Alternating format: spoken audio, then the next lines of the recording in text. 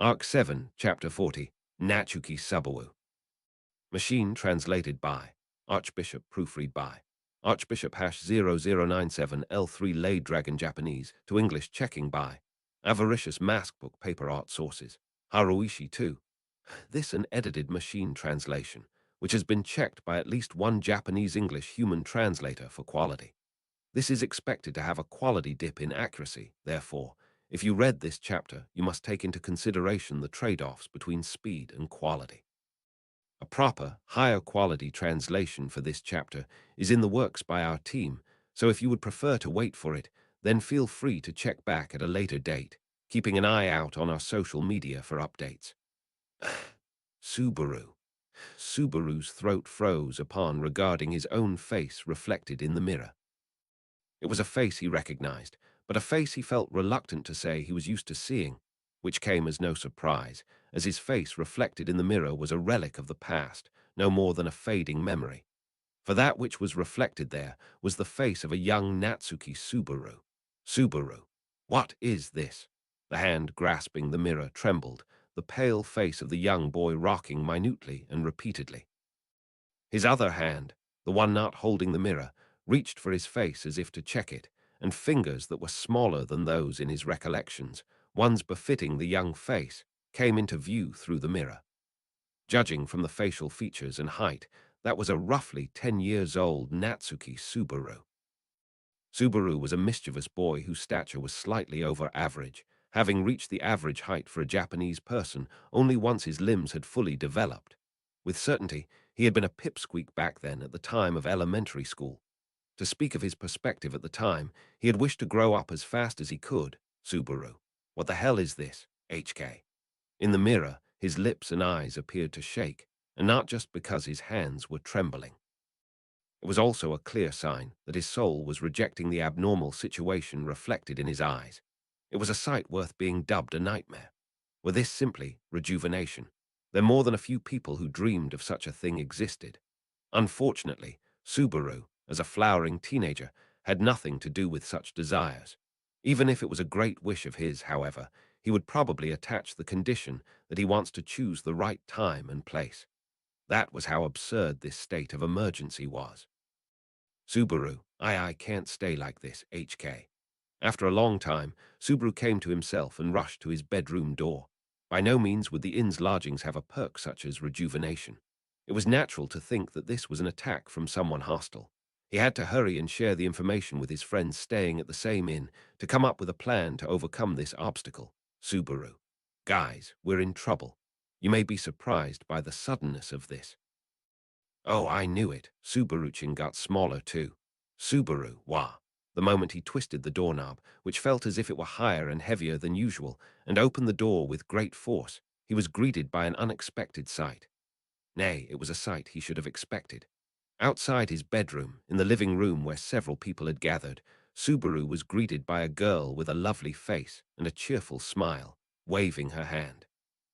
Her clear blue eyes and golden hair with its characteristic weave, her unmistakable sunny clarity allowed Subaru to connect the girl to the woman in his recollections. Subaru, medium-san. Medium, that's right, Tilda.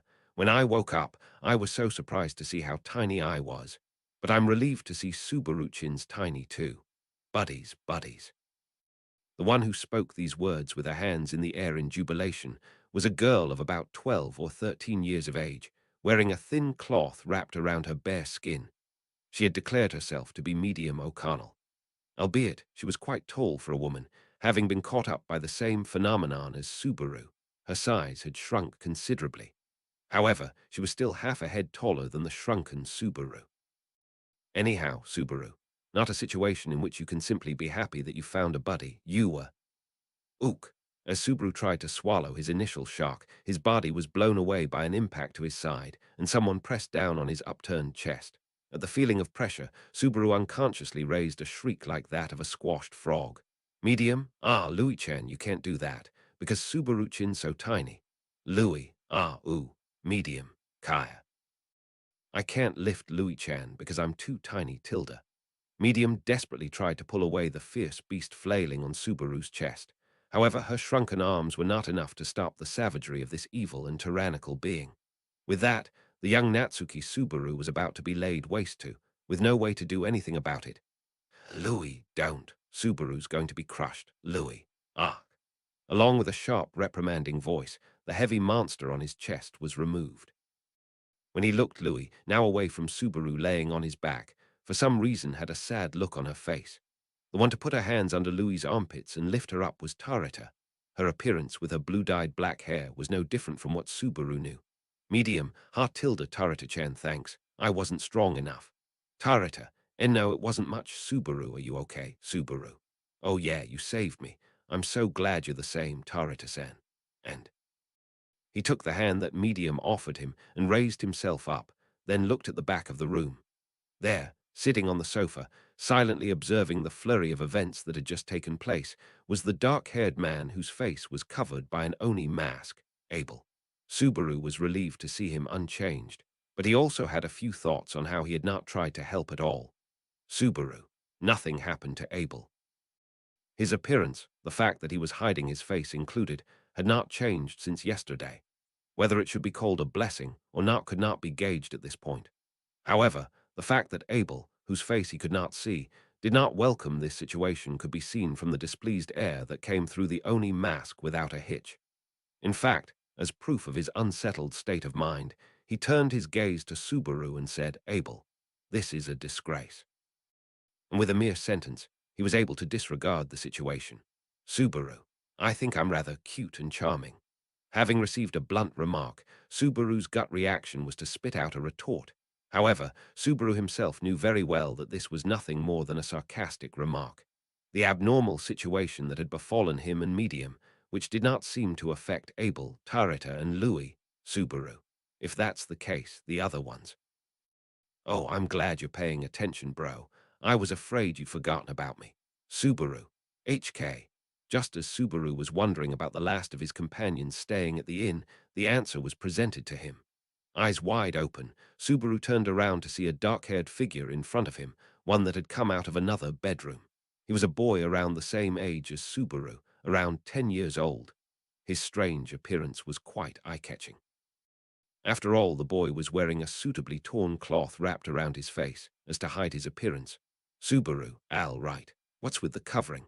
Al, my helmet doesn't fit anymore. The only thing I could think of was to wrap a cloth around my head instead. Don't mind it too much. Subaru, even if you tell me not to mind it, it's going to be on my mind. Then the young Al, his face hidden, waved his right hand at Subaru. Because less was covered compared to the helmet he usually wore, his tied black hair, habitually hidden, was exposed. It reminded Subaru of the way Abel used to conceal his face with a piece of cloth before sporting the Oni mask, but the way Al had wrapped his was looser. He looked just like a cheap-looking killer in a movie. Subaru, I know you can't wear your helmet, but do you have to cover your face? Al, oh, that's a statement without delicacy, bro. I ain't wearing the helmet for style or as a whim, but as the manifestation of a complex. Even if I'm now a child in appearance with the intellect of an adult, it doesn't make it any less real. It ain't like my arms grown back. That means the scars on my face haven't disappeared either. It's the same for you, bro, right? Subaru, that's. As Al said this, he showed his left arm, which was unchanged, his upper arm still in a state of having been lopped off, proving that Al's perception of the current situation was correct.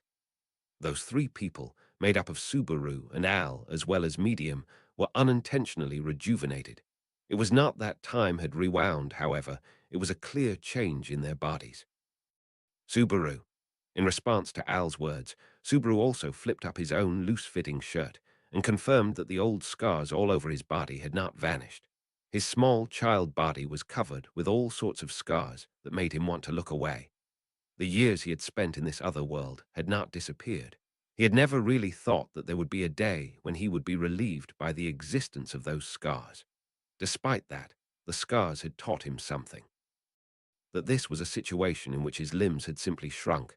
However, Al, a misfortunate destiny such as having our limbs shrunken doesn't just happen at random. Medium, right tilde.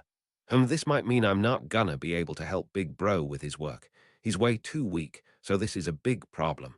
Subaru, it's definitely true that it's a big blow to the O'Connell siblings' business, but It spelt trouble for long-term business plans for sure. However, there was certainly also a heap of troubles short-term. Currently, Subaru's problem was that, due to him being misshapen, he did not have any clothes that fit. Such was not the case for Al and Medium, though. Subaru. Al, you mentioned that your helmet doesn't fit. What about your weapons? Al, good catch. I can't wield one with my cute lil arm. Medium. It might be hard for me to hold both of them, but I should be able to manage one. Ah, Subaru, watch it. Medium drew one of her twin swords from the scabbards at her side, but the blade slipped through her grip and nearly sliced Subaru's knee. Albeit barely, the tip of the blade almost grazed Subaru, then stabbed into the floor, bringing him horror. Medium. Wow, Subaru-chin, I'm sorry, Subaru. It didn't cut me so, but that's pretty bad. With a sullen sigh, Medium pulled out the stuck sword and carefully put it back in its sheath. The weapons she had been able to use so freely just the previous day were now in a wholly unusable state. To Medium, whose expected active role was that of a fighter, this was a crisis that shook her to her core. The same could be said for Al, though not in terms of his military prowess. Subaru. This means that Tarita-san's the only one with any legitimate fighting strength at the moment, right? Medium. What? I'll do my best even if I'm small, you know. Subaru. I appreciate the spirit, but you don't meet the labor standards. Medium's undampened attitude was nice, but a realistic view of the situation was also required. With both Al and Medium in this state, the only one able to fight properly was Tarita. And even if she was assured of her abilities, it would be a lonely endeavor amidst enemy territory. Tarita, it's only me. In fact, Tarita was evidently accepting the pressure herself. The reason for this was that the roles that would otherwise have been shared could no longer be divided and must now be carried on her two shoulders. He felt guilty to her for that, but, Subaru, it's going to be quite a burden. But what do we do from here? It seems like they'd have eyes on us, but should we escape from Chaos Flame? Al, so, you think it was that sexy Lady Castle owner who did this, bro? Subaru, the three of us were the only ones affected. Having been asked that by Al, Subaru quietly nodded his head. It went without saying that Subaru, Al, and Medium had a single thing in common.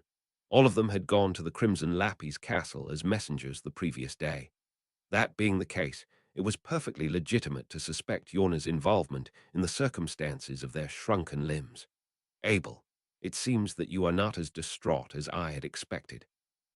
Abel, who had been quietly ruminating about the contents of Subaru and Al's conversation, interrupted them. Sure, Subaru had been quite distraught right after waking up, but now that he had run into Al and Medium in the same situation, his agitation had lessened considerably. In a way, it was possible to say that buddies, as Medium had put it, truly existed. And yet, Subaru, perhaps I just missed the timing to be surprised and panicked. Maybe after I find more inconvenient things with this body, then I'll realize the importance of my lost height and weight. Abel, even though you have shrunk, you are a man who always feels the need to talk. Subaru, adaptability and cleverness are two of my few selling points, that's why. He was being increasingly scorned for ceaseless chatter, but Subaru still retorted without regard. Sure enough, Abel's gaze from behind the Oni mask became sharper, and he muttered with visible exasperation, "You talk too much." However, he did not stop at that and resumed his words. "Abel, you can discard your suspicions about Yorna, Miss Higgia. Your transformations differ from the principle of the techniques employed by that thing. Subaru, are you sure?" "Abel, as far as I can surmise, yes. It is up to you to decide whether this is worth believing." Abel directly denied the suspicions held by Subaru just before. However, it seemed that the basis for this denial lay only within Abel. Subaru's mouth curved in frustration as he was told that he was free to decide whether it was to be trusted or not. Despite this, it did not take him long to mull it over. "Subaru, I understand. But if it wasn't Yorna, then who was it? Abel, perhaps it was Albert Dunkelken who caused it." "Subaru, Albert. That old man from yesterday." Abel mentioned the name of the architect of this situation to Subaru, who, swallowing his dissatisfaction, placed trust in his speculation. What had come from his mouth was the name of the false emperor's companion they had run into at the Crimson Lappy's castle the previous day, a diminutive old man who was said to be one of the 9 divine generals. Among the Empire's strongest, and labeled a general first class, He was a person who had been bestowed with the third rank from the top. Naturally, Subaru had anticipated him to be a man possessing might which was not to be taken as trivial. But, Subaru, I didn't expect him to be such a freaky person who can bring about such nonsensical situations. Abel, I know not the depths of his abilities, but you cannot deny what has happened. There are other possibilities aside from Albert when it comes to forging one's external appearance. Subaru. Unfortunately, it doesn't look like a hallucination or anything. He had already tried pinching his cheeks and waking up from what seemed like a dream. The possibility that magic or drugs were messing with his perception and making him hallucinate was null. The fact that his arms and legs were actually short and that he had been unable to push back against Louis' strength and weight posed as pretty good evidence. The physical effects on the body, such as the size of Subaru's clothing and Al's helmet, could not be overlooked.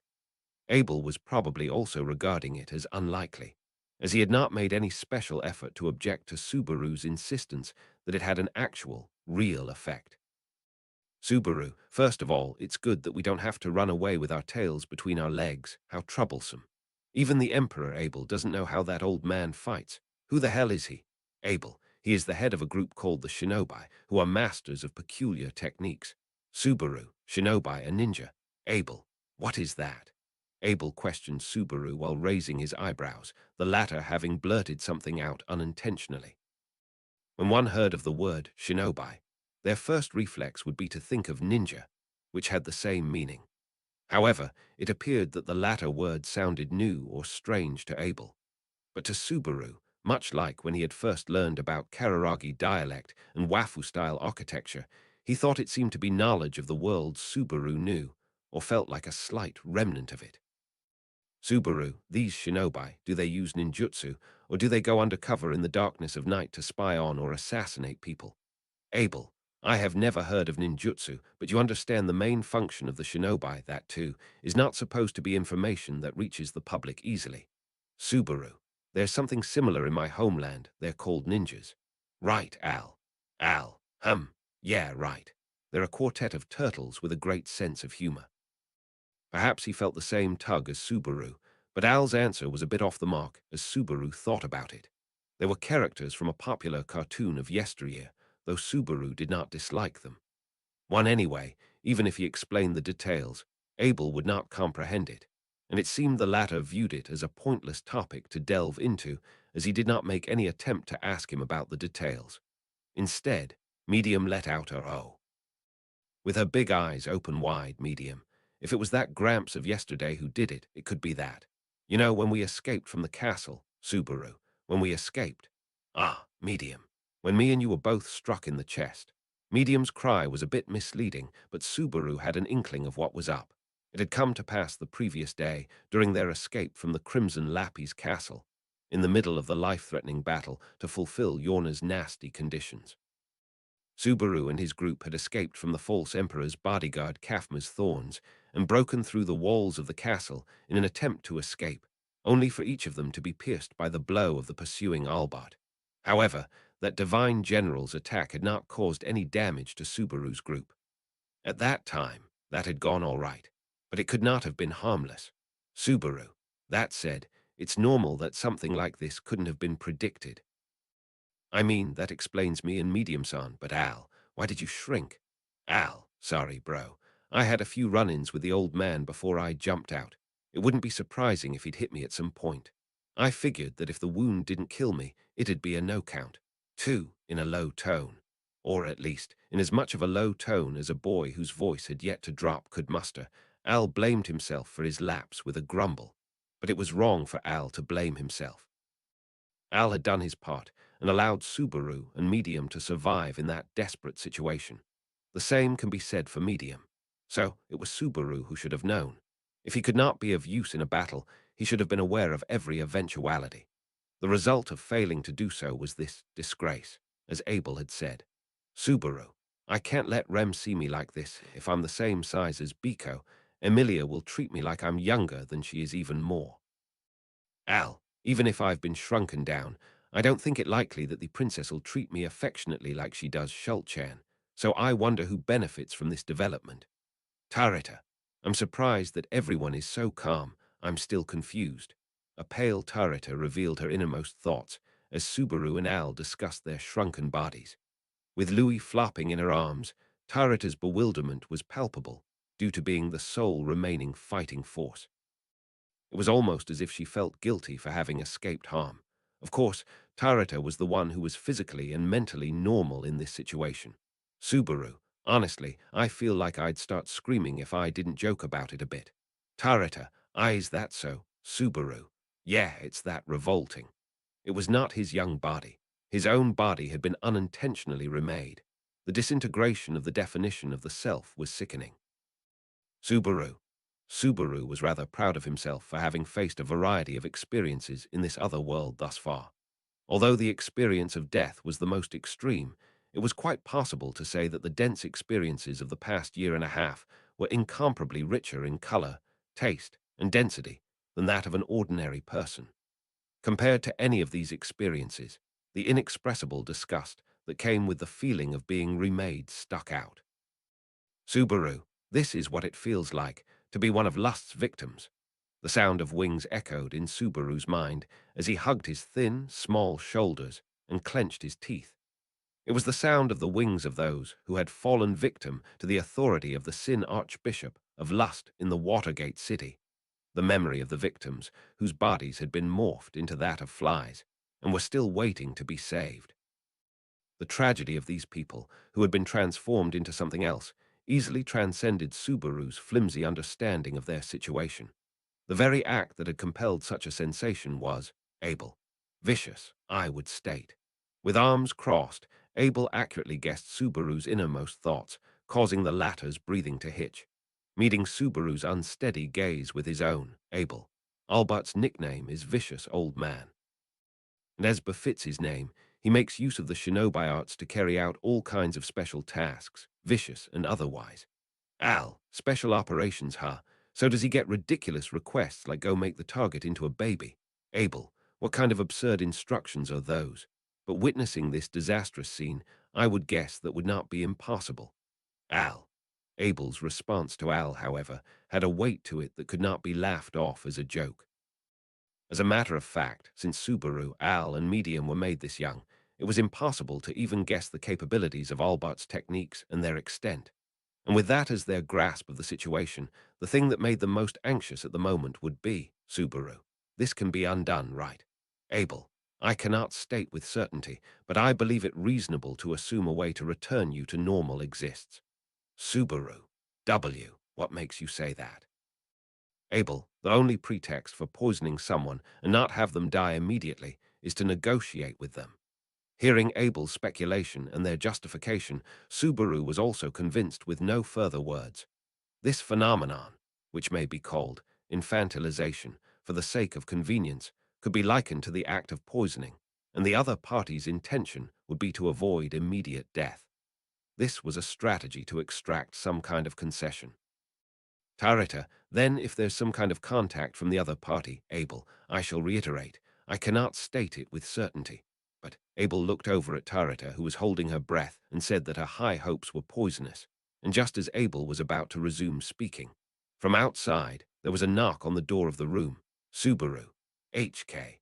Because of the previous conversation, everyone's attention and tension turned to the door. Subaru also stiffened, thinking of it as a possible sign of contact from Albert, who had brought about the infantilization. However, my apologies for disturbing you this morning. I am Yorna Miss Higure-sama's messenger. The voice that came through the door was a disappointing one at this point in time. That disappointment was the reason as to why the tension that had been building up loosened at a sluggish pace. On the other hand, Subaru belatedly understood that a messenger from Yorna signified a reply to yesterday's letter. In addition to that, he also noticed the owner of the voice bringing the reply. Medium, this voice is that of the dear girl from yesterday, isn't it? See, it's Tanza-chan. Subaru looks like it. Good. Then I can let her come in, right? With a nod to Medium, who held up a finger, Subaru asked Abel if he wanted her to enter the room. At Subaru's gaze, Abel paused for a moment, then nodded slowly. Having received this cue, Subaru turned to go to the door and greet his visitor. Tarita. No, I will. Interrupting Subaru, Tarita took the initiative and stepped forth. She left Louis in Medium's hands and ushered Subaru and the others back, away from the door. As far as this matter was concerned, it must be said that Subaru was the one who lacked a sense of danger. Even if it had not passed his mind, he could not just open the door devoid of any protection.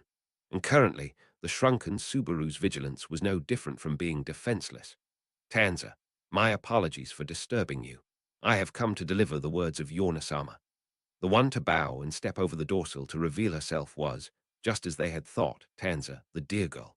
Just like yesterday, once the kimono-clad girl stepped into the room, she met the gazes of those greeting her and paused. It was unclear what the expressionless girl thought of the unusually large number of children in the room. However, it should be noted that her gaze had lingered the longest on the suspicious man wearing an Oni mask. Anyway, after the girl surveyed the room, Tanza, what happened to the messengers from yesterday? Subaru. They've left for a bit. Should I go get them? Tanza. No, if you could tell them later. On and off, Tanza's attention would be drawn to Abel at the back of the room. He thought she, as a child, was too good a servant, but there were some unexpectedly cute aspects to her, like the way she could not take her eyes off something interesting. Nevertheless, the report she brought would have a tremendous impact on the future of Subaru and the others. With quiet tension, they waited for Tanza's words. And then, Tanza, after reading the letter, Yorna-sama will reply formally. Therefore, I would like to request you all to report to the Crimson Lappy's castle. Subaru, she read it. Subaru felt relieved after Tanza had spoken so with a bow. Albeit rude, after everything that had passed, he suspected that Yorna tearing up the letter on a whim was not an impossible outcome. It could be said to be the same sense of insecurity as dealing with a high-strung cat, or Priscilla. As if he could not find the precise approach. That was the impression he got. Al, I ain't denying that the princess is hard to deal with, but even she discerns TPO. Well, I ain't too sure about that, actually. 3. Reading Subaru's inner thoughts from his expression, Al tried to defend Priscilla, but gave up halfway through. It was a sign that he, too, was having a hard time dealing with Priscilla, whom he had known for a long time. Anyway, he was relieved that one side of the impending situation seemed to be going smoothly. With this, the only major problem at hand was the infantilization of Subaru and the others. Tanza, I hope that the master who wrote the letter and all the messengers from yesterday will come to the castle tower. Subaru. Gay. Tanza. Hearing the unintentional moan that spilled out, Tanza lowered her round eyebrows and tilted her head. In order not to allow her to notice his inner turmoil, Subaru smiled amiably and shook his head. Nothing, nothing, forcibly deceiving Tanza's suspicions. Whether she was satisfied or not, Tanza straightened her tilted head and said, Tanza, we will be waiting for you at the Crimson Lappy's castle at the time the bell of fire time rings. Abel, I understand the details. Well done, you may leave. Tanza, yes, excuse me. The time specified, the bell of fire time, could be taken to mean roughly noon. After informing them of the setting of the meeting with Yorna, Tanza performed a curtsy and turned away to leave the room. Excuse me, Subaru called out towards her back. Tanza, yes, what is it? Subaru, I want to make sure just in case, but the main person invited is the person who wrote the letter, and the messengers from yesterday are an extra right. In other words, if the messengers are unable to attend due to various circumstances, Tanza, Yorna-sama has said to invite the messengers as well. Subaru, Tanza, I hope that in this demon city you will not fail to follow Yorna-sama's words. Tanza's voice was plain, but it was a reminder of her absolute and unshakable will. Leaving that behind, he watched the departing messenger girl and shut the door. After doing that, Subaru took a deep breath and turned around. And then, Subaru, do you think we in this state meet the conditions she just mentioned? He stretched out his changed arms and posed that question. Translation note. 1. Teenage Mutant Ninja Turtles reference. 2. The loanword employed by Al here is commonly used in sports when a point is disallowed not counted. 3. Loanword abbreviation meaning appropriate, time, place, and occasion. Arc 7, Chapter 41. A Chat Over Tea. Machine translated by Archbishop, proofread by Archbishop #0097 type 0 and Japanese to English checking by Avaricious Maskbook Art Sources Antinasan. This an edited machine translation, which has been checked by at least one Japanese-English human translator for quality. This is expected to have a quality dip in accuracy, therefore. If you read this chapter, you must take into consideration the trade-offs between speed and quality. A proper, higher quality translation for this chapter is in the works by our team, so if you would prefer to wait for it, then feel free to check back at a later date, keeping an eye out on our social media for updates. Subaru. Strategy meeting. In a room so quiet a pin being dropped could be heard, Subaru raised his short arm along with this suggestion. There was no rebuttal to that remark. They all felt the need to discuss their situation. The topic of discussion was, of course, the matter of making an appearance at the Crimson Lappy's castle. Subaru, Abel, who wrote the letter, and us, who went to the castle yesterday, are indispensable. Looking down at his clothes with their sleeves and hems wrinkled, Subaru ruminated on the request from Yorna that had been left behind by Tanza, who had come as an envoy. A frown formed between his brows. He was willing to accept the risk of sending Abel directly to the castle, but his biggest concern was the condition that he should be accompanied by the messengers from the previous day. Would Yorna appreciate it if he took along the shrunken Subaru, Al, and Medium? He wondered. Worst-case scenario, there was a good chance that it would be considered a prank. Alternatively, there was the option of telling Yorna all about their situation and appealing to her heart with sincerity. But, Abel, it is completely devoid of reason to show your hand when you do not know the future actions of your opponent. Subaru. I see. I can't say for sure Yorna'd even listen to me either, considering yesterday's exchange. Abel refused to reveal all his cards, and Subaru agreed with him on that point. Although he had avoided saying so yesterday, if Subaru wished to describe the impression he had of Yorna, the expression, evil woman, would be a valid choice. The way she spoke, and acted like a courtesan, seemed to Subaru to be that of a temptress with excellent skills in toying with men in the palm of her hand. The danger posed by Yorna went without saying, as in addition to her position as the lord of the demon city, she possessed the aptness to be bestowed the title of Divine General. She was the one they had first set their sights on as a potential ally among all of the 9 divine generals. However, as Abel had warned, she was not the kind of person to whom they could easily disclose their situation to. Al, if we spammed her full with our circumstances, and she then asked about you, we'd be screwed. Considering the cross-dressing and all that, what should we do if she asks something like, "You dare lie to me"? Subaru, I don't want to think I'll be blamed like that, but if that's the case, why don't I just pretend to be Natsumi Schwartz in lowly form? Tarita, wait, please wait. I'm afraid I'll get more and more confused too. The dilemma of making up a lie to cover up another one was a common one, but the dilemma of having to cover up cross-dressing by still cross-dressing after being infantilized would probably be unprecedented. Unlike Al's helmet, the size of the wig could be adjusted, so cross-dressing itself was possible, but whether it was necessary to go that far depended on how the story proceeded. Medium, so what are we gonna do? The bell of fire times in about 3 hours, remember. Subaru, pretty sure we should go to the Crimson Lappy's castle. Medium tilted her head and asked, having hold Louis in her arms while listening. While the two of them were the same size, and Louis was tilting her head to match Medium's, Subaru had to consult with his inner scales. Tarita, first of all, we don't have the option of not accepting Yorna's invitation, do we? Al, well, we went to a lot of trouble to have the letter read. If we don't accept it, the meaning of yesterday's hard work and us here having been shrunken would all disappear. Tarita, if anything, all that be left would be the damage incurred. Nodding at Al and Tarita's words, Subaru believed that retreat was not out of the question. Not returning home until the money spent was recouped.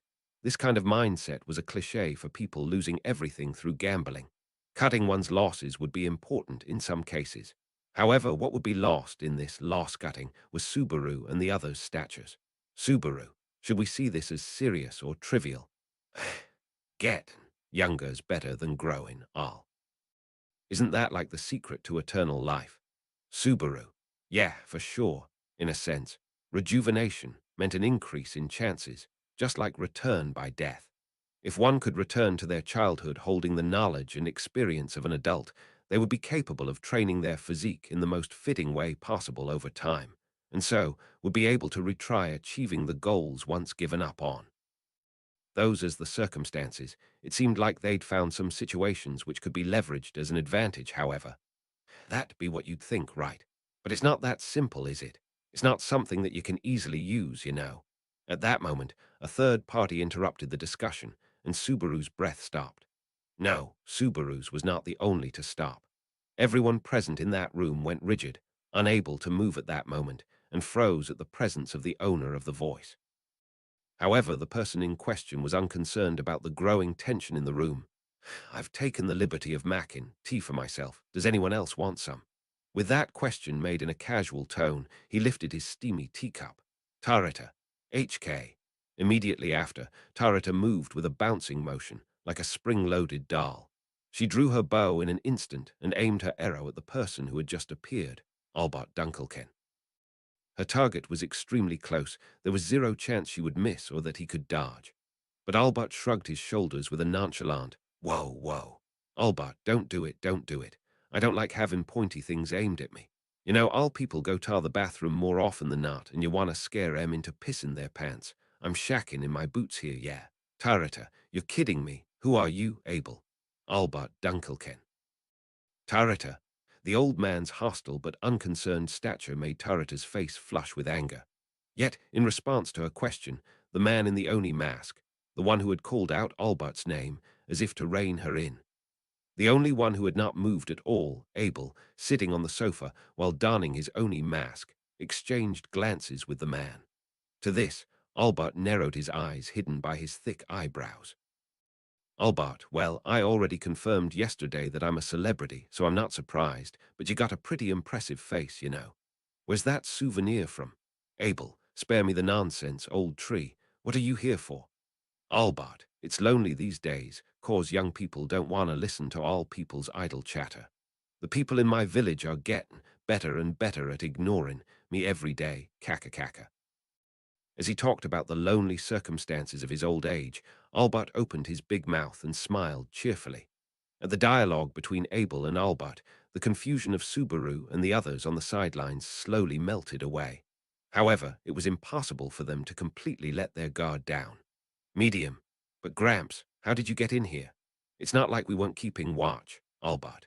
Oh, doesn't this Lil thing look just like the dancer from yesterday? So if Gramps is tar answer, that's just how it is. You let the dear girl throw, right? And I came in with her. Medium, together, with Tanza-chan. Albert, kaka, how I got in here's a secret. Shinobi arts are like my tools of the trade. Medium's simple query was laughed off by Albert with the purpose of confounding them. It was uncertain how serious he was about this, but in any case, the word shinobi had been mentioned by him himself, and he seemed to have no intention of hiding his true identity. In that case, asking him directly about his true intentions for coming to their camp alone would be faster compared to probing him. Subaru. So, Albert. Subaru. So, what are you really doing here? Albert's gaze turned to Subaru after the latter asked the purpose of his visit. With that, the old man wrinkled his brow as if thinking for a while. Albert. Ah, you was Thatcher.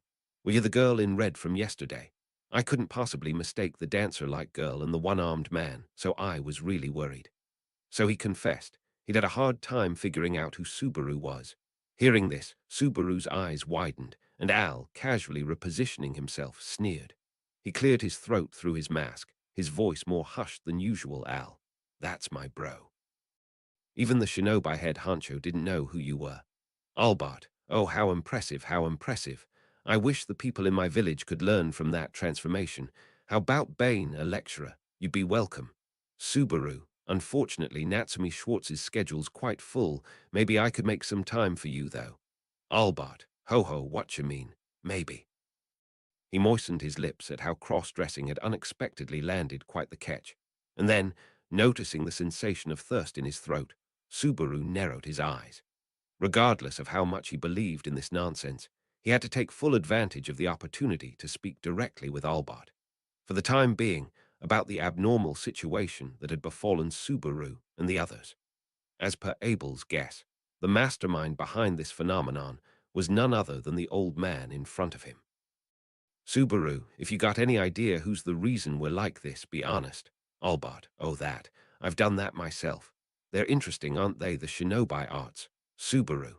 Without any bargaining, Albert admitted that he had been the one to do it. His statement drowning out the rest of his words, Subaru took a small gulp. And the old man laughed viciously as he watched Subaru stiffen. Albert, if I kill it you by accident, I wouldn't be able to hear anything you got to say, and I'd be left with a lot of trouble, you know. That being the case, there are many ways to squeeze info out of someone without killing. Interesting, isn't it? Albert bluntly spoke those words and sipped his warm tea. The infantilization that had struck Subaru, Al, and Medium. From the testimony of the one acquainted with the 9 divine generals, Abel, it was almost certain that the offender was Albert. However, for it to be affirmed directly by the person himself was a different kind of surprise, especially if the other party was not offended at all and was proud of it. Everyone. Albert, oi, we shouldn't look at each other all scary. Didn't you learn that all people are to be cared for, not tortured? The tension in the room was rising again, and both Al and Medium, as well as Tarita, who had not lowered her bow from the onset, were gradually changing their positions. In particular, Al was prepared to block the entrance door and obstruct Albert's escape route.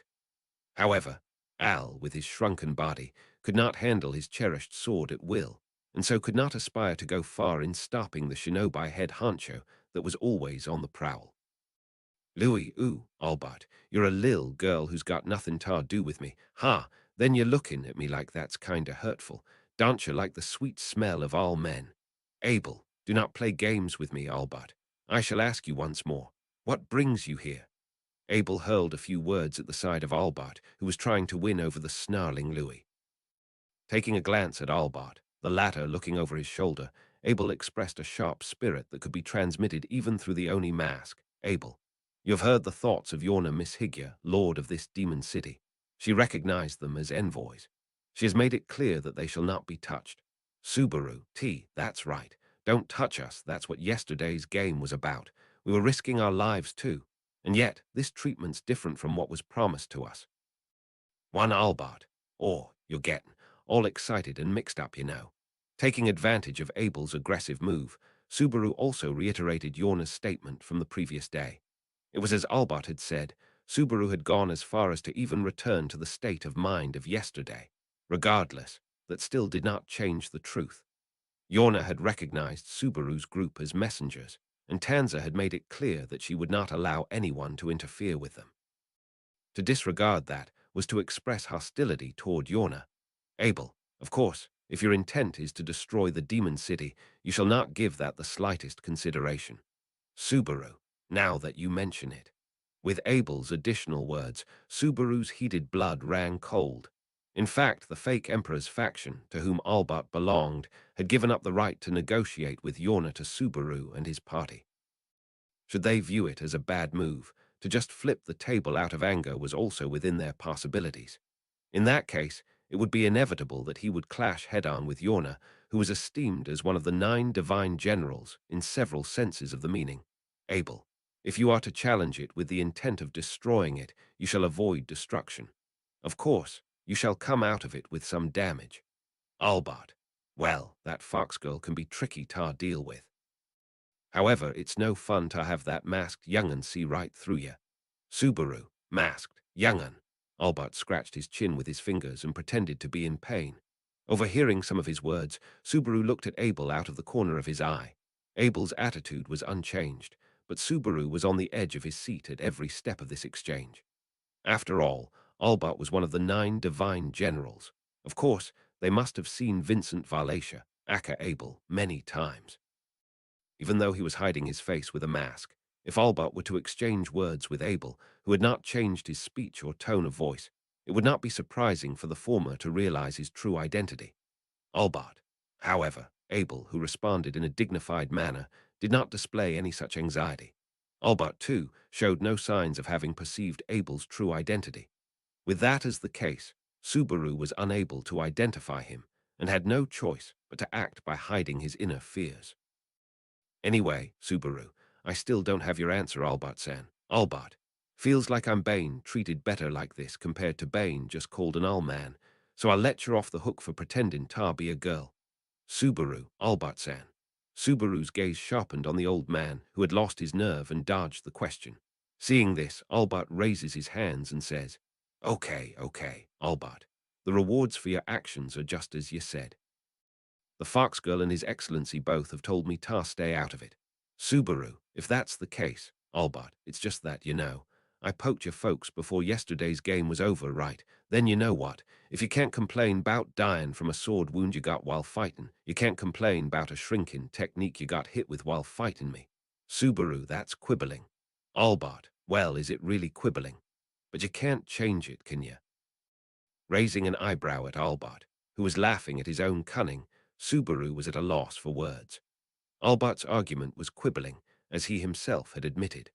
But on the other hand, his argument was correct as well. Even if someone lost their life because of a wound inflicted during battle, with a wound inflicted before the negotiation of a ceasefire, it would make no sense to hold someone responsible for the tragedy after the ceasefire began. However, Subaru had the impression that there was a large difference between a wound and infantilization. Albert, that's why I think that bringing you back and the Fox Girl's order are two different things. Do you get me? Subaru. Albert, kaka, don't look so stern. Your cute face is ruined. That pretty face was just a sham made with cosmetics. You got me there, hook, line, and sinker. Albert played with the teacup with his fingertips and showed some acrobatic skills to keep the contents from spilling. His words themselves could not be easily fought off. They had been chosen with deliberate care attained by experience. However, even if Tarita, who was becoming more and more nervous, and Al and the others, attempting to block the escape route, were to fight their best, subjugating Albert by force was nowhere in sight. If there was someone here capable of defeating this cunning, it would be Abel. Do not get carried away, Albert. Indeed, only the man donning the Oni mask tried to cut through his brimming ambition and cunning. Abel, without changing his posture, shot Albert with a look even sharper and colder, and made him stop playing with his teacup. Abel, I have already inquired you as to your purpose. How many more times must I ask until you feel like doing it? Albert, whenever there's a young'un whose expression I can't see, I can't help but want to see the wrinkles between their eyes. I hope you don't mind. With one eye closed, Albert mischievously responded to Abel's domineering spirit. The old man scratched his head and voiced, You're a man with no time to spare, Albert. The fox girl aside, His Excellency also told me not to lay a hand on your folks, so I didn't come here to deal with you. But if we're gonna be your enemies anyway, it wouldn't hurt to weaken you a wee bit, would it? Al, that may have been the reason as to why you shrunk us, but you didn't come all the way here to drink tea. Albert, looks like you're having a hard time now that your helmet doesn't fit anymore, boy. Anyhow, guess you're right about that. Ah well, the reason I'm here's that I'm here to listen to what you got to say, honestly. Subaru, what we got to say. While fiddling with his ear with the hand not holding the teacup, Albert nodded to Subaru as the latter ruminated over the question, then spoke. That's right. With that, he then pointed out the window using the same finger that had been picking at his ear. Albert, that performance at the castle yesterday, darn it if it didn't make me giddy. But there are a lot of people who have tried to mess with His Excellency, and so far they've all failed. So I'd like to ask you why you decided to cross that dangerous bridge as well. Subaru, what are you going to do once you hear it? Albert, oh, obviously I'll make a decision after hearing it, and I'm gonna do something to make sure you can't lie. With Albert's mouth open wide as he sent saliva flying along with his hearty laugh, Subaru scrunched up into a scowl. It was easy to dismiss his attitude, as was heard just a while ago, as just bad taste. But it was clear that the conversation could not just be shut down on him. He was one of the 9 divine generals required to help Abel regain the throne, or to dispel the shinobi technique that had infantilized Subaru and the others. Rather, Subaru, a chance is it? The position of the 9 divine generals was such that it was difficult to even contact them, nevertheless to get them on their side. But presently, for whatever reason, Chaos Flame was occupied not only by its lord, Yorna, but also by Albert in front of him, and Keisha, who seemed to be posing as a false emperor.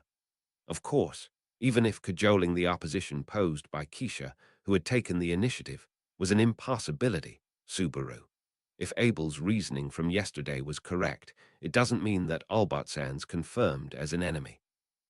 Abel's view was that hope remained regarding Albart, who stood as one of the divine generals considered to already be the enemy's pawns. At the moment, Subaru had to say that Abel's judgment was a correct one, as he had managed to get to the point of negotiating with Yorna. If they were to believe his speculation, there should be room for negotiating Albart's position. However, in order to get Albart on their side here, Subaru. In silence, Subaru glanced at Abel's profile, revealing the identity of the man sporting the Oni mask and keeping his dignified stance. Abel. That was the absolute most important piece of information that they must disclose in order to conquer Albart. And frankly, Subaru did not have any further information that could resonate with Albart. Subaru. The Oni masked Abel did not even wince as he met Subaru's gaze towards his side. His face was hidden behind a mask, making it impossible to observe any of his emotions. However, there was no way that the intelligent man could not have thought of what Subaru had come up with. At this juncture, just how much of his own heart could he bear to the other party, Albart? Subaru's thought was that this would be the focal point, but since Abel had not stirred, was he premature in his thinking? Or was he waiting to see what came to pass? In any case, if they could get Albart on their side, they would find a way to solve the problem of Subaru's infantilization, their lack of strength, and the battle for the 9 divine generals. Then this would be the right time to play, Albart. You know, funny thing is, people's faces do say more than you'd expect, don't they? Subaru. Albart. Your gaze, the way your face tenses up, the way your muscles contract just a little, you don't actually gotta move your mouth to talk a lot. Thumping his 2 fingers against his temples, Albart spoke. The old man nodded as his gaze fell on Subaru, whose breath had been taken. Albart. For example, the girl who looks like a dancer relies on the girl using the bow. The young'un with the cloth wrapped round his head and the wee one rely on you. And as for the one using the bow and you, well, both of you rely on that masked young'un. Subaru. HK. Albart. You can see the general direction of each pair of eyes. When you're weak, it's even more obvious, isn't it?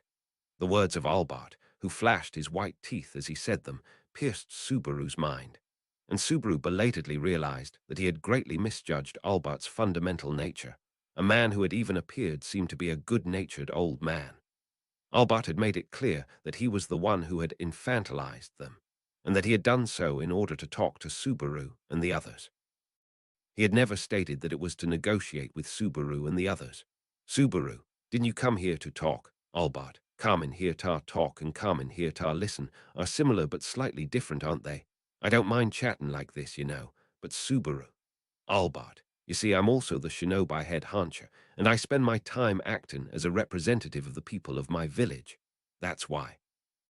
I can't trust the words of someone I haven't even tortured, 'cause it's too dangerous. Without losing the air of an old man with an understanding of what he spoke about, Albart expressed his thoughts in accordance with the shinobi's unwritten rules. The bleakness and harshness of this world was certainly similar to that of the ninja, world known to Subaru. However, the feeling of enjoying it as a fiction was very unlike the feeling of being exposed to it firsthand in such a manner. And Albart, so with his uppity attitude of having no one to rely on, the masked young'un's the leader, right? Let me ask you, what was it that made you come to seduce that fox girl? Abel, if that does not work, what will? Albart, then you'll just have to find another way, won't you? But since I'm forced to stay out of it, there's not much I can do about it. Albart shrugged his shoulders. His gaze and attention were turned towards Abel. Of course, it was hardly believable that Albart, the head honcho of the shinobi, would not be paying attention to the others. Even if his head was not turned, his attention had not been diverted from Al nor Tareta. However, even though a bow was being pointed towards him, to display any intention of attacking, Albart would be unwise for Subaru and the others surrounding him. As per Yorna's command, they were to be welcomed into Chaos Flame as messengers. Whether this would still apply after causing a disturbance in Chaos Flame, and how she would deal with ill-mannered visitors, was a complete unknown. In other words, the situation here was a stalemate for both Subaru and Albart. Both had no choice but to stare each other down, declaring their readiness to do harm. And in such an extreme limbo, Subaru. But, on the other hand, in these conditions, where can I even prepare it? Reflecting on the established situation, Subaru once again cast a question to the white space that had been born within his mind.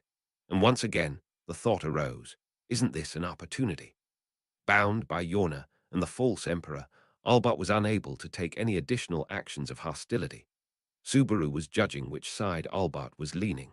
Supposing he was closer to the enemy's side, they would have to act on this timing.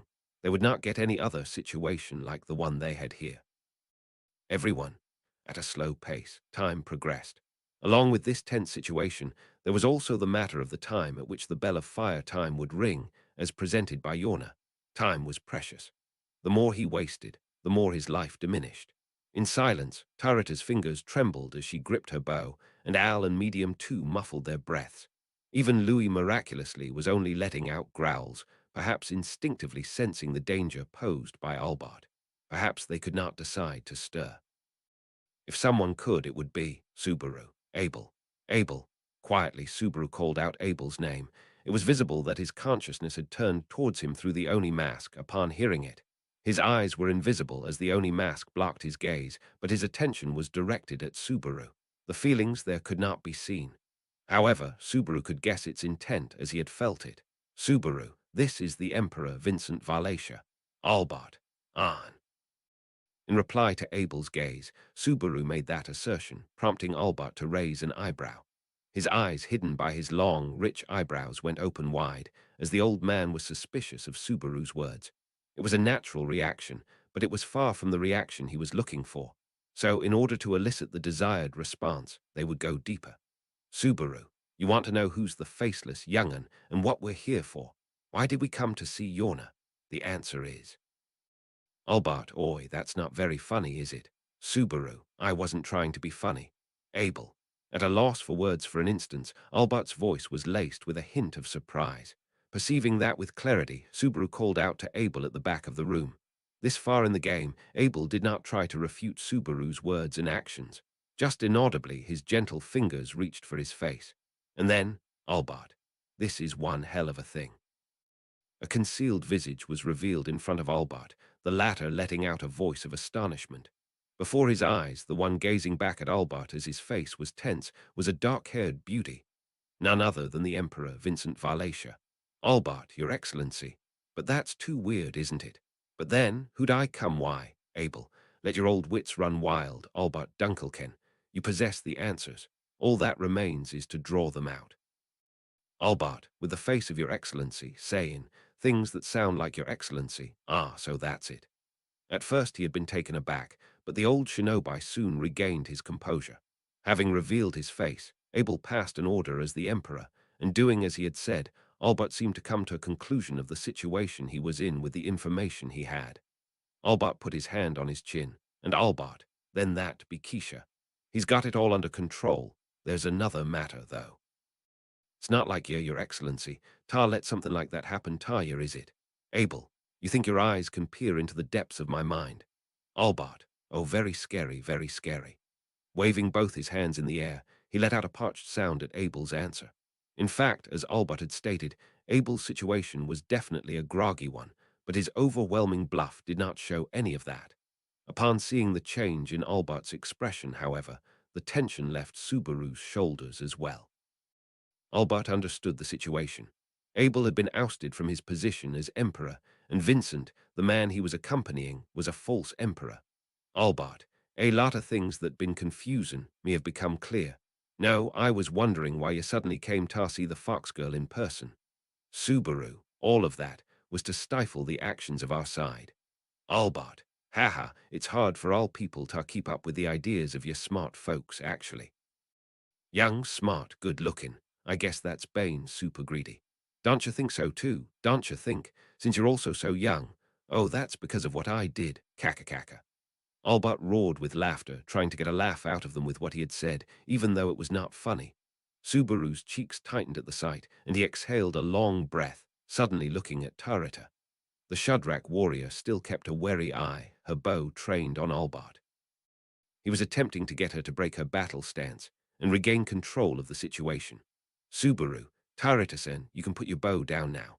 Albert-sans, Albert, Oh, no, you don't have Tar put it down, do you? I think it's impossible for that girl Tar lower her guard in front of someone she's not sure isn't an enemy. Subaru.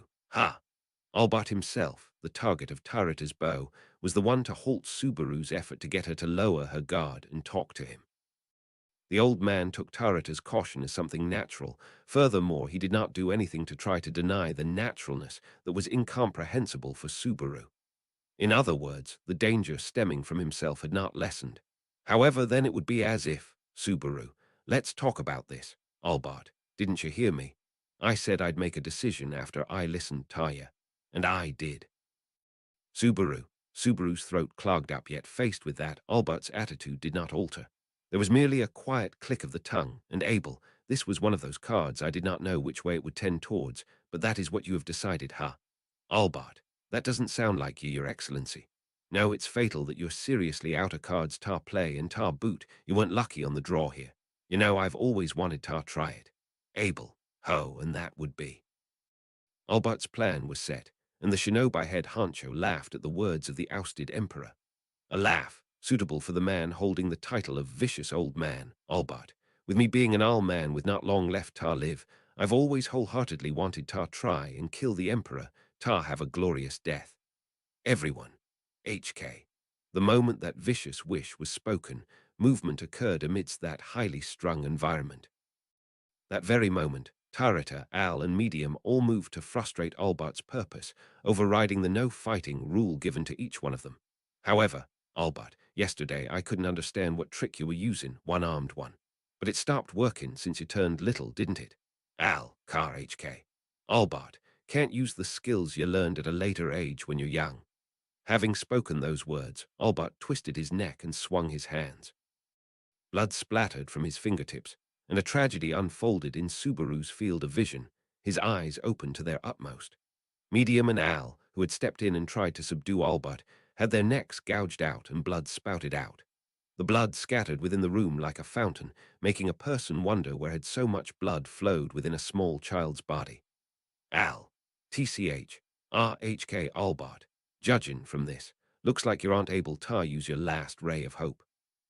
Still, I ended up doing you in before finding out how your trick works. That's how it was, huh? I messed up. Al crouched there, holding the gushing wound. Medium's eyes went blank and she fell backward, motionless. It was obvious that what they had suffered was a fatal wound that could not be recovered from. And Tarita, the only one ready to take on Albert head-on, Subaru. Subaru had been wondering why a shot had not been loosened from the bow. However, the suspicion that the attack that was supposed to take place did not, made Subaru direct his gaze in that direction. Tarita was pinned to the wall.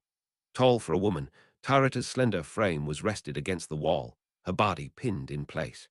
The reason for her immobilization was a throwing weapon protruding from the center of her cleavage, a shuriken. 2, as if some kind of joke, the star-shaped projectile had pierced Tarita's chest, skewering her back and pinning her to the wall. Heart had been destroyed. It was clear she had perished instantly. Abel, even though you were told not to interfere, you could not help yourself. Suddenly, a man's voice echoed in that room rife with death. It had come from Abel, standing in a room that had become full of corpses terrifyingly fast. Having left his seat, the man looked down with a penetrating gaze at Albert, the architect of all this death. Bathed in that glare, Albert wiped the blood splattered on his cheek with his finger. Albert. Yeah.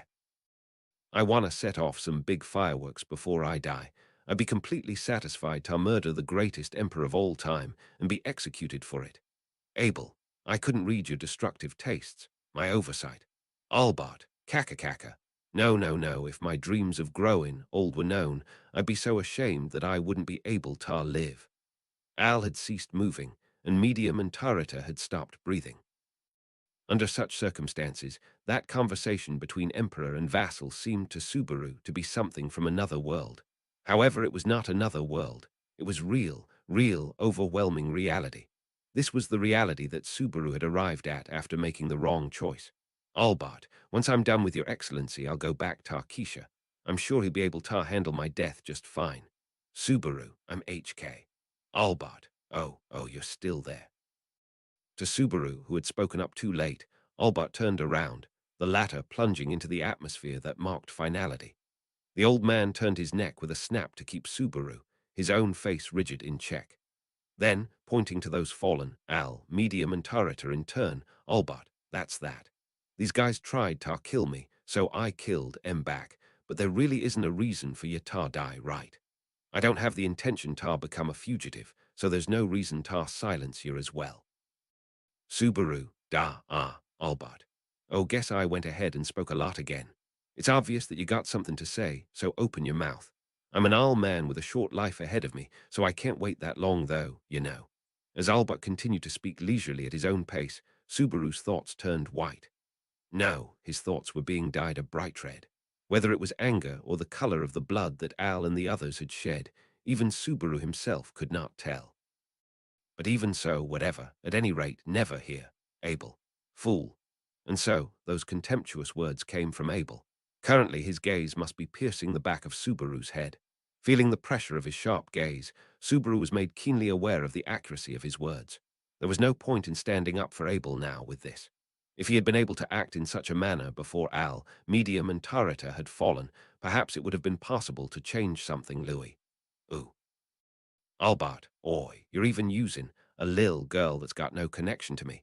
Your Excellency's method of doing things must have been something that women and young children hated for sure. In front of Albert, who was putting his hand on his forehand, stood Louis.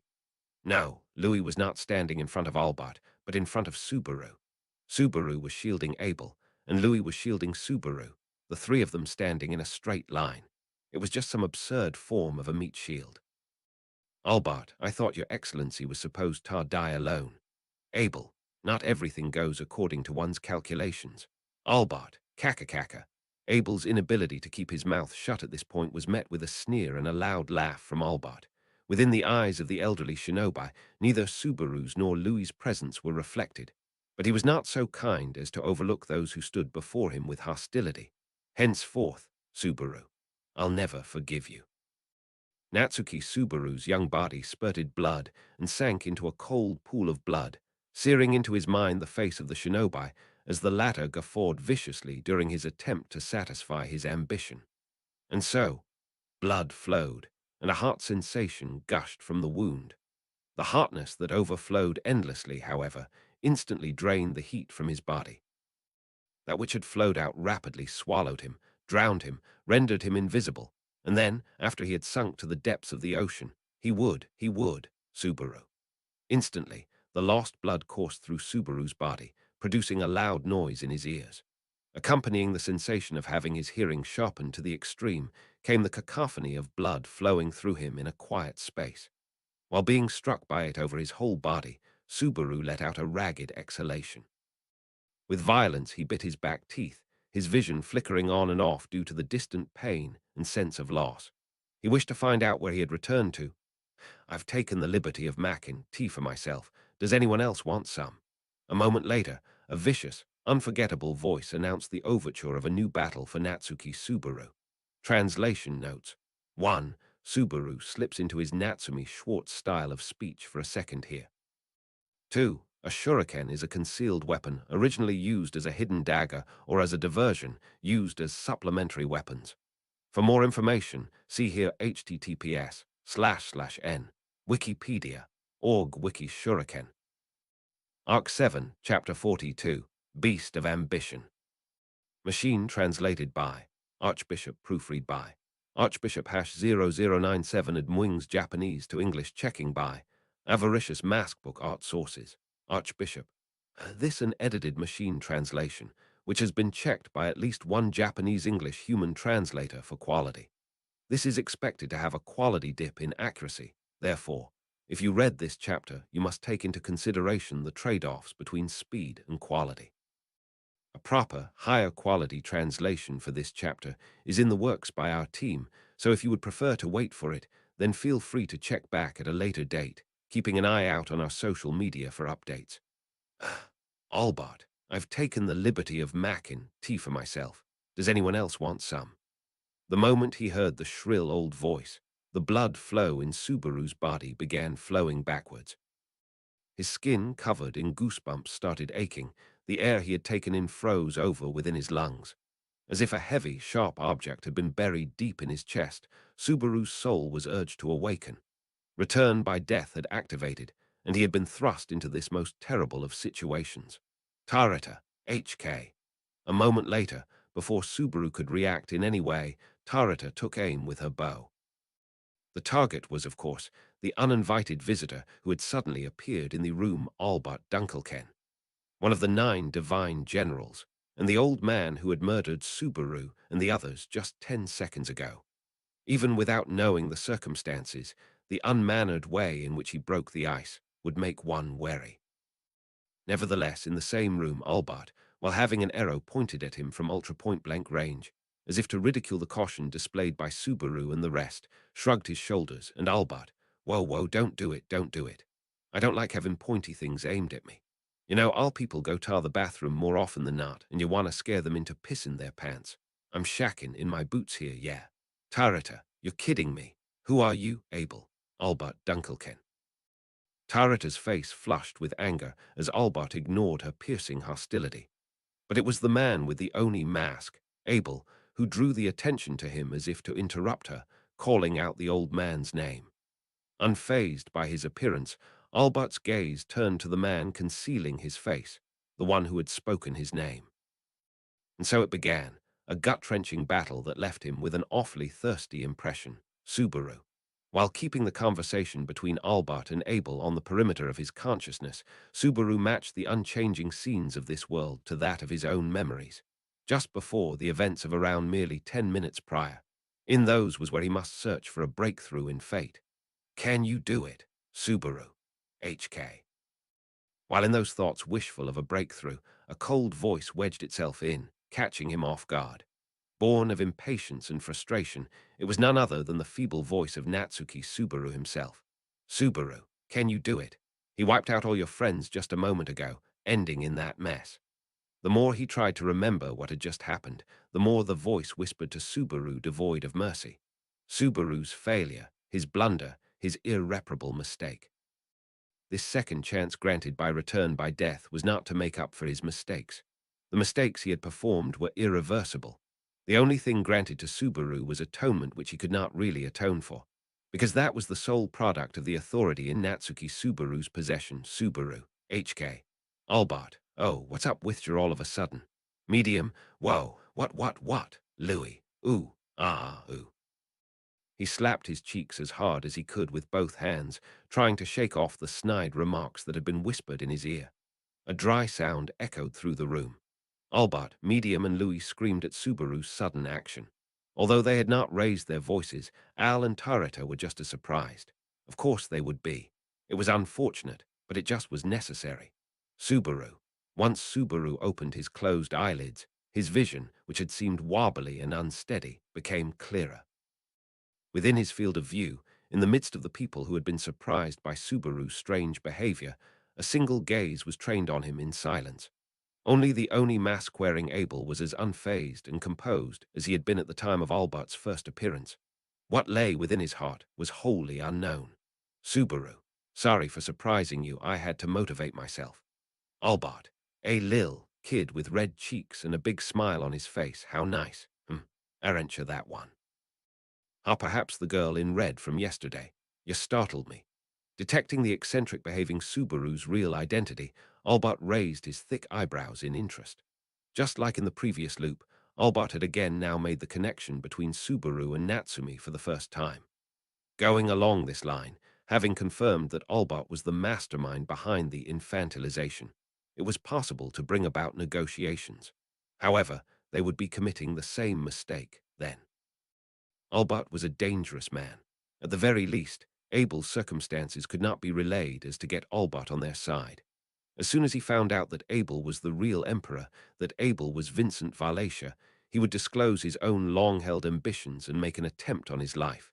He was a potential enemy already. The rest, Al, that's my bro. Even the Shinobi head honcho didn't know who you were. Albert, oh, how impressive, how impressive. I wish the people in my village could learn from that transformation. How about Bane, a lecturer? You'd be welcome. Subaru. Albert. Guess it's impossible to talk peacefully. Seems I've put you on your guard a tad too much and made a tad too grand an entrance. I messed up. I messed up. Albert stuck out his tongue and admitted he had made a mistake. However, the situation in which this would warm up or soften the atmosphere had long passed. Subaru had not the slightest intention of relaxing his vigilance toward the old man. Prior to his assault, Albert had stated that human faces said a lot. Probably, the combination of his good-natured attitude and casual behavior, as well as the surprise produced by his silent intrusion into the unprotected room, were all techniques to elicit the other party's true reaction. If the shinobi of this world and Subaru's perception of ninjas were of the same nature, then the entirety of Albert's conduct should consist of traps, poison, and all kinds of ninjutsu. He would spare no effort to achieve his goal. Albert, you best not take me lightly, cause I'm an old man with a short life ahead of me and all that, though. Gonna have to get a lil rough, talkin' into account how much time I got left in me. Tarita, rough, are you going to fight us in this situation? Albert, kaka. Well, it's true I might get a lil jumpy with a bow pointed at me, don't you think? But fightin' isn't the only method for me to get my way, is it? Medium. Wheel tilde, what do you mean? What are you trying to say, Gramps? Tarita and Medium cast a question towards the sincerely muttering Albert, who shrunk his small body even further. The old man's cheeks twisted into a smile at the pair's questions. Their height difference had been flipped around. Then with his hand he pointed at Medium and then at Al, the two trying to block his exit route. Albert, it's hard to do this and that having been shrunken, isn't it? I did that. It's a kind of shinobi technique. Strange and interesting, right? Al, old man. Albert, don't be angry, one-armed young'un. In fact, you can thank me. I'd be miffed if I killed you by accident before I could be asked you any, so I just shrunk you. With Al closing in on him for an answer, Albert spoke and stopped his advance. Upon understanding that the words spoken to him were indeed true, Al's breath caught, and he fell silent. Indeed, this statement of Albert's was both true and factual. Had he so desired, he could have killed Subaru's group during the battle of the previous day at the Crimson Lappy's castle. He could have pierced their hearts with a simple thrust of his hand, instead of this infantilization technique. The fact that Subaru and the others were still alive, even after becoming small, came down to nothing more than the whim of the old man. So Subaru thought, but Albert, well, even if I'd tried to kill you for real, you'd have blocked all my attempts at doing it, so I just did it out of desperation, you know. Right, young'un. Al, I wonder what you're talking about. Albert, kaka, you won't tell me about your trick. I can't really blame you. If I could, though, I'd ask you how to do it in detail and leave it in my book of secrets. Al, it doesn't matter how many times you say it. I wonder what you're talking about. His face covered by a piece of cloth, Al answered in a muffled voice. That response should not match his expectations, yet Albert nodded with a "Is that so? Is that so?" seemingly enjoying Al's reaction. Subaru. On the other hand, Subaru had no idea what could be the meaning of the current exchange between the two.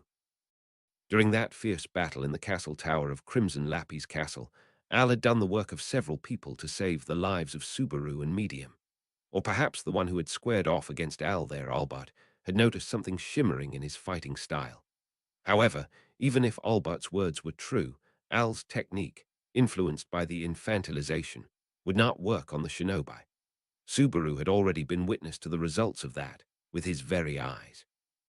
And derived from that came about an absolute truth. That would be, under no circumstances whatsoever should they ever wage battle against Albert. It was that simple. Everyone. Albert was lazily playing with his teacup using both hands. Tarita trained her bow and arrow on him, and Al and Medium likewise were ready for battle, but they would be killed helplessly. There was a tremendous gap in strength between Subaru's group and Albert.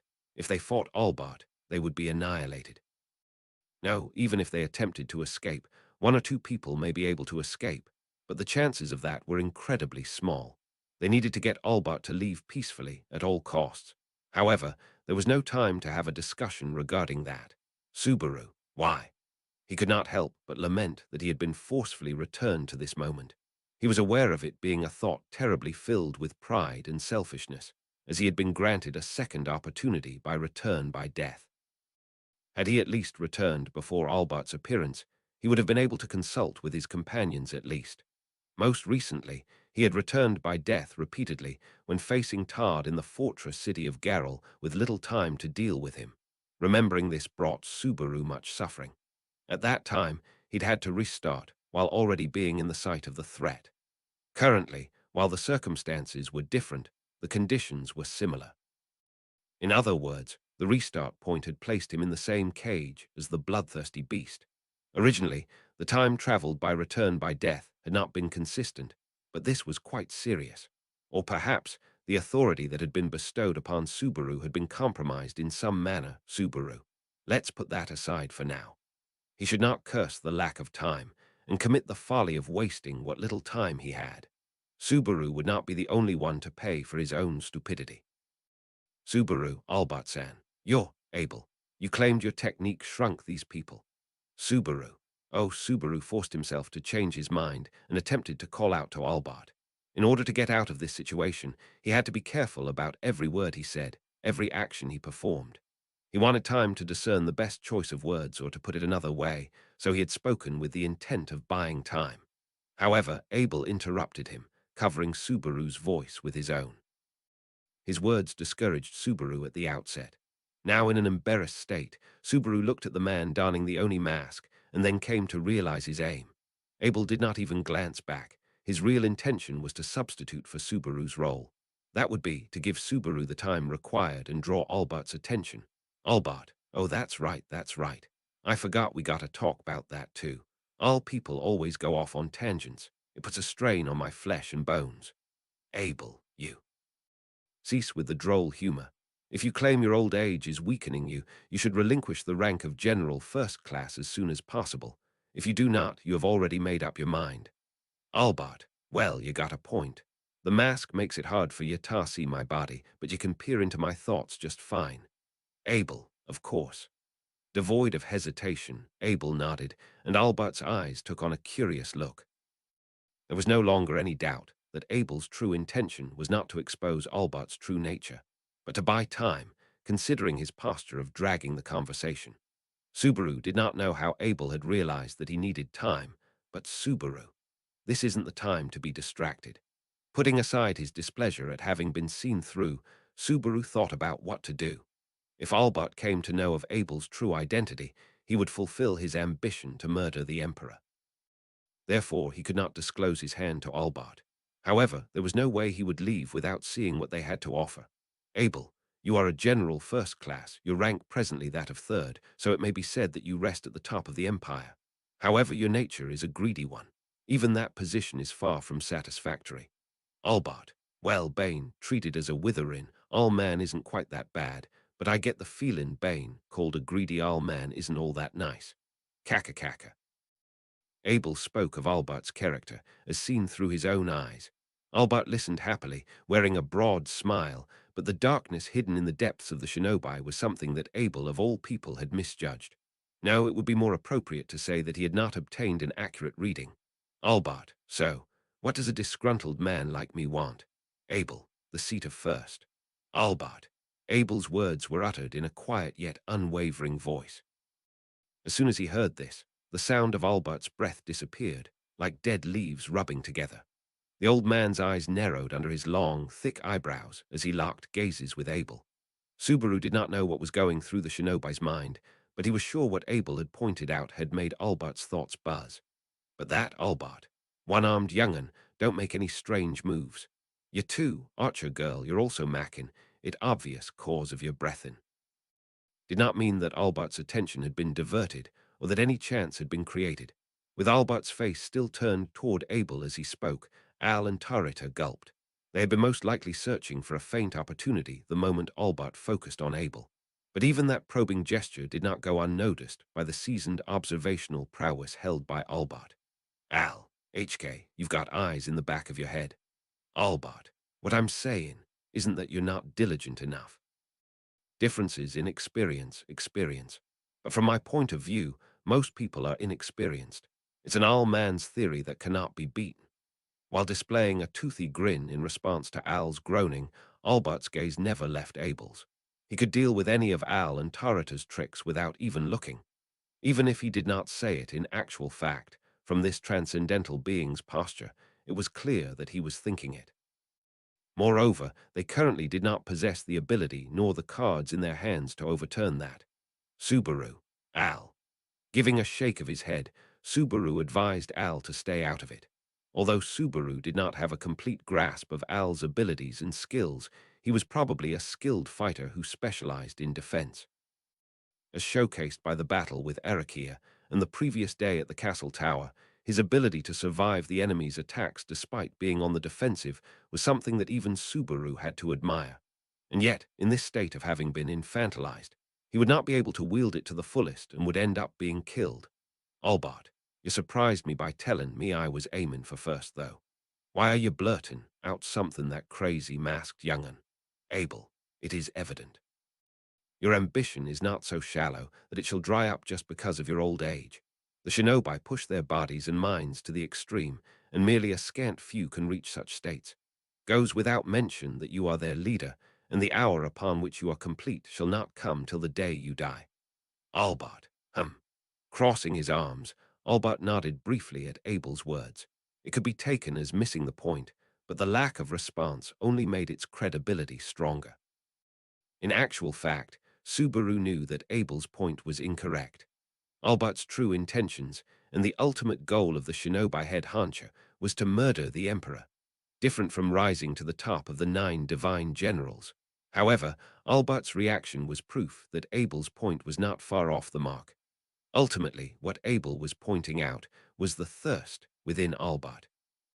What Abel had speculated as a way to fulfill that craving was to take the title of first, the absolute most important rank in the 9 divine generals, of which Albert was a part of as well. But it was not unreasonable. He was a general first class, with plenty underlings as the shinobi head honcho, having lived a long, long life. Now burdened with the typical fetters of old age, how had he come to notice that desire of having his name go down in history as the shinobi who had murdered his own liege, the emperor, even if it meant abandoning everything he had gained in life? Abel was arrogant and self-centered, and had zero consideration for others. Nevertheless, he was the emperor of Wallachia, as an existence upon the imperial throne. The preservation of his own life held precedence. He possessed the self-awareness to know that, with his loss, the empire would become greatly unstable. That was the inevitable awareness that possessed by the Wallachian emperor, by Abel. And on the other hand, that should be a sense of responsibility held by everyone, even if not as strong as his. This was that which Albert Dunkelken did not have. He did not mind dying if so fulfilled his ambition. Even if it meant bringing trouble upon the people around him as a result, that did not matter. That extraordinary thought of destruction was Albert's darkness, and that which Abel had not been able to read. However, Subaru, Albert-san, you're not after the seat of first. What you're after is the emperor, isn't it? Natsuki Subaru did know the darkness of Albert Dunkelken. A moment later, the color, smell, and feel of the air changed. Albert did not even turn his line of sight towards Al and Tarita, whose hostility was accompanied by their ability to get things done. Albert's gaze reacted to the infantilized Subaru's words. While holding a teacup in one hand and stroking his chin with the other hand, the old man turned to look at Subaru. That was because he could not allow what Subaru had just said pass by. Albert, boy, you've come out of nowhere again. I'm surprised. Subaru, are you surprised because I spoke up suddenly, or was it? Albert, are you asking me if I'm surprised you guessed right? If that were true, I'd be a very dangerous guy, kaka. Subaru. Opening his mouth wide, Albert tried to laugh off Subaru's words with gusto. However, Subaru was convinced that his inner thoughts were not as calm as they seemed. Subaru had done nothing else but to recite to him his own long-held ambition. In addition, this was a darkness that even Abel's eyes had not been able to see through until the moment it was about to be acted upon. Al, aiming for the Emperor and killing him. Bro, that's a leap, even for you. Subaru, it doesn't make sense. Yeah, I know that. There's no merit other than notoriety, isn't that right? Albert, well, can't say I don't understand the idea of Bane, infamous over not Bane known. Like the one-armed young'un said, that idea's a bit of a leap. Subaru, but you're not denying it outright, Albert-san. Albert agreed with Al's doubting voice, but Subaru pressed Albert on. Honestly, he knew that he would be jumping into the danger zone, but even then he couldn't not do so. Abel had prolonged his conversation with Albert while Subaru had pondered it over. As long as Albert's ambition was to murder his own liege, the Emperor, Abel's true identity could not be disclosed, nor could he be told that the Emperor was Keisha, a fake. It was inevitable that this bargaining chip of theirs had disappeared. Once this happened, in order to prevent Albert's hands from unmasking Abel, Subaru had come up with a method of warfare that diametrically opposed the original negotiation, namely, foregoing the disclosure of their own hand, but instead disclosing Albert's own. Subaru, our objective is as I told you yesterday in the castle tower. We're going to overthrow Emperor Vincent Varlatia, who currently sits on the throne of the Emperor. This should also align with your goal. Albert, wait, don't make me out tar be some kind of traitor. This is treading on thin ice, boy, you're mackin'. Me so scared that I'm bout to piss myself. Subaru, but you aren't denying it nor stopping me from saying it for real. You're one of the Emperor's generals of the first class. With that future possibility caught with just his fingertips, Subaru moved forward in an attempt to fully reach it. Of course, that did not mean that the threat posed by Albert had diminished, nor that the danger had lessened. He was fully aware that with one wrong move, this place would become a bloodbath, but Subaru was convinced that this was the kind of talk that was possible as of now. Only after Abel's true identity had been revealed had Albert decided to take action. It was akin to some sort of suicide mission for Albert, in which killing Abel would fulfill his life's purpose. Without that conviction, Albert would not be quick-tempered during the negotiations. Even if he was a beast of ambition, devoid of the slightest sense of responsibility or loyalty, he would play the role of a divine general who faithfully obeyed the order of no interference, given by the false emperor.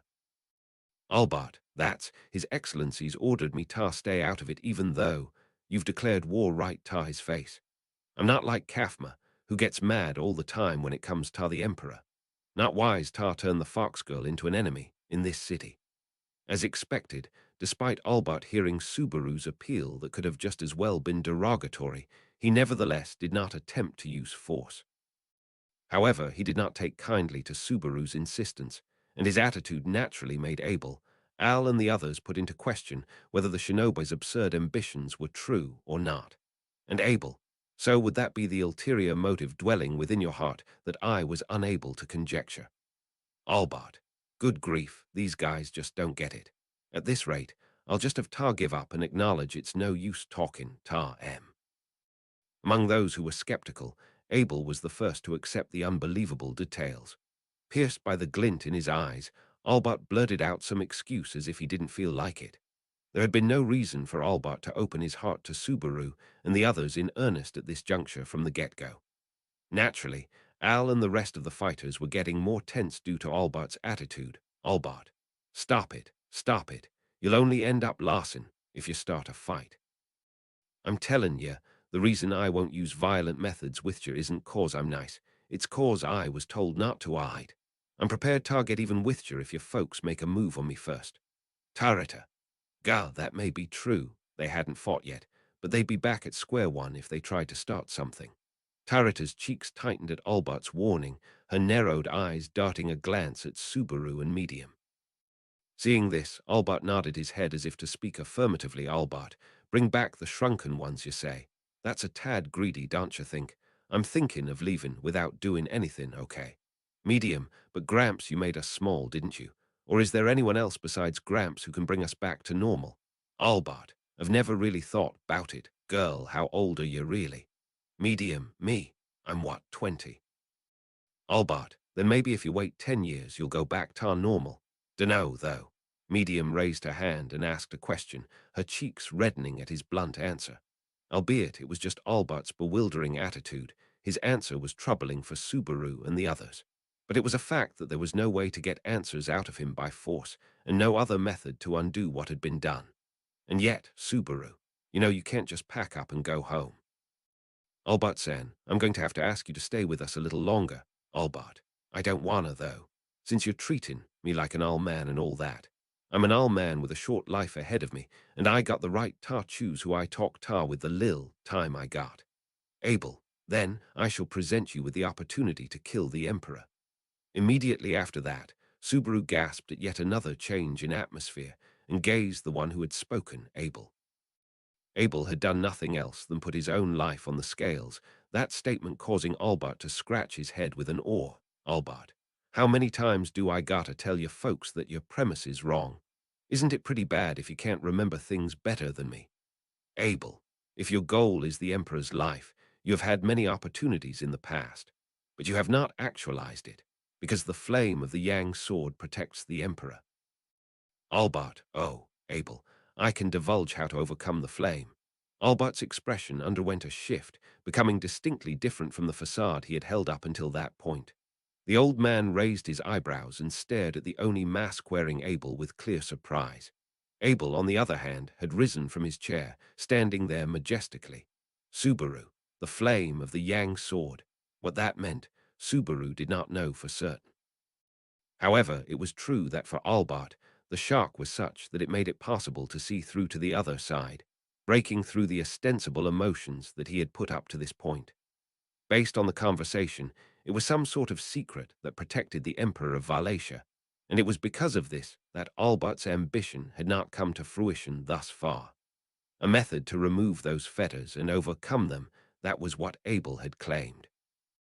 "Albert, I thought all you did was hide your face and not care for the elderly. Who the hell are you? You shouldn't joke round about such things."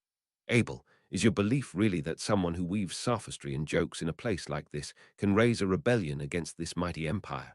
If so, they would have to be either a madman bereft of sanity or a great man with a lot of nerve." "Albert, you're neither of those things, are you?" "Abel, naturally." Concisely, Abel responded to Albert's question. Whether it was serious or just sophistry, Subaru could not decide. Or perhaps the man named Abel was the real deal, a madman, a great man, or all of those simultaneously. "Albert." In reaction to Abel's reply, Albert fell silent for a moment. He raised his bushy eyebrows and brought his now utterly cold cup of tea to his lips. Then, once he gently placed the empty teacup on the desk beside him, "Albert, I believe you were talking about the bell of fire time." "Subaru, huh?" With that sudden question, Subaru let out a stupid-sounding voice. However, the one to reply immediately with "That's right, Tilda," and a nod was medium.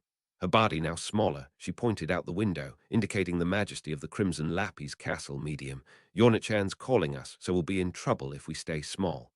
"Albert, Yornachan. Kaka, you've got real balls, lass." "Medium." He tilted his head, amazed by Medium's boldness in addressing Yorna with Chan. At the same time, Albert did the same, now calmed down, gazing towards the Crimson Lappy's castle, pointed to by Medium, as he muttered, "Right, Albert.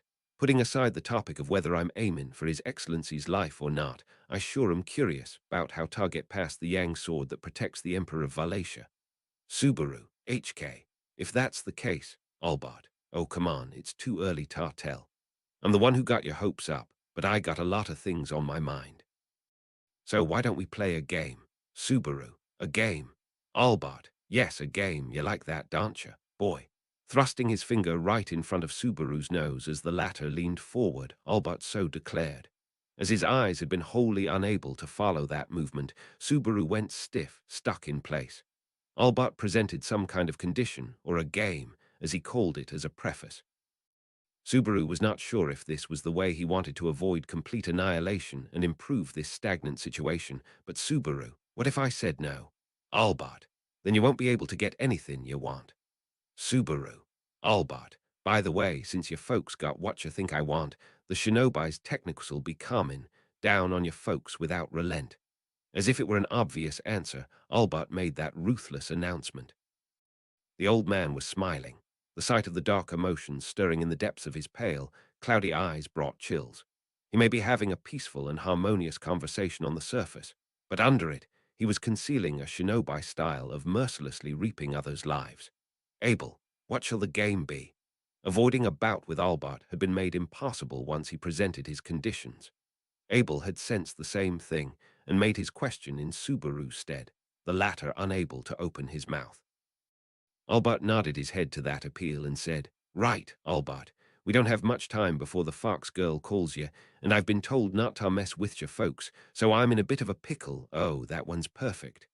Subaru, perfect for who Albert-sen? For us. Albert, for both of us, me and ya. With a toothy grin at Subaru's drawn-out question, Albert showed his hands. Then turning to Subaru and the others bracing themselves, he spoke, Albert, tag. Everyone. Albert, I'm used tar playing it with the young peeps from my village. Easy tar understand, isn't it? Arc 7, Chapter 43, Hidden Behind Your Eyelids. Machine translated by Archbishop proofread by Archbishop #0097 I3 laid Dragon Japanese to English checking by Avaricious Maskbook Art Sources Flimsy Flamingo. This an edited machine translation, which has been checked by at least one Japanese-English human translator for quality. This is expected to have a quality dip in accuracy. Therefore, if you read this chapter, you must take into consideration the trade-offs between speed and quality. A proper, higher quality translation for this chapter is in the works by our team, so if you would prefer to wait for it, then feel free to check back at a later date, keeping an eye out on our social media for updates. That proposal spun by the hoarse voice greatly befuddled Subaru and the others. Everyone. The infantilization that had assailed Subaru's group and its mastermind, Albert Dunkelken. Subaru and the others, who sought to negotiate with Albert in order to get him to release his infantilization off them, were presented a condition that was befitting of the old man, no, befitting of the monstrous old man who was toying with their bodies and minds alike. A strange condition which would lead one's heart astray upon being heard. After all, Subaru, playing tag. Subaru, who had been dreading what kind of unreasonable request was going to be posed, ruminated on the words he had just been told. At the sound of Subaru's voice, Albert, his hands up in the air, frowned quizzically. Albert, what's with the question mark? You're not gonna tell me you dunno how tar play tag, are you? Subaru, of course I know what it is. It's just that it's not a word that should come up in this situation. No matter how it was framed, it was merely a child's game of tag. It was hard to imagine that there was another meaning to it. Although, since it would be the kind of game of tag played in a shinobi village, there was a good chance that it would have a unique set of rules. For example, something like Subaru. Killin' isn't against the rules while playing, though. Something like that. Albart, Kaka, of course not. If that kind of nonsense were popular, the shinobi'd be extinct in no time flat. And that by my hands, with me Bane their leader. That'd be bad, wouldn't it? Although Albert denied Subaru's concerns, Subaru believed him to be a man willing to stain his own hands with the blood of his own people if necessary, taking into account his violent behavior and the things he had said and done so far. To be honest, he would not have been that surprised if that shinobi village of his had already been destroyed.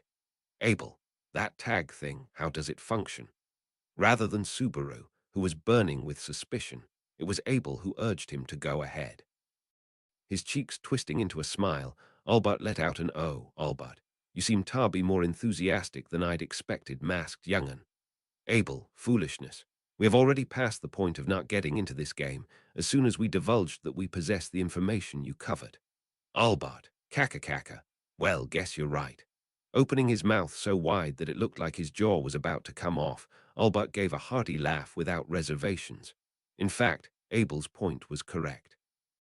Albert's idea was vicious. Regardless of whether he won or lost this game of tag, Albert would obtain the information he desired. The purpose of this game of tag was to allow them to choose how they wished to give up that information, whether after negotiations or after torture. Albert, so there's nothing really special about how tag works. One side runs away, and the other side catches the other. Oh, it'd be better if I were the one running away. You know, since chassin', a large group of people, rounds too much for an all man's stamina. Medium, so if we catch Gramps running away, we win. That's easy to understand. Tarata, it's easy to understand, but to Albert's explanation of the rules, Medium reacted optimistically and Tarata pessimistically. Subaru's opinion was also leaning more towards Tarata's. Indeed, the rules were simple, and there was no room for uncertainty to interfere. In other words, it was all up to one's ability. And on the topic of ability, the total sum of the ability of Subaru's group was nowhere near that of Albert's. Albert, well, might be hard with all the lil ones. Then we can loosen the conditions a tad. Tarata, and the person who did it doesn't even feel guilty. Albert, Don't get so upset, you know. If your finger comes off the bowstring, I'll have a good reason to defend myself, and it'll all become a lot easier. Tarita. As Albert glanced at the faces in the room and shrugged his shoulders, Tarita clacked her molars together. It was as the monstrous old man had pointed out. Tarita's bow still remained trained on Albert. However, the person in question, Albert, ignored it with a straight face, and rather used it as a bargaining chip. One could only imagine the mental turmoil Tarita was feeling. But the priority right now was Subaru. What do you mean, loosen the conditions? Albert talking about the way we'll be playing tag here. How about you don't have Tar catch me, but instead, if you find me, you win, but you'd have to do it thrice. Subaru, thrice. Albert, I'll hide thrice.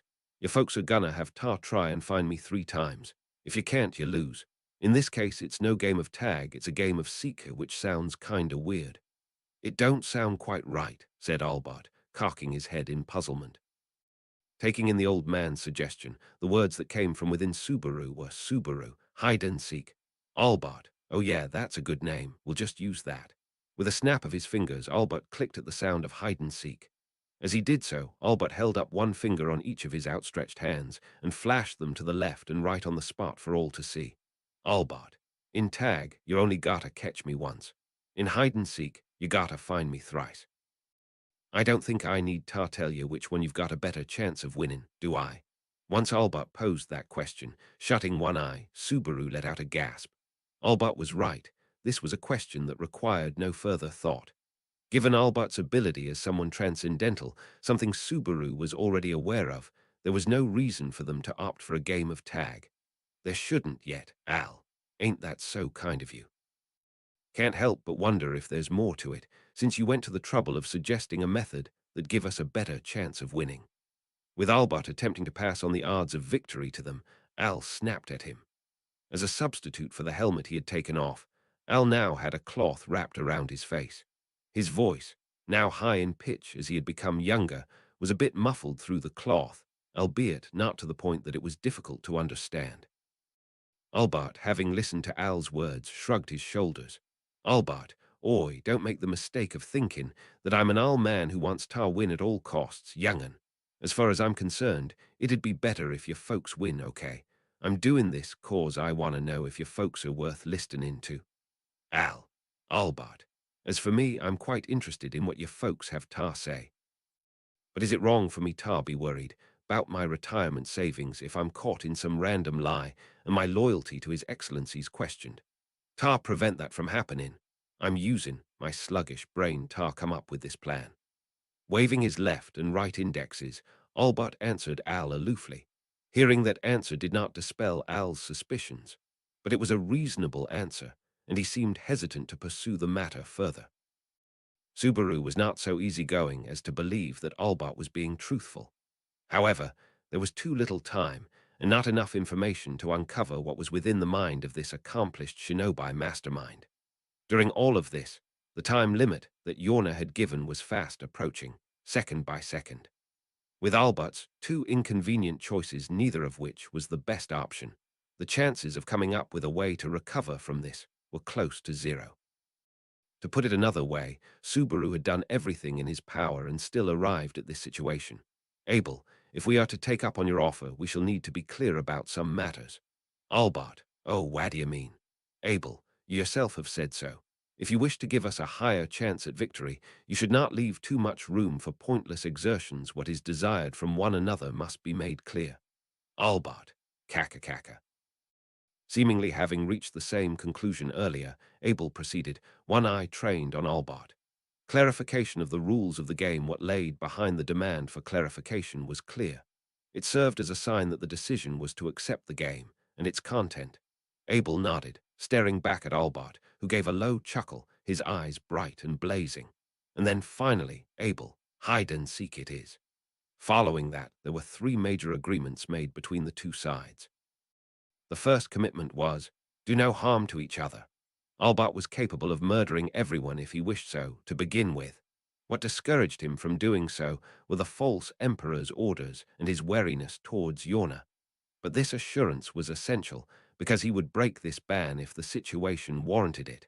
The second was, limit the places of hiding to the city's boundaries.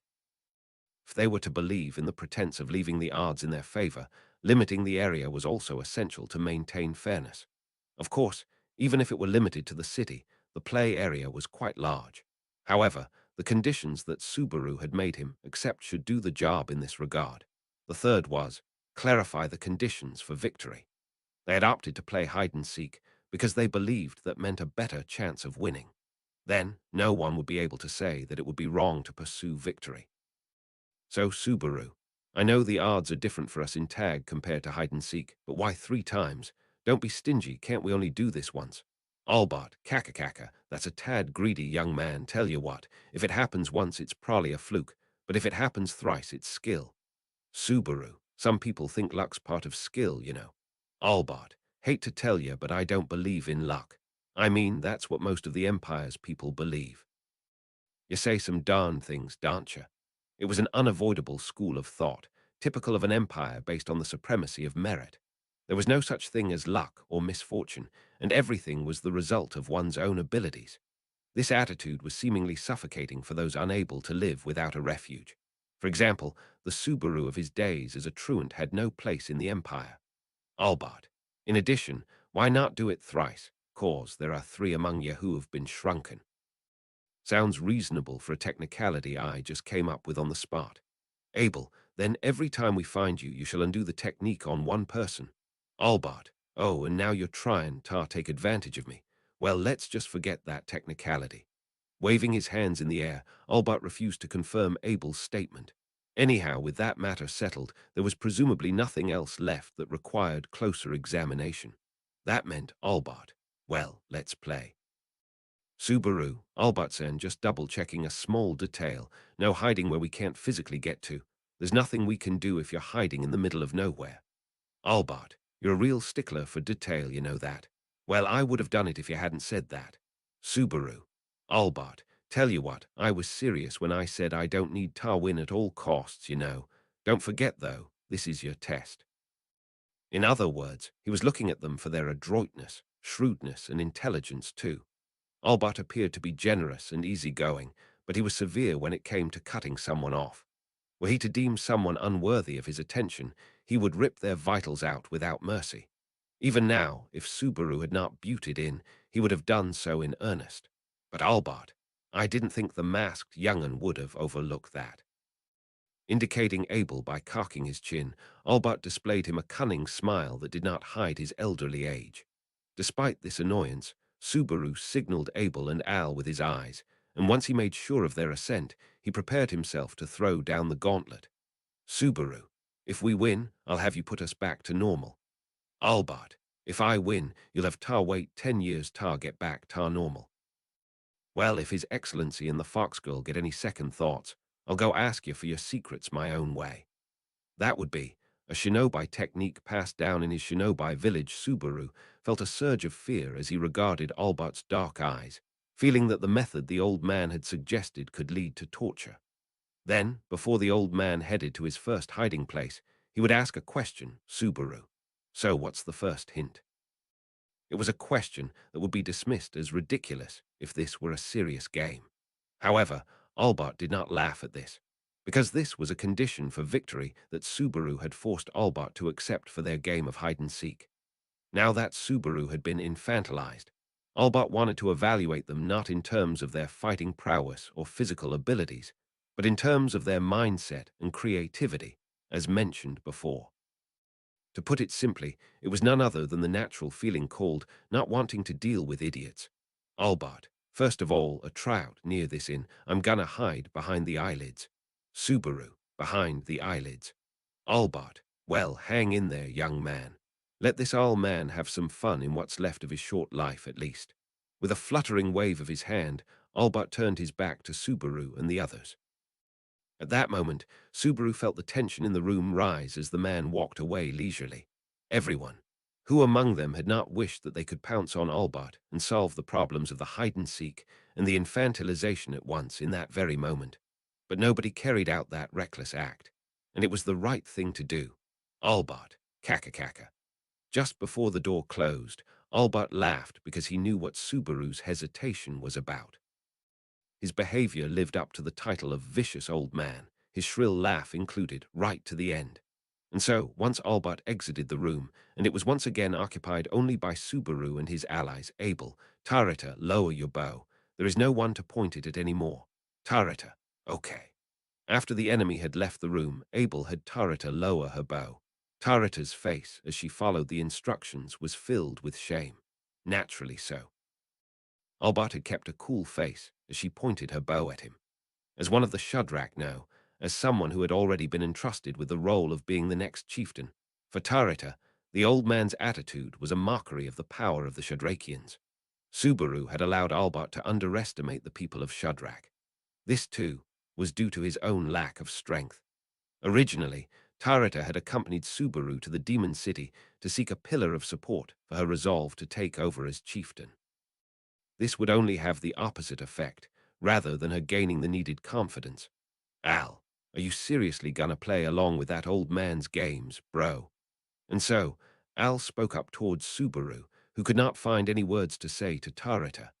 Al was wearing a face covering that did not quite fit, and his tone was filled with frustration and disapproval at this interaction with Albert.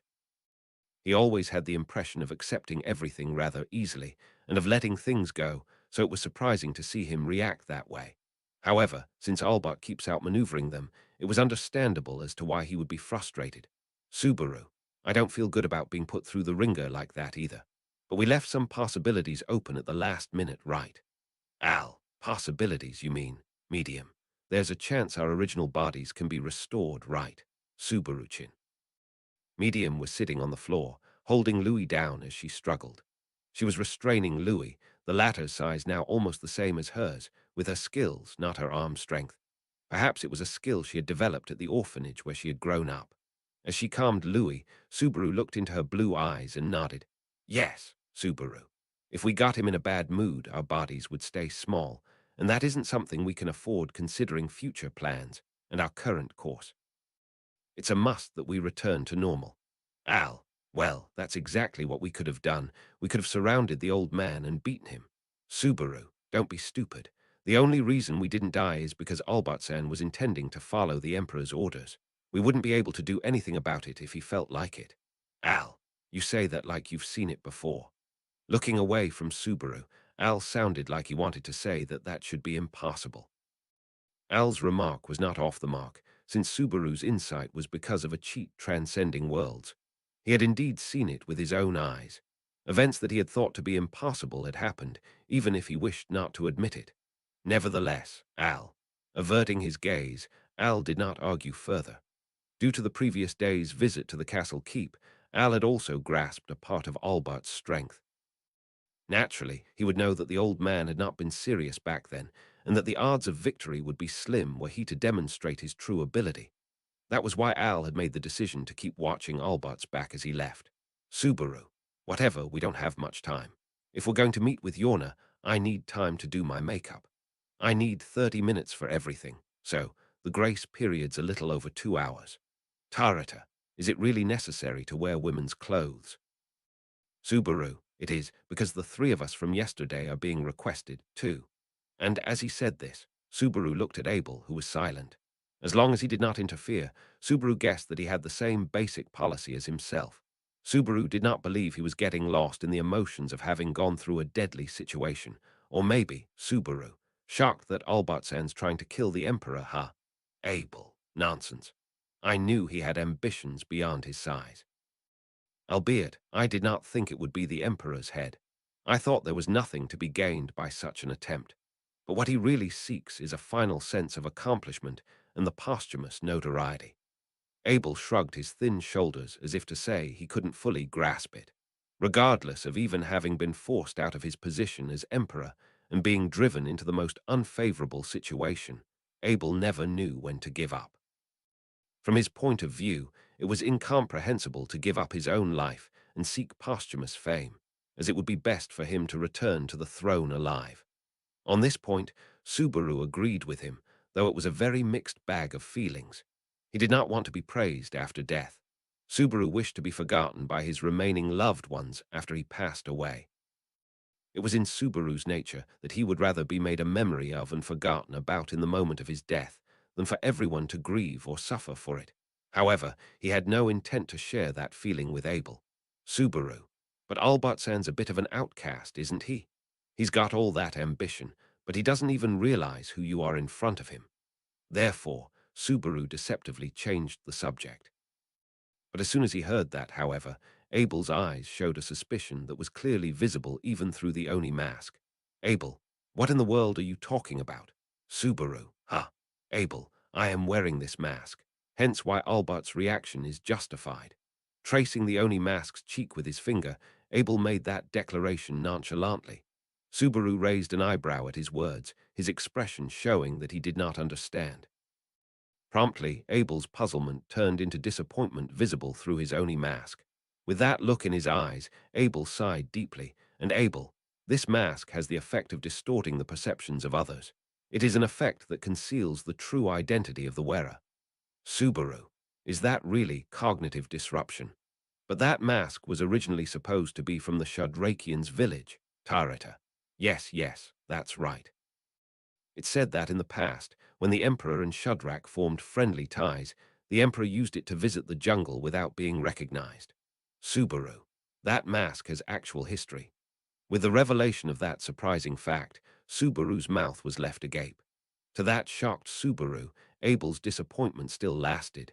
Abel, did you really believe that I have been wearing this mask all this time for show, or due to madness? Subaru, Abel, at last, your stupidity has reached its pinnacle. In the first place, there is plenty good reason to conceal my face. I believe we did not come to the Demon City for tourism. Subaru, you didn't have to say it like that. You could have just explained that at the start. Certainly, it was Subaru's fault for thinking it was part of Abel's odd behavior and not asking anything. But Abel was also at fault for thinking it would be understood without explaining anything. Thanks to that, he had to unnecessarily embarrass himself and to worry himself without it being needed. Anyway, he was now aware of the mechanism as to why Albert had not realized Abel's true identity. Abel had no intention of covering up his pompous speech and arrogant attitude, so Subaru's fears that he would reveal himself were unfounded. Medium. Hey, Al-Chin. That's what Abel Chin's reason is, but is there a reason why Al-Chin's hiding his face?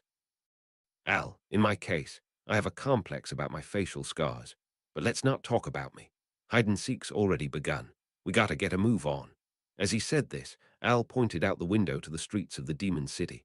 Chaos Flame was one of the largest cities in the Empire, amounting to probably 5 times the size of the fortress city of Geralt. To find the Shinobi head honcho hidden among all that was no easy task. Find him 3 times, in just 2 hours, and with only 6 people. Al, I know he said he was gonna do a tryout first, but there are a lot of possible hiding places just around the inn, man. Bro, do you or Abel-chan have some kind of plan? Subaru. It's not much of a plan, but at least there were some things Subaru had thought of that he wanted to try. A hide-and-seek tryout, unsurprisingly, he'd had the same idea Albert did. An idea that should be tried at least once to gauge the mindset of their opponent, the old man. Just as Subaru thought that, Abel crossed his arms and nodded. Of course, Abel, there are a few possible moves. Although my idea is probably different from that of the clown here. Subaru, you're demoting me from a military strategist to clown. You're too uptight about that mask thing from earlier. No, it's not like I cared about being your military strategist or anything. Subaru could only curve his lips in a snarl at the sound of Abel's cold voice. It was as if the fact that Subaru had treated the Oni mask's disguise as an oddity was really upsetting the latter. Anyway, throughout that discussion here, time was being wasted. Subaru, I've got to get moving before I forget what having long limbs felt like. Al, well, dunno if there was ever a time when me and you had long legs, bro. Subaru. I meant compared to the current situation. The group pushed aside Al as he teased that they were all short-legged and prepared the minimum amount of gear. Al carried his dao in its sheath on his back. Medium carried only one of her twin swords on her hip. For now, Subaru would also carry his whip. However, he was not confident he could handle it in all honesty. All that was left was Abel and Tarita, who were in top condition, plus. Medium. Oh, Louis-chan, you're so motivated. All right, let's work hard and find Gramps. Louis, Ooh, Medium raised a small fist at the sound of Louis's voice, not wanting to leave her behind. In the end, Louis was likely to slow everyone down. Albert had been forbidden to change his hiding place in the meantime, so they would like to believe that, even if he sensed the approach of the noisy Louis, he probably would not do anything of the sort. Al, isn't it possible that he'll change his hiding places from time to time and claim that he's been hiding in one place the whole time? Abel, I already corrected you on that, but Albert's goal is not his own victory. The reason he is performing such a roundabout move is to measure our capabilities through this game. Al, measuring our capabilities. That means, Abel, he wishes to know if I am capable of making such a big claim to the Emperor's throne. Abel made it clear to Al, who doubted Albert's true intentions. Subaru also saw no falsehood there. It was hard to believe Albert's own words, but since his goal was the Emperor's life, being able to believe the aim of Subaru's group, and the information in their hands being the real deal would be convenient. Albert wanted to be convinced by their party's demonstration of capabilities. And for that reason, Subaru. I didn't ask before, but what was that about the flame of the Yang sword? Abel, I am afraid I do not have the leisure to give a lengthy lecture on the history of the emperors of Wallachia. Your shallow wisdom notwithstanding, my plan is not something that can be set in motion in a room at an inn. Subaru. TCH, okay. Subaru clucked his tongue at this manner of saying that he did not want to reveal anything. Nevertheless, if the exchange with Albert were indeed true, it seemed to him that the Emperor of Wallachia, or rather Abel, had some kind of protection. As long as he did, no harm would befall him. Subaru, on second thought, so far, Subaru had never seen Abel lose his life with his own eyes. Since arriving in the Valatian Empire, Subaru's life had been threatened quite frequently, having actually lost his life and returned by death. However, Abel's death was an event that had never occurred, although Subaru had been in situations which seemed like they should have resulted in Abel's death. When Albert revealed his true nature the very previous loop, or when Tard had the Budime jungle burnt down, Shadrakian village included, the life of the imprisoned Abel should have been lost. But that was only because of the circumstances, not because Subaru had directly confirmed his death. So he wanted to confirm one thing. Subaru, that thing called the flame of the Yang sword, is it still protecting you? Abel, how insistent. Will you perhaps turn against me as well if you do not hear it? Subaru, there's no merit in me doing that. His cheeks contorting due to that mocking remark, Subaru gave up the pursuit this time. Then, Subaru looked around at the faces of his companions as they prepared to leave the inn. Subaru. Unexpectedly, we have to play a game. But if the condition is that we just need to find a person, then we should be able to compete even in a situation where half of our members have shrunk. In fact, since it's a game of hide-and-seek, that we've returned to our childlike minds and bodies might even be better for us in this game. Tarita, what's the logic behind that? Abel, ignore him. It is nonsense, meaningless to listen to. In fact, that was right, since it was nothing more than banter, but he just expressed his regret with a wrinkle between his eyebrows. After doing that, Subaru shouted anyway, louder than he should have. Subaru, I want everyone to pay maximum attention to their surroundings. Okay then, let's go. Medium, oh, Louis, oh, Al, you're really into this, bro. The enthusiastic Subaru was dressed in the clothes he had on hand, his figure looking quite unsightly. Al sighed as Medium and Louis followed Subaru's lead, pumping their fists in the air. On the other hand, Tarita, who had become the strongest fighter, had nervousness and anxiety in her eyes, while Abel was as irreverent as ever, with no expression behind his Oni mask and nothing in his hands. All of their members left the inn together. First item of order was to locate Albert's first hiding place. Full of eagerness, Subaru slammed the door with a loud bang and stepped out with great vigor. Subaru. Then we'll return right away. Alha. With a hard step, he kicked the floor directly with his foot, and Subaru's body made a half-turn. Al let out a dumb-sounding voice upon seeing the other side of door he had just gone out of. With this in mind, Subaru pushed open the door of the room with force. Then Subaru pointed into the room from which he and the others had just left. Subaru. Found you Tilda Albertsan. Kaka. Oi, come on. Don't you have a bad personality, for you ta notice this right away. I'm blushing here, Baines spotted this right out of the blue. It's so embarrassing. And Albert, who had snuck into the room in Subaru and the others' stead, laughed heartily at Subaru's first declaration as the latter pointed at himself. Al, seriously, bro.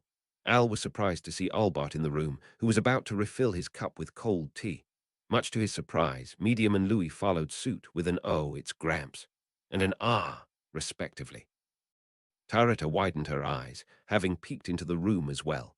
Delayed by those reactions, Abel narrowed his eyes once Albert's figure finally came into view. Abel, behind the eyelids, I see. He looked down at Subaru's young profile and muttered, Abel, did you know from the start that this was the place? Subaru, the expression behind the eyelids and the surroundings of the inn made this the first place I thought of. The type of person who offers you this kind of games definitely going to try to do this at least once. A distant, nostalgic memory came to Subaru's mind. With that answer, the memory of his first meeting with Beatrice at the old Roswell mansion. Beatrice had attempted to have Subaru endlessly walk in the same space by creating a looping corridor using her magical ability. Unfortunately for Beatrice, Subaru had seen through her scheme at a glance and quickly figured out that the starting point was also the goal. Now that Subaru thought about it, he was sorry that he had not gone along with the cute Beatrice's ruse. But his opponent now was not the mischievous Beatrice. He was a monstrous old man. Now wasn't the time for holding back. Therefore, he would distort his young face into a big grin and boast of his victory mercilessly. Subaru, honestly, I saw right through you, vicious old man. Albert, oi, don't kick me while I'm down. This is an embarrassment I can't let the young people of my village see at all. Why don't you call yourself the vicious little boy? Subaru, I'll pass on that. I haven't done anything to be called vicious after all. Albert, well, that's just bane humble. You even went to the trouble of speaking in a loud voice for me to hear as you left the inn. It was some great actin'. Subaru scratched his cheek at Albert, who raised one eyebrow and sneered at him. As expected, his intentions could be seen through after such an exaggerated act. However, even if he had been able to notice Subaru's true intentions, Albert had no way to change his hiding place. That was because this game was played by determining the hiding place they used first, and then giving clues accordingly. Subaru, I know it's really early in the first round to be discovered, but you're going to count it as one, right?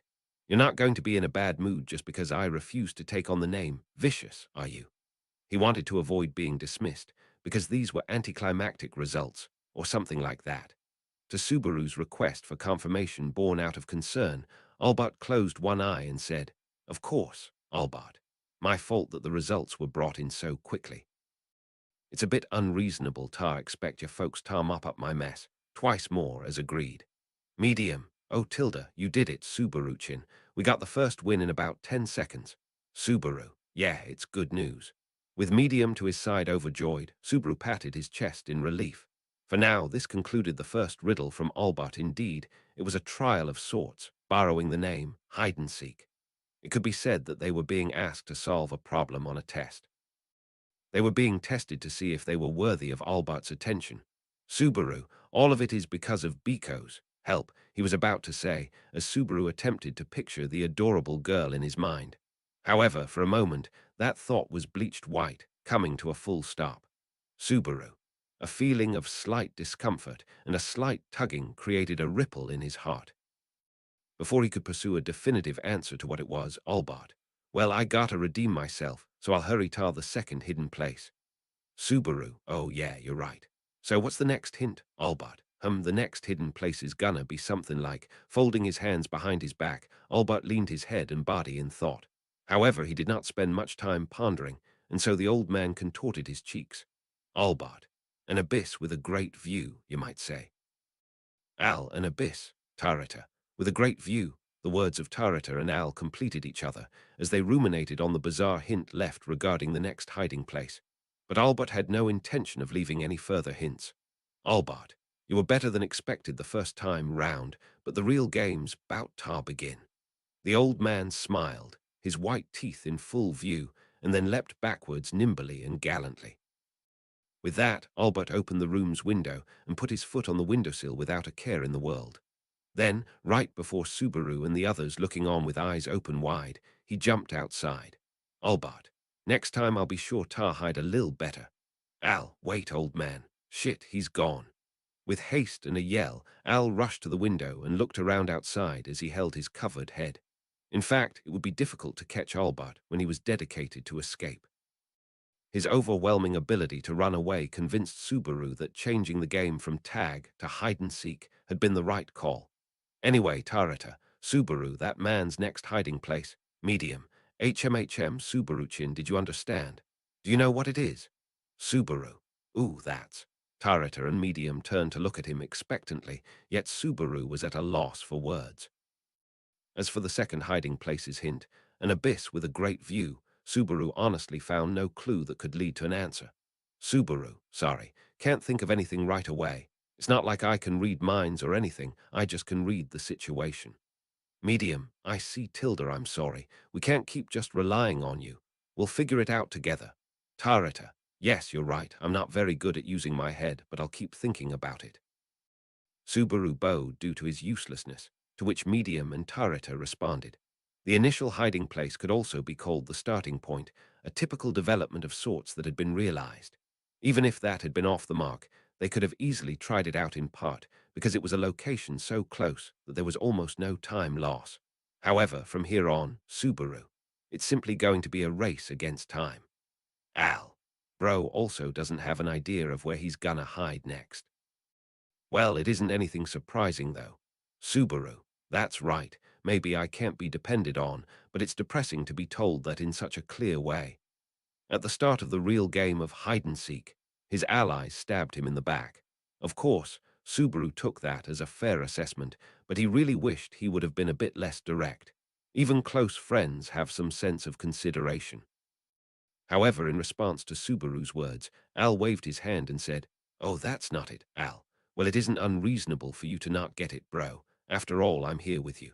Subaru, I really don't know what you're talking about. Is it something like my it goes down when you're around, Al? What kind of system is that? Al, that ain't what I'm talking about, but it's hard to explain right. Subaru, even if you ask me to agree, I still won't get it. As he spoke, Al's way of speaking, holding neither confidence nor certainty, was curious. He put Al aside, who was tilting his head, as he did not see how this topic could go any further in a constructive direction. The highest priority right now was to figure out the abyss with a great view Clue Albert had left them with. Subaru. Behind the eyelids was the room where we started. An abyss with a great view, another way to phrase it would be. Tarata, with a great view, means it's probably considered a high place, no, medium. But an abyss is a hole, right? If it's a hole, wouldn't it be in the ground? Alternatively, it was possible that there was a spot in Chaos Flame described as such. In any case, it was unlikely that they would be able to reach the answer with the amount of information they could get from their room at the inn. At last, they would have to go into the city. Al, I can't get my head around this. Which reminds me, what's Abel Chan's plan? Abel, it is not something that can proceed here, as I have told you. It would be convenient to have as many people as possible, and in addition to that, a place where outsiders come and go. Al, you mean a place where strangers come and go? I wonder where in this city. The implementation of Abel's plan caused Al to tilt his head. The true meaning behind the idea of looking for a place where outsiders entered and exited was unknown to Subaru. But there was a good chance that Abel would not tell him even if he asked him to, until they actually reached the execution phase. It could not be called an act that benefited their opponent, but it was difficult to deal with. Of course, he was a man who would even discard the cards in his hand without a second thought for the sake of winning. Subaru, if it's a place with a lot of people coming and going, that should be a place to drink. Tarata, a tavern, Subaru. Yeah, there. I think we should try to go there or somewhere similar. It was debatable whether it was more beneficial to search for Albert without taking any detours or to help Abel's plan come to fruition. But for now, it seemed like a good idea to prioritize Abel first. With that in mind, Subaru and the others headed out of the inn with a renewed spirit. Abel, attracting the attention of the public with this crowd of children is not ideal. Subaru, don't complain because 4/6 of us are children. In the first place, you're not one to talk about public perception because of that Oni mask you're wearing. Or maybe the perception, does the effect of the mask make it look like it has a different face? Abel, the mask does not alter its appearance from an Oni's face, it merely hides my identity. Subaru, then you'll definitely stand out. With a small shrug of his shoulders, Subaru sighed, parrying aside Abel's misguided frustration. After greeting the shopkeeper at the entrance of the inn and asking them about the locations of some taverns, they went into the street. With that, they all walked towards a tavern to accomplish Abel's aim. And suddenly, in the middle of it all, Subaru, instead of having all of us going to the tavern, wouldn't it be better if we split up? One group goes to look for Albert-san, and the other goes to the tavern with Abel. It happened just as he was about to suggest that they split up. Subaru, huh? Suddenly, a scarlet light scattered at the edge of his field of vision, dazzling Subaru's eyes. And then, oh yeah, that's a good name. We'll just use that. Subaru, you. An unexpected voice struck Subaru's eardrums as he blinked, his eyes simmering from the vermilion light.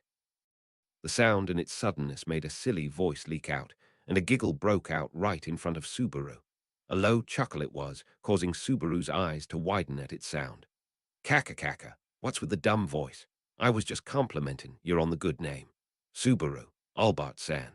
An old man stood in front of him, clearing his throat and shaking his thin shoulders as he laughed. It had happened so suddenly that Subaru had to blink his eyes a few times, unable to understand it. Then he swallowed his saliva and said what he had to declare. Subaru, oh, found you, Albert-san. Albert, why's that? You're already feeling like you're playing the game. Subaru, ha!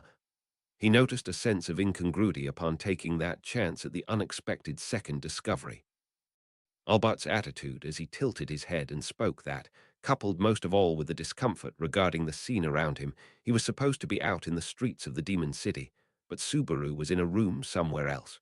No, not in some room. Subaru, no way. Subaru was in a room at an inn, the same lodgings they had just come out of.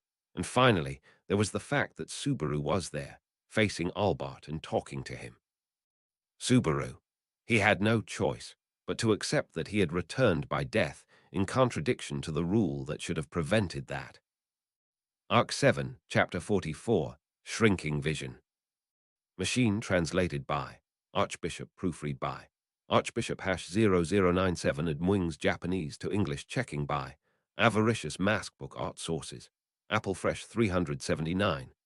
This an edited machine translation, which has been checked by at least one Japanese-English human translator for quality.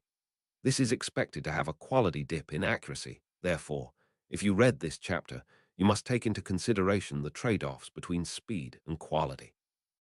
A proper, higher quality translation for this chapter is in the works by our team, so if you would prefer to wait for it, then feel free to check back at a later date, keeping an eye out on our social media for updates.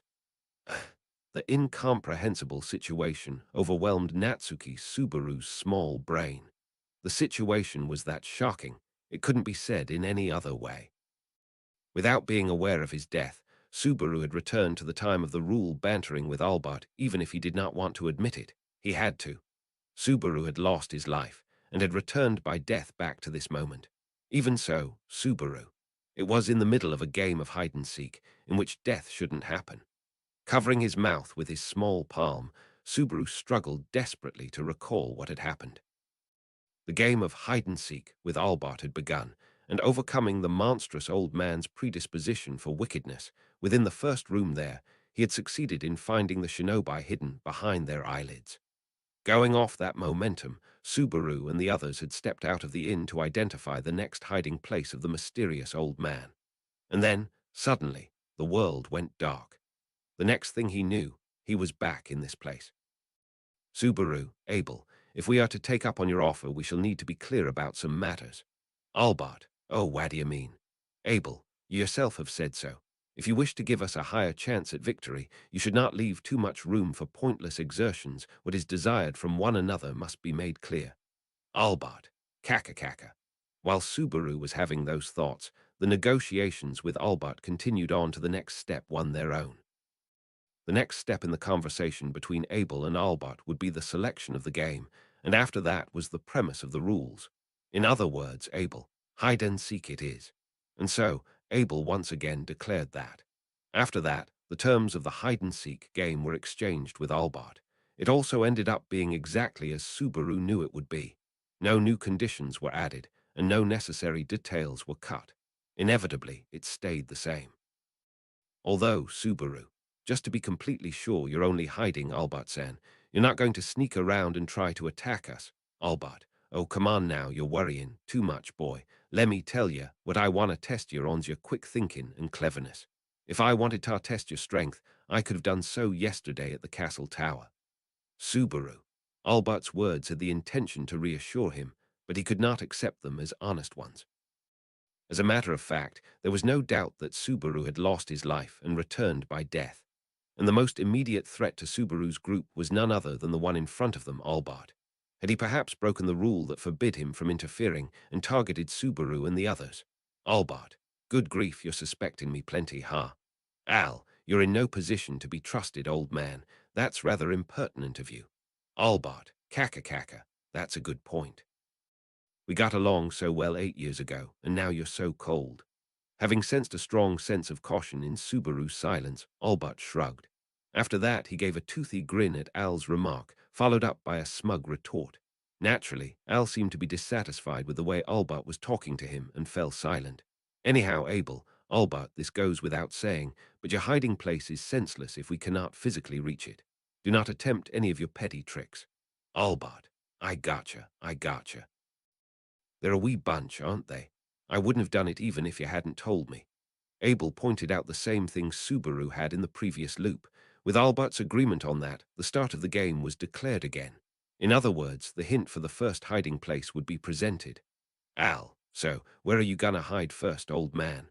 Albert, first of all, a trout near this inn. I'm gonna hide behind the eyelids. For a moment, Subaru felt an unpleasant tension in his heart, but it ended up being unneeded.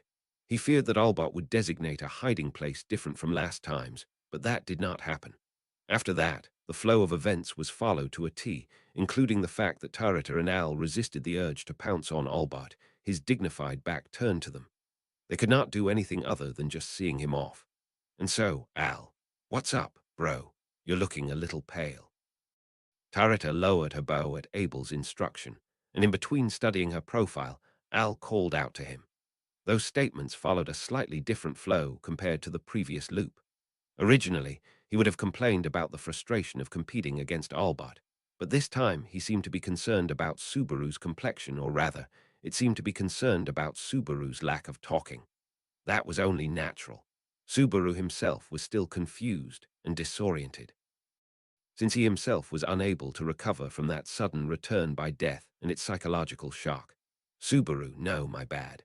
During that talk, I suddenly felt really tired. Al, oi, get a grip, please. Mine and Medium Chan's abilities were halved because we were shrunken, but unlike ours, your strong points should still be intact despite being small, right, bro? Subaru, my strengths, medium, of course. The great thing about Subaru-chin's that he's smart. Big bro's amazing, but isn't Subaru-chin amazing too? It's all fine and dandy, even if your boobies are small. Following Al's encouragement, Medium also joined in with good spirits. While holding Louis in her arms, she patted her chest, her own breasts now gone. Observing the state of those two, Subaru then let out a long sigh. Those two people who had encouraged him were right. There were almost no situations in which Subaru would be physically useful to begin with, regardless of whether he had been made smaller. Because of that, Subaru was the one least affected by having been made smaller. This was not the time for Subaru to be dragging out his mental exhaustion on and on. Subaru, I've told you already, don't look at me like that. If you're going to show off the full effect of the Oni mask, that cognitive disruption feature alone should be enough. Abel, you have regained some of your good judgment, but you have surprised me beyond my expectations. I took you as a fool on whom the effects of this mask had gone unnoticed for certain. Subaru, I wouldn't have been surprised if you were just wearing the mask because of your eccentric behavior, though. Encouraged by Al and Medium, Subaru raised his face and sent a retort straight back to Abel. Abel, who had been patronizing him and regarded him as a useless man, saw that Subaru had regained the strength to raise his head, which seemingly made him refrain to use any further sarcasm. The fact that he felt this was a concession, led one to believe that Abel's communication skills were not up to snuff, but there was no time to discuss it at this point. Al, so. I know, he said he was gonna do a tryout first, but there are a lot of possible hiding places just around the inn, man. Bro, do you or Abel-chan have some kind of plan? With the purpose of moving the state of affairs along, Al turned his focus to Subaru and Abel. As an answer to this, Subaru could present Albert's first hiding place. The very room they were talking in at the moment was where the old man would return to, in fact. Given that the hint left by Albert was the same, there was no need to worry about that having changed. The problem was that after they found Albert, they would have to go outside the inn. Subaru, it's not a plan per se, but I can guess where behind the eyelids is referring to. Al, oh, seriously. That's awesome, bro. Subaru. It's just that there's a good chance that another problem's turned up besides this, behind the eyelids. Some sort of threat had assailed Subaru now, not just Subaru. It had affected their entire group, and it was necessary to share it with Al, Abel, and the others who were unaware of it. However, Subaru himself had gotten so little information that he did not have many reliable ideas to share. If there was something could say with certainty, that would be Subaru. The agreement we made with Albert-san, that he would not interfere, is there any chance that he'd break it? Abel, oh, are you trying to say that since the beginning he was planning on violating the preconditions? Subaru, yeah, I'm thinking it's possible. Abel, no, that is impossible. Due to the fact that he had been attacked as soon as he left the inn, Subaru tried to draw the attention of his friends to Albert. However, that was denied by a very adamant Abel. Once Subaru's eyes widened at his reaction, Abel folded his thin arms, and Albert would have nothing to gain with such a deed. Henceforth, that is impossible. Subaru. But Albert-san had even been thinking about killing the Emperor. Even you said you had not imagined that at all, if so. Abel, what you speak of is the fact that the notion of posthumous fame is something I do not possess. But I do comprehend that such a thing does exist, and that there are those who desire it. However, this and that are two different stories. Being shot with a sharp gaze through the Oni mask, Subaru felt like his internal organs had been paralyzed by fear. It was not as if Abel was emitting a special energy, one sharper than before. In spite of this, the feeling of being targeted did not disappear, and Subaru's breathing was disturbed. While Subaru was struggling with this feeling, Abel continued with, "May I?" Abel, it is as you yourself have spotted, and as per the rebuttal to that masked clown, there is no reason for Albert Dunkelken to harm us himself. If his target is the Emperor's head, then he shall desire the intelligence I possess desperately. There is no basis for any such hypothesis whatsoever. Al, I'm with Abel-chan, bro. The old man's been ordered by the Emperor to leave us alone. If he was gonna break that promise, whether he does it inside or outside of the inn doesn't matter. Right. Subaru, ooh, does it? Al, bro. Subaru, oh no, you're right. Yeah, I think so too, that's for sure. Abel and Al's continued talk caused Subaru's comprehension to fall behind for a few seconds. However, once explained in a solid argument, it was something that Subaru could agree with. Abel and the others were unaware of it, but Albert had a history of killing Subaru and the others. Nevertheless, Albert's act was one that was driven by a logical train of thought for him, so Subaru was able to agree with the general argument presented by them. In that place, the only thing that had gone wrong had been the timing. With that as the basis, that Subaru and the others had been killed as soon as they had left the inn was certainly strange, according to the game rules Albert had agreed to. According to Al, if Albert intended to kill them no matter what, it would have been better to murder them before they even left the inn, so that it would not be seen. Maybe he had a desire to kill them in a public place, but that would not make sense either. Perhaps, though, he thought Subaru's group would be in for a more painful surprise were he to kill them once they obtained some peace of mind due to his intent to not kill them. Subaru. If that was the case, then he'd make more of an appearance, right? If Albert was aiming to disrupt Subaru and the others' moods because of the badness of his character, would not he want to see their disappointment and despair with his own eyes? Aside from that, he could not think of any reason for Albert to kill everyone outside the inn. Meaning, Subaru. What's this supposed to mean? Medium. Hey, Subaru-chin, what are you worried about? Are you worried about going outside? Subaru. Huh. Then Medium peered into Subaru's face, who had fallen silent in his haste to sort out the situation. Right in front of him was a pair of round blue eyes, and Subaru involuntarily turned away with a whoa. As an immediate reaction to his own, Medium let out a wow and quickly grabbed his hand. And so, Medium, there, Subaru-chin, calm down, calm down. Subaru, ah. Medium then pulled his hand and held Subaru's head to her chest. As she slowly stroked his back, he could feel the beating of her heart on his forehead and cheeks. Her heart beat in a steady rhythm, tenderly smashing Subaru's frozen consciousness. Medium, when my head gets all messed up, I ask Big Bro to do this for me too, Tilda. Big Bro also used to have people do this for him. Subaru, it calms me down, I can feel it. Medium, yeah, good. So we can stay like this and you can tell me what's going on, okay? What's Subaruchin worried about outside? Medium's voice, coming down from directly above him, did not rush Subaru to answer. Subaru wished to be spoiled by Medium's generosity and kindness that did not change even though she had been made younger. But he knew that the current time would not allow that. So, as a trade-off, while having his head held by Medium like that, with difficulty he developed a thought. Subaru, it's just that.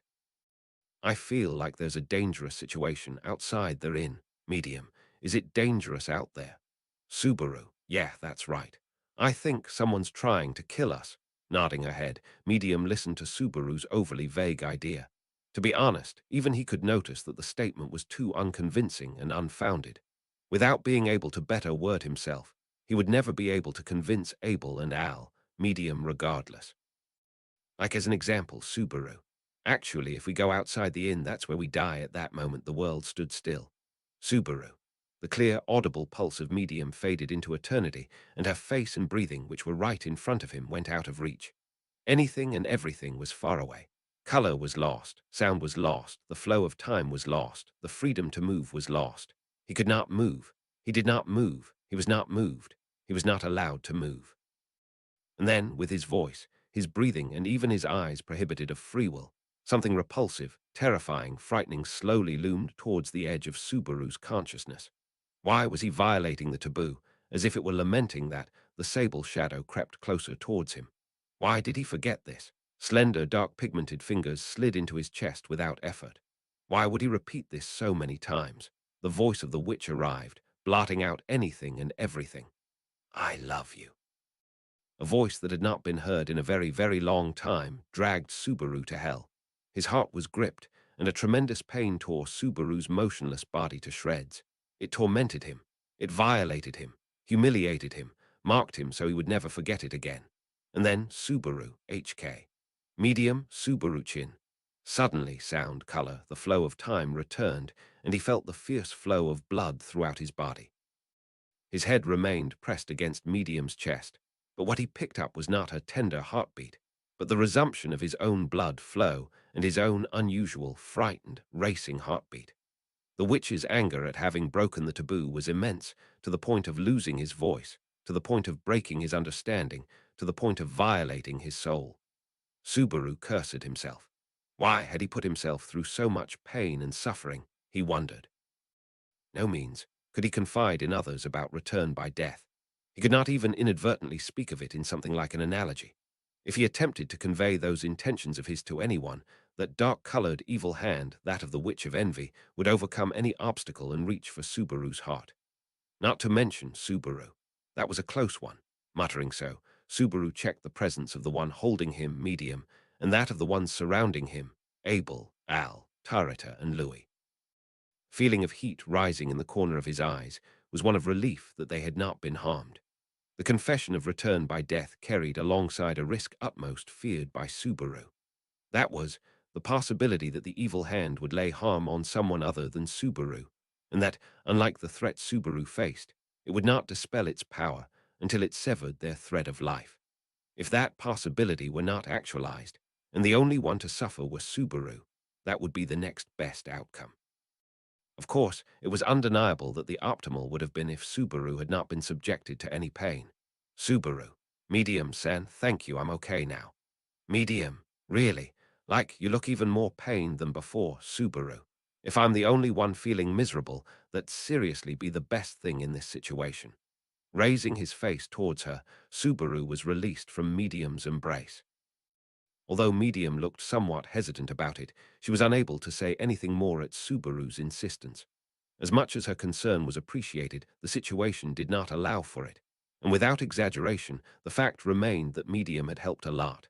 Subaru, I'm sorry if I sound weird and unsettling, but I really feel it's dangerous outside.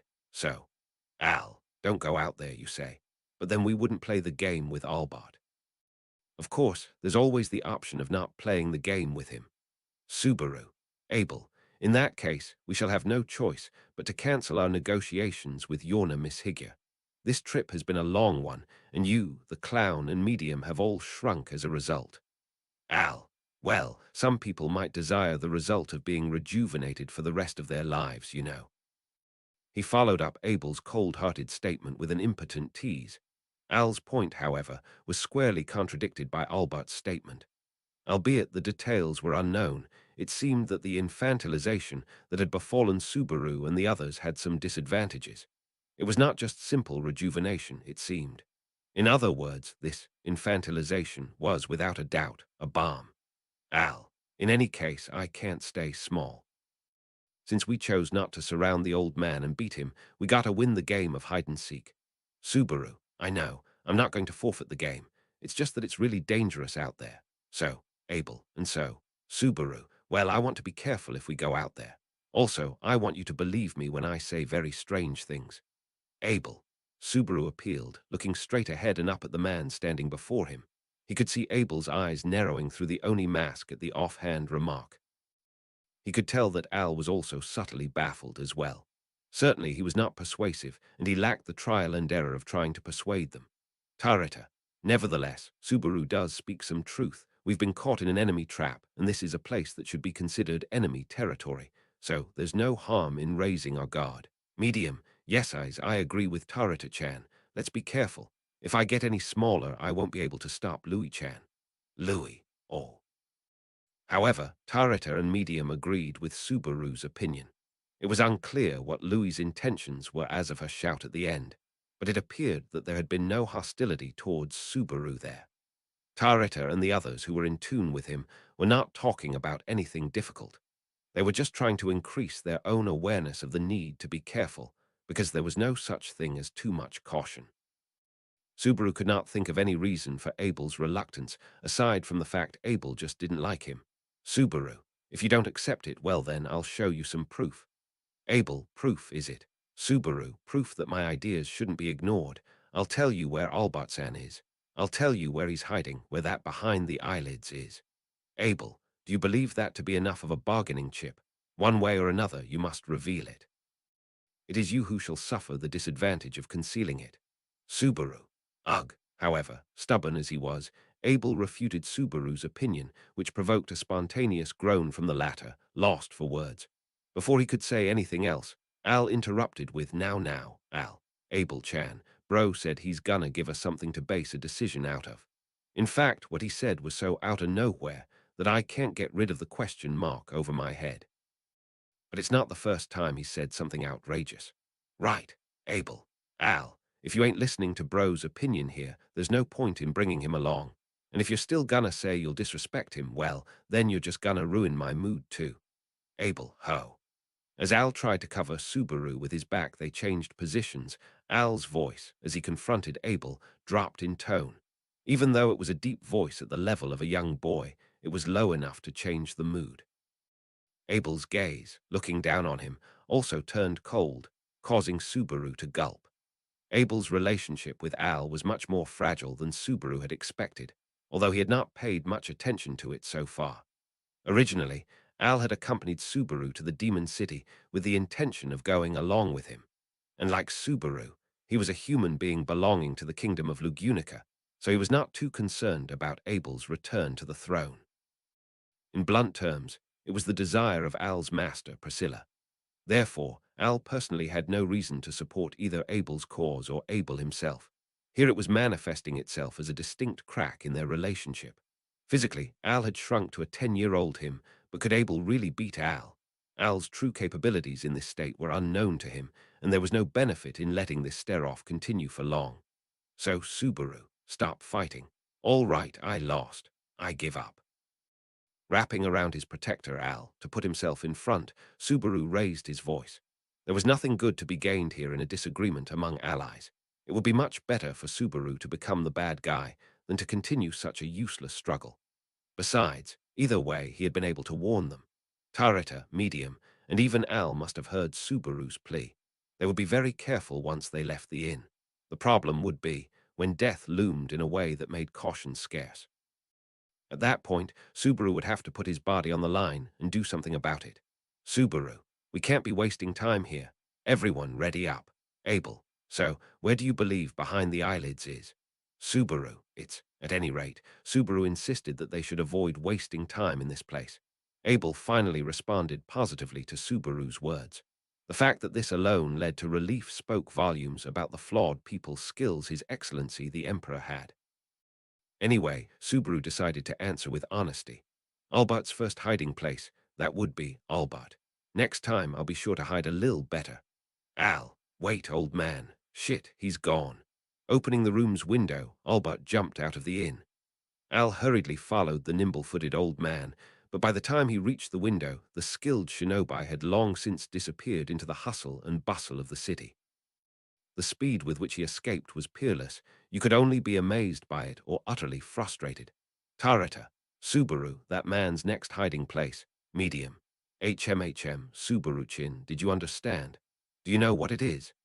Everything has developed as it had before, with Subaru having found Albert's first hiding place without trouble. Tarata and Medium both looked at him with expectation. However, unfortunately, the second hiding place, the answer to Abyss with a great view, was unknown. He was unable to give them a suitable answer, and Medium and the others slumped their shoulders, although they collected themselves again, following the same flow as last time. Al, so how's it going, Abel-chan? Bro did a great job guessing right where that old man was, didn't he? Abel, he deserves credit for his accomplishments. Al, that's all. Abel, as usual, we have no time to spare. We must uncover Albert's whereabouts twice more. What else is there? Al, is that so? Perhaps because of the earlier conversation, Al, prodding Abel, drooped his shoulders due to the latter's answer. Al's sentiment was nice, but that Abel would react like so was predictable. Subaru did not recall getting any comments on the results or anything in particular from Abel the last time around. In fact, it was difficult to imagine him praising others, not just Subaru, honestly. This time it was just another act that did not betray Abel's character. Tarata, with a great view, means it's probably considered a high place, no, medium, but an abyss is a hole, right? If it's a hole, wouldn't it be in the ground? Subaru, I think you're both on the right track. To answer that question, Abel, I believe you wanted to go to a place with a lot of people. Abel, Tarata and Medium speculated on Albert's next hiding place. To move that discussion forward, Subaru wanted to implement the plan from Abel that had not come to pass in the previous loop. As per his memories, Abel had originally planned to go to a crowded tavern. As soon as they left the inn, a sudden death had befallen Subaru and the others amidst the street. Putting it in another way, the moment in question was fast approaching. Subaru, oi, Abel. Abel, your thoughts are not erroneous. A location with many people coming and going. It would also be preferable to be in a place with a lot of people. Al, a place where people come and go. Subaru, a place to drink, a tavern, was it? The conversation proceeded at a brisk pace, and Abel nodded in agreement once Subaru used that word. And so, once they were all settled on leaving the inn and head for a tavern, Abel, we shall avoid the front and leave using the inn's back door. And it was Abel, of all people, to speak so. Subaru let out a dumbfounded, what? To that change in opinions. Al and Tarata raised their eyes as well. Medium, Abel-chin, does that mean you believe what Subaru-chin said? Abel, there is nothing better than staying vigilant. Now that we have pinpointed Albert's whereabouts, there is room for consideration. What I am saying is nothing more, yes. Subaru, you really are a piece of work. To those words laced with resentment from Subaru, Abel merely responded with a snort from his nose. However, his haughty attitude aside, Abel's decision was helpful to Subaru. Subaru was similarly hoping to somehow lead everyone to the back door. Al, I think that means he has the intention to properly give you credit, bro. Subaru, looks like it. Rather, that's the way it's always been. Somehow, he also doubted Abel's attitude of definite punishment or reward. If he could understand that aspect, it should help him to get a rough idea of a way to deal with Abel. Subaru himself was already supposed to start grasping him this way. It was as if he were learning how to deal with Abel all over again. Al, but I'm still stunned that you were able to guess the old man's location. I dunno how you did it. It's like you read a strategy guide for this. Subaru, a strategy guide. That sounds so damn nostalgic. Well, it'd be useful to have something like that, but that's not remotely it. That was just experience coming into play. Al, experience of playing hide and seek. Subaru, it's similar, you know, like before, like before. As he responded to his achievement of finding Albert being probed, Subaru's thoughts ground to a halt. One of the reasons as to why Subaru had been able to tell that Albert was hiding in the starting room was because that was a typical development for the kind of behavior a person like him would have. Still, someone must have done something similar to that predictable event before Albert. So Subaru should remember it clearly. Al, forgetting things. Forgetfulness is something old people do. Funny that, contrary to what you'd expect, although you're young now, you're forgetful too, bro. Subaru, forgetful. Al, that's it, isn't it? If it was someone else, it was someone close to you, bro. It shouldn't be the silver-haired girl, maybe the lowly that was always with you, Subaru, Beatrice. Al, whoa. Al's shoulders trembled as Subaru looked up and gave a powerful shout. But Subaru had no time to deal with Al's surprise. Of course not. Subaru, stop joking. No matter what he made of it, it was strange. It was Beatrice, Beatrice. Subaru's partner, a great spirit both pretty and sweet. The clue to finding Albert had been the first prank she played on Subaru. If there was anyone that could take credit for that, it should be earned by Subaru and Beatrice. And yet, it was impossible that he'd just let that slip away. It was something that shouldn't have happened. Tarita, Subaru, Al, please come here. Suddenly, Tarita's sharp voice called out to the stunned Subaru. Looking up at her in reflex, he saw Tarita at the back door of the inn, peeking out the crack of the slightly open door to the outside. Her face, seen from the side, had a look of intense alarm. The reason for this alertness was probably nothing other than the death that had struck Subaru and the others, Tarita, were already surrounded. There's probably close to 100 of them. Arc 7, Chapter 45, Konkan. Machine translated by Archbishop Kiln, proofread by Archbishop #0097 and Mwing's Japanese to English checking by Avaricious Paper Art Sources, Applefresh 379. This an edited machine translation, which has been checked by at least one Japanese-English human translator for quality. This is expected to have a quality dip in accuracy. Therefore, if you read this chapter, you must take into consideration the trade-offs between speed and quality. A proper, higher quality translation for this chapter is in the works by our team, so if you would prefer to wait for it, then feel free to check back at a later date, keeping an eye out on our social media for updates. Tiger at the front gate, wolf at the back gate. One, strictly speaking, his situation was different, but it was a saying that crossed Subaru's mind. The fact that it had taken him a while to come up with even that saying really showed the difficulty of Subaru's circumstances. Al, nearly 100 enemies. Looking out the back door of the inn, Al's voice cracked as Tarita told them the startling news. In response, Tarita nodded quietly, saying, Tarita, yes, we're surrounded. It seems more likely out of caution than hostility. Abel, sure, merely one or two people would be one thing, but it is difficult to ignore when they number close to 100. Keeping his voice low, Abel spoke to Tarita, who shut the back door. As Tarita lowered her chin at his words, Abel's gaze turned from her towards Subaru. His black eyes narrowed through the Oni mask, his sharp glare pinning down Subaru's heart. And then, Abel, you have problems aside from being surrounded, do you not? Subaru. Ah. Abel, against all reason, your limbs have shrunk. Anything could happen. Mixed with a faint sigh, Abel spelled that out, having guessed the abnormality with Subaru. Because of his words, Subaru felt his cheeks become warm with shame. From the knowledge that Abel had been able to notice his disorder, and also from the awareness that he was holding them back. He would rather even pretend that there was nothing wrong with himself. However, Medium, Subaru-chin, are you okay? The voice of Medium, which had comforted the troubled Subaru just before, made him stop. Being stubborn in this situation would not solve anything. In addition, not only Subaru, but also his friends, medium included, would suffer the consequences of his stubbornness. So, Subaru, actually, I feel like my memory's getting weird. I'm having trouble remembering things that I should remember, and that's probably not good. Al, that's why you were so strange a moment ago, huh? Subaru swallowed his frustration and frankly spoke to Al, who was struck speechless. Al, too, must have felt there was something strange about Subaru's earlier behavior. Talking about the details made him feel uneasy as well. What had happened to Subaru was no stranger to Al Abel.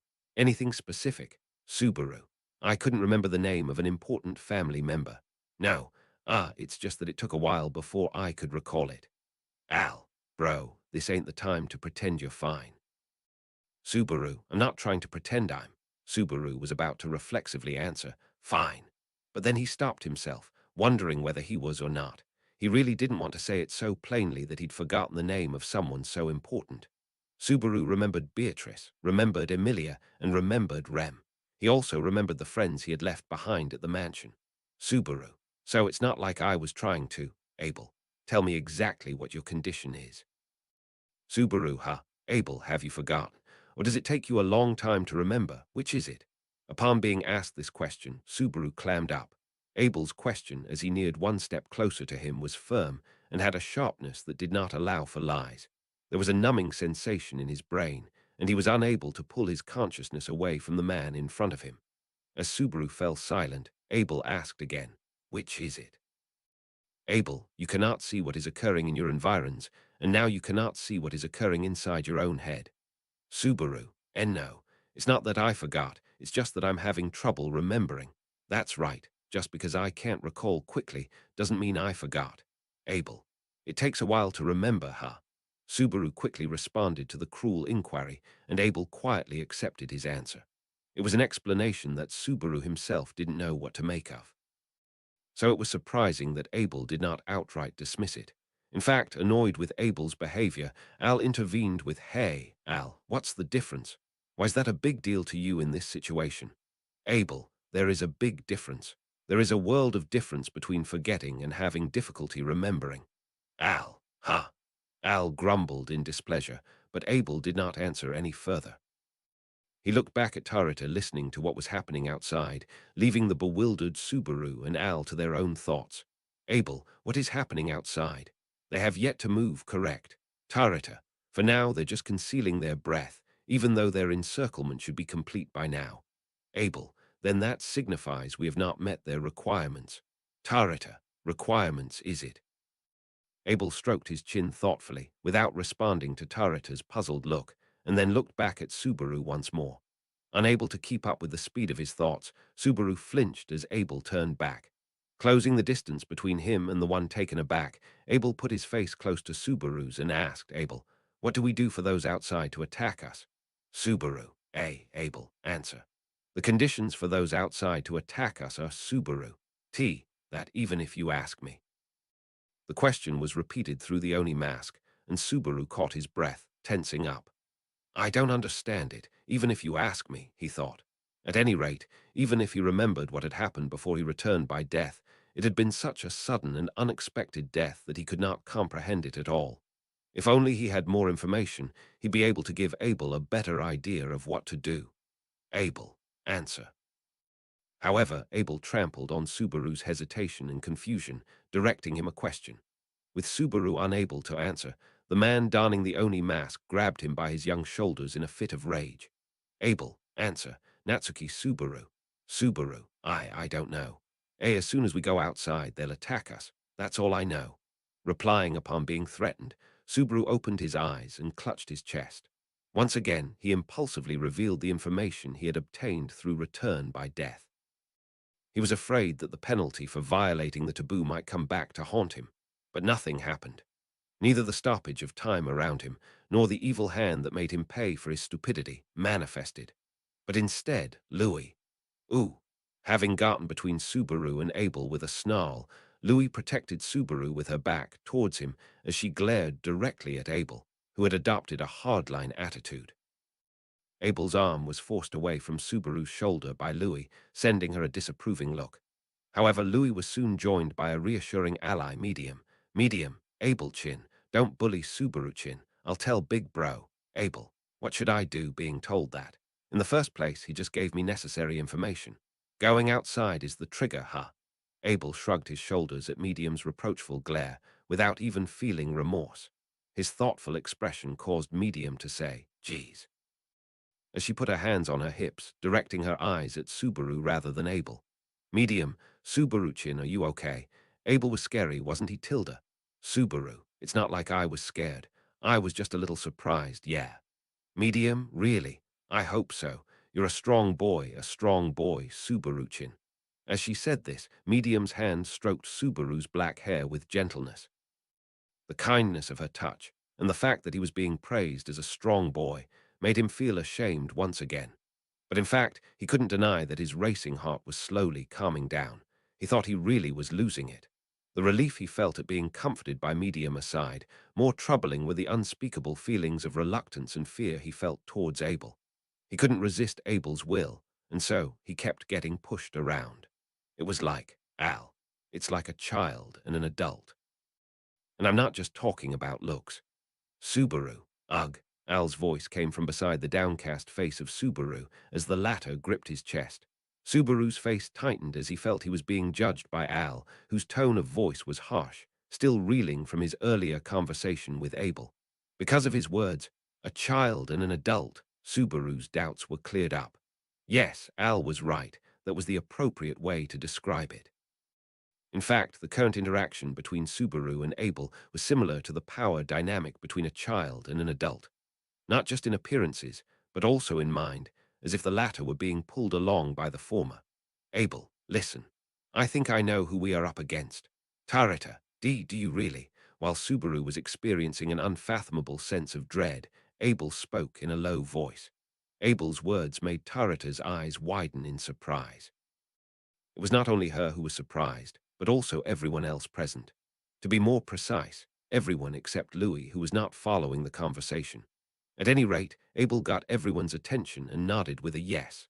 Abel, from the conditions presented by Albert and the 100 enemies identified by Tarita, if we exclude those possibilities that cannot be, we can naturally narrow down the options. Al, so what do you think, oh clever Abel-chan? Who's after us? Abel, it is Chaos Flame, Al, and Medium. Chaos Flame, this city. In response to Al and Medium's question, Abel nodded grimly. He then looked over at Subaru and the rest, whose expressions showed that they still hadn't put his answer together, and continued, Abel, Chaos Flame, that is, the residents of the Demon City. Though standing outside poised to attack, I am sure they are the very people residing in this city.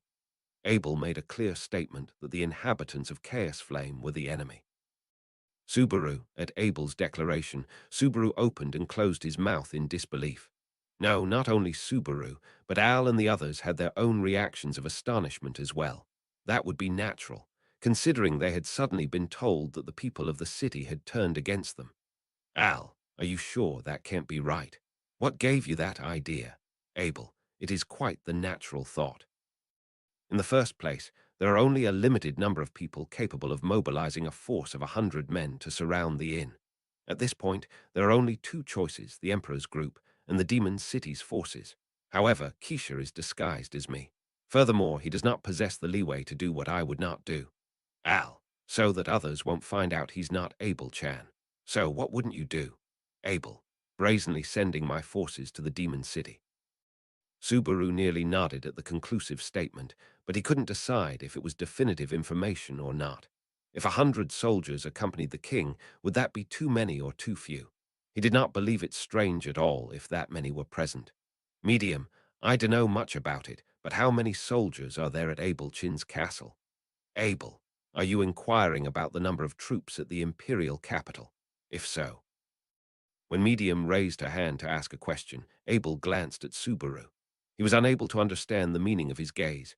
Abel touched the forehead of his Oni mask, and after a moment of contemplation said, Abel, some insignificant 30,000. But this talk is not about the forces at his command. Whether or not the Emperor would allow them to accompany him is the topic of this conversation. And Tarita, the real Emperor, would never do such a thing. Abel, that is what I meant. Abel nodded his head. He denied the possibility of the false emperor making such a careless decision. Subaru felt that there was a possibility that the other party could have been careless, but he kept his mouth shut. He would not be listened to, even if he had said it. In any case, Abel, the emperor declared it forbidden to touch us, and Albert displayed an approach that adhered to that order. With that case as valid, dispatching a force at us would make no sense. Al. What about a theory like, he didn't do it himself, or something like that? Abel, now I shall ask you, do you believe I would ever allow that line of reasoning? Tarita, I don't think so. Synchronized with Tarita's answer, Al similarly denied it with a shake of his masked head. As long as the fake emperor was disguised as Abel, his lines of thought must be the same as Abel's as an emperor. In other words, what Abel would not allow, the fake emperor could not allow. And so, the false emperor would have to continue a pretense of being very narrow-minded. Abel, Kafma Urulux would not permit it, even if an attempt was made to reason with him. He is inflexible, and therefore he is a valuable asset, but I am certain General Second Class Kafma would not condone this crooked interpretation. Subaru, Kafma, would that be the straight-laced guy we saw yesterday? Abel, he might be meek towards the emperor, but he shall opine without hesitation even against a general first class. Even Albert's cunning shall be unable to bend Kafma's principles. Al, that lil bro's got that much power. Abel, at one time he was approached for a promotion to divine general. For a variety of reasons, he passed up on it. As a response to Abel's answer, Al let out a frustrated ah. If this was true, then 2 divine general-class people had been present in the castle yesterday, nay, 3, since the fake emperor was one of them. That may indeed be more reliable manpower compared to bringing in unskilled troops. Subaru. But if the false emperor's not the enemy, then, naturally, the conjecture that Abel had proposed became more and more realistic. In other words, the inhabitants of the demon city of Chaos Flame were the ones waiting for them outside, and the leader who had made them move was Medium. Are you saying Yornachan's making them attack us? Al, it's hard to think of anyone else, isn't it? There's no one else who knows about us and has a good reason to target us to begin with. Subaru, what does Abel think? Someone within the demon city of Chaos Flame who could move its inhabitants as pawns. Naturally, the first person that came to mind was Yorna Mishigya, the ruler of the demon city. However, was it possible that she, being as unpredictable as Albert No, perhaps even harder to predict, was the mastermind behind the whole situation? In response to Subaru's suspicion, Abel tapped his finger on the forehead of his Oni mask. Abel, that is asinine. And his reply was brief. Subaru, asinine. Does that mean you don't agree? Why, Abel, it would be pride to believe that if you ask, you shall receive an answer for everything. The missive. Subaru, the missive. Abel replied to Subaru's question while adding an unnecessary sentence. The missive was the letter they had delivered to Yorna the previous day. Delivering that letter had been the purpose of the previous day's visit and was bound to be the reason for the current day's summons. Abel had not told them in detail what he had written in the letter, though. Abel, in the missive, I wrote that I would reward her with that which she desires. Al, the thing that lady wants, in other words, the position of empress. Medium, to be your wife. Once Abel mentioned the contents of the missive, Al and Medium spoke in quick succession. As they had been told the prior day, Yorna wanted the emperor. Not necessarily Abel, but the emperor's status. So if it were true that he had written that he would give Yorna what she coveted, it should be like that. Subaru, how the heck did you decide to convey something like that in a letter? Abel, do not trivialize the problem using your own standards. Whatever it is, she shall achieve what she desires. Hence why we were summoned to the castle. It is illogical for her to send her forces against us in spite of that. Al, Tilda, what if she hates being Abel-chan's wife so much that she wants to kill him? Or perhaps the letter was so rude that she wanted to kill them. Subaru thought that there was a very good chance that he would be treating the person he was going to marry in a pompous manner because he behaved that way in person. But Abel scoffed at the idea Subaru and the rest had. Abel, what she must do, she shall. Emotions are secondary. She is not like Priscilla. Al, I did think that lady was just as troublesome as the princess. Subaru agreed to that. Priscilla and Yorna were both scary. He was afraid of Priscilla and Yorna both, but he felt that Abel had a point because it had been stated with such conviction. Also, he recalled his memories of Yorna from the previous day. Yorna, as the lord of the demon city, I won't speak lies in front of my attendants. So Yorna had said, her words spoken with a bewitching smile regarding the matter of the letter that Subaru and the others had present her with, a promise that she would not throw it away without reading it. Subaru and the others fell into the stables afterwards, and then Tanza, Yorna's attendant, had declared that Yorna had recognized Subaru and his companions. At the very least, Subaru did not take her as a woman who would change her previous statements at will. He did not, so he wished to believe what Abel had said. Tarita, in any case, those outside should be getting impatient right about now. What should we do? Keeping an eye on the outside, Tarita questioned them about their next move. Abel had spoken of a trigger for an assault as in the conditions that would make the other party attack them, but so far they could only guess that it would be them going outside. But with the other side prepared to attack them, they did not know when they may force their way in. In addition, Subaru and the rest were in the middle of a game of hide-and-seek. Subaru, even if we know the people outside are coming in, we can't just not leave, right? Al, well, unless the old man outplayed our outplaying and hid in the inn for a second time, just in case, should we take another look at the room? Abel, I would have considered that if we did not have the clue, an abyss with a great view. So Abel dismissed him, and Al hung his head in disappointment. In fact, Subaru had the thought that Albert would be hiding in the first room once more as well. But no matter how much he thought about it, he could not connect it to an abyss with a great view. So he had not touched on it. In the meantime, their group's course of action was being finalized. Of course, there was no other choice for them but to make their debut. The question was, what kind of strategy should they use to make that option work? Abel, Tarita draw their attention. Subaru, Abel. A moment later, Abel gave what seemed to be the cruelest instruction of all. Hearing this, Tarita's cheeks hardened, and Subaru criticized Abel in a shrill voice. But Abel ignored Subaru's voice, keeping his gaze on Tarita, and continued, Abel, make a great ruckus and capture the attention of those outside. Meanwhile, we shall sneak out. Al, Abel-chan, a better understandable plan would be, Abel, there is none. This is the best we can muster with the cards in our possession. If you had not been shrunken, we might have been able to find another method. Subaru, that's going too far. Louis, oh, Abel dismissed Al's concern for Tarita's safety. Along with Subaru snapping at him for his cruelty, Louis voiced her righteous indignation as well. However, as a reaction to Subaru and the others, Tarita, yes, understood. I'll draw the attention of the group outside. Subaru, Tarita-san, no matter how you look at it, shaking her head sideways, Tarita was prepared to accept Abel's reckless instructions. Subaru wanted to find a better method that could ensure her safety somehow. However, the only two things that came to Subaru's mind at this moment were caution and anxiety towards the very dangerous enemies outside. Abel, Tarita, hand me that package. We shall need it later. Tarita, here it is. Once I have their full attention, please take advantage of the opportunity and ease Cape. However, I don't think I'll have a chance to give you a signal, Abel. I shall allow Medium to decide that. Medium, me. Abel received the package Tarita was carrying, his slender form shouldering the bag. As Abel continued with the preparations, Medium, having been designated by name, widened her eyes. Turning to face her, Abel nodded, together with a yes. Abel, shrunken or not, you still have eyes to watch for an opportunity. Out of everyone, you are the most competent. Medium, gotcha, I'll watch carefully.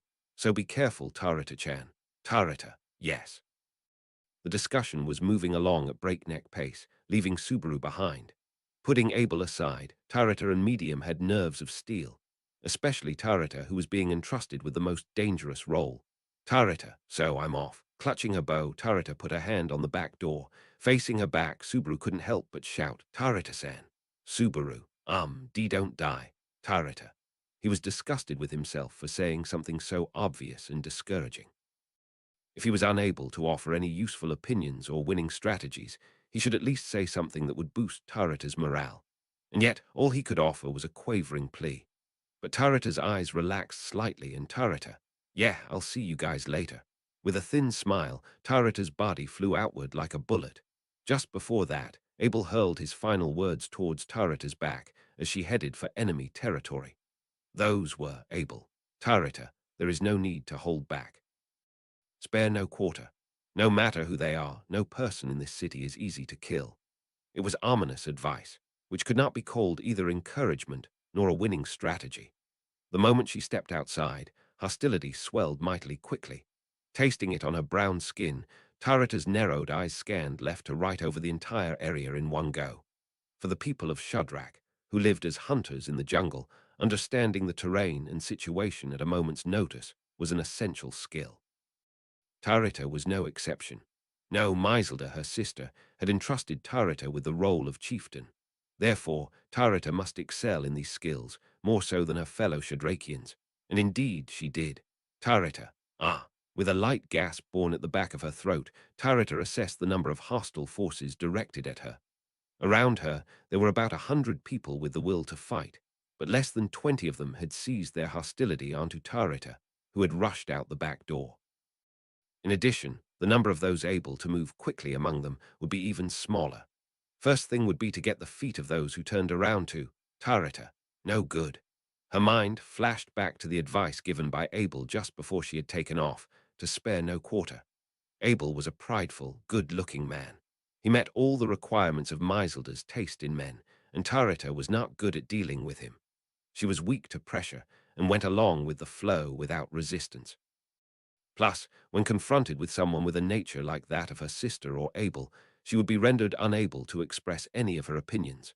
That was why Tarita preferred someone who would listen to her, particularly because she would take time to settle on an opinion and would reel at being rushed. From that perspective, Flop, who had stayed behind at Garrel, was quite Tarita. HK, what am I thinking? Blushing red with momentary shame, Tarita drew her bowstring as if to vent. A moment later, arrows were released from the bow three at the same time. Tarita's archery skills manifested, with each arrow aiming at a different prey. One flew straight and two flew in a curve as they cut the wind along the alleyway outside the inn and pierced their targets. Three men who had turned to face the rushing Tarita and made an attempt to step towards her were shot in the neck and chest respectively, instantly robbing them of their fighting power. Tarita, hunting is comfortable. It suited Tarita because she was not required to talk to anyone. The prey did not expect Tarita to speak, nor did she want to communicate with them. The only dialogue that occurred was that of her arrows and their meeting the enemy. Even so, the result dubbed life and death need not be produced at the end of a conversation. Row! With a roar, several shadows rushed into the alley, replacing the men who had been shot through. The first thing that entered Tarita's field of vision was an oxman, his body so massive that, to gaze upon it all, she had to look up. A man with short, thick horns at the top of his head was ferociously using his frame to charge, all while unleashing a battle cry. A direct frontal hit would pulverize every bone in Tarita's thin body. However, there was no way to escape to her back or to her side. Even if she jumped upwards, there was a good chance she would be grabbed by the legs. With that in mind, Tarita lowered herself and darted forward. Oxman, wah! Perhaps because those actions were unexpected, the Oxman's eyes widened and his throat tightened. Tarita extended her legs towards the Oxman's face and used it as a foothold, punting him in the snout. Bending her knees to stifle her momentum, Tarita's body revolved with ease in midair, using the face of the Oxman, spewing blood from his nose, as a foothold. Then performing a half-turn, she adopted an upside-down position while airborne. Tarita. As she spun around, she secured a 360-degree view, including the area behind her, which she had not been able to see previously. She was able to assess the shadows of buildings, the rooftops and scaffolding present in the city, and even those attempting to attack her from these positions.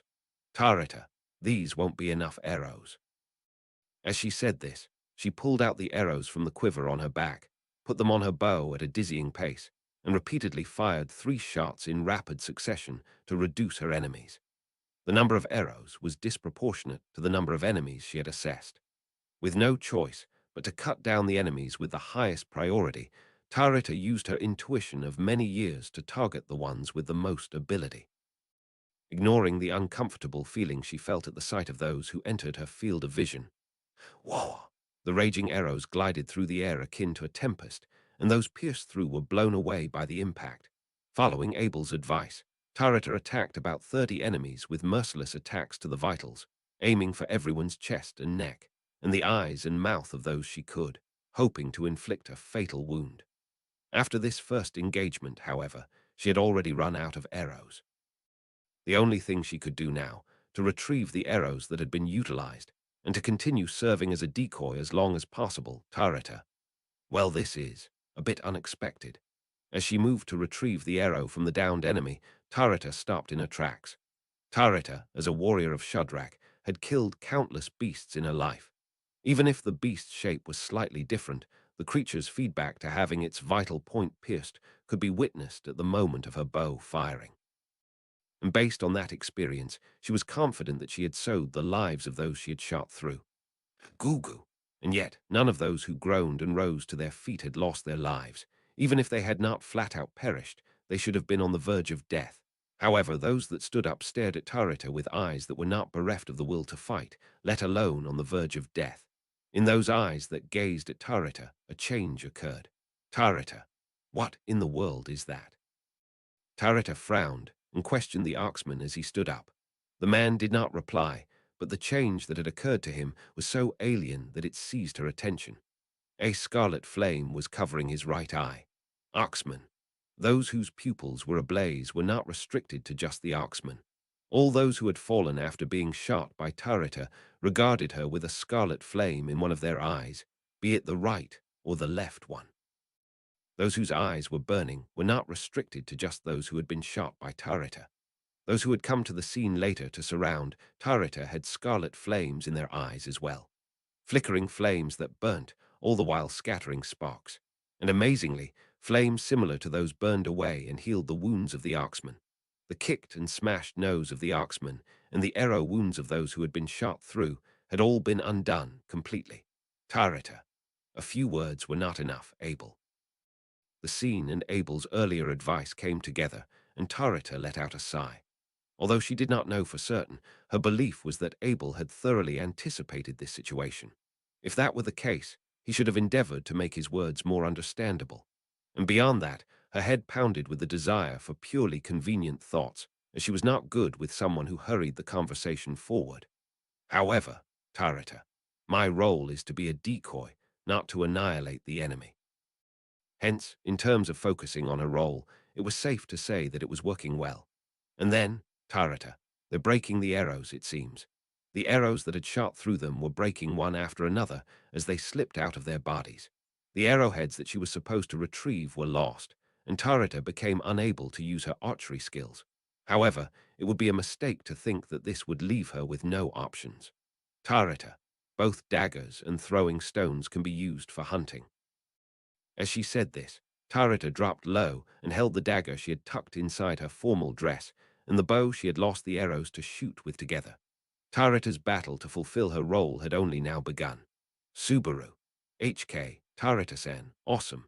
Subaru's voice trembled as he ran, at the sight of the people whose eyes and wounds were ablaze. Tarita had been sent out for a fierce struggle, but her skill was far beyond Subaru's imagination. In all honesty, it was safe to say that Subaru had underestimated Tarita's ability to be an effective member of Shadrach, given her reserved and quiet nature as a late bloomer. Just before, he had also seen how helpless she had been against Albert. Of course, because Meiselder had nominated her to be the next chieftain, he knew there would be no gap in ability between her and Kuna or Harley. But the precision of her aim, the speed of her shots, and the way she was able to take on an overwhelmingly large number of people made it seem like she could be as good as, or even better than Meiselder. Subaru. But still, even evaluating Tarita to have a high level of skill, it was hard to shake off the strangeness of those attackers. In the first place, their appearance was strange. After all, none of them wore armor, nor did they have any sort of weapons. They were unarmed. From the looks of it, they were pretty much the same as many of the people they had been passing by since the previous day. In Chaos Flame, they were just another citizen of the Demon City with an appearance that stood out somewhat. These citizens had surrounded Subaru and the others, and after being on the other end of Tarita's transcendental Bowandero technique, they stood up without a hitch despite being mortally wounded. From a distance, it could be seen that the attackers included women and children, and Tarita must have been disturbed that they were not actually a group of strong warriors. She had done a great job of attracting attention, and at Medium's signal, Subaru and the others ran out into the city. But should they really escape and not back up Tarita? Unsure of what was the right thing to do, those options kept spinning around and around in Subaru's mind. Next to Subaru, Abel, carrying a bag on his back, witnessed the same scene.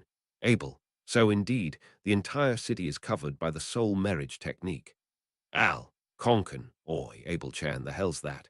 2, Abel, it is the mechanism of the collective that faces Tarita without backing down. Al, who was running in a daze, asked a question to which Abel gave an inadequate answer. Although Subaru couldn't quite wrap his head around what was going on, one thing was clear. Abel had a clue about the relationship between those burning eyes and the attackers. Subaru, Abel, don't keep secrets from us. Tell us everything. Abel, it is one of the supposedly lost secret arts spoken of in ancient literature. It is called the soul marriage technique.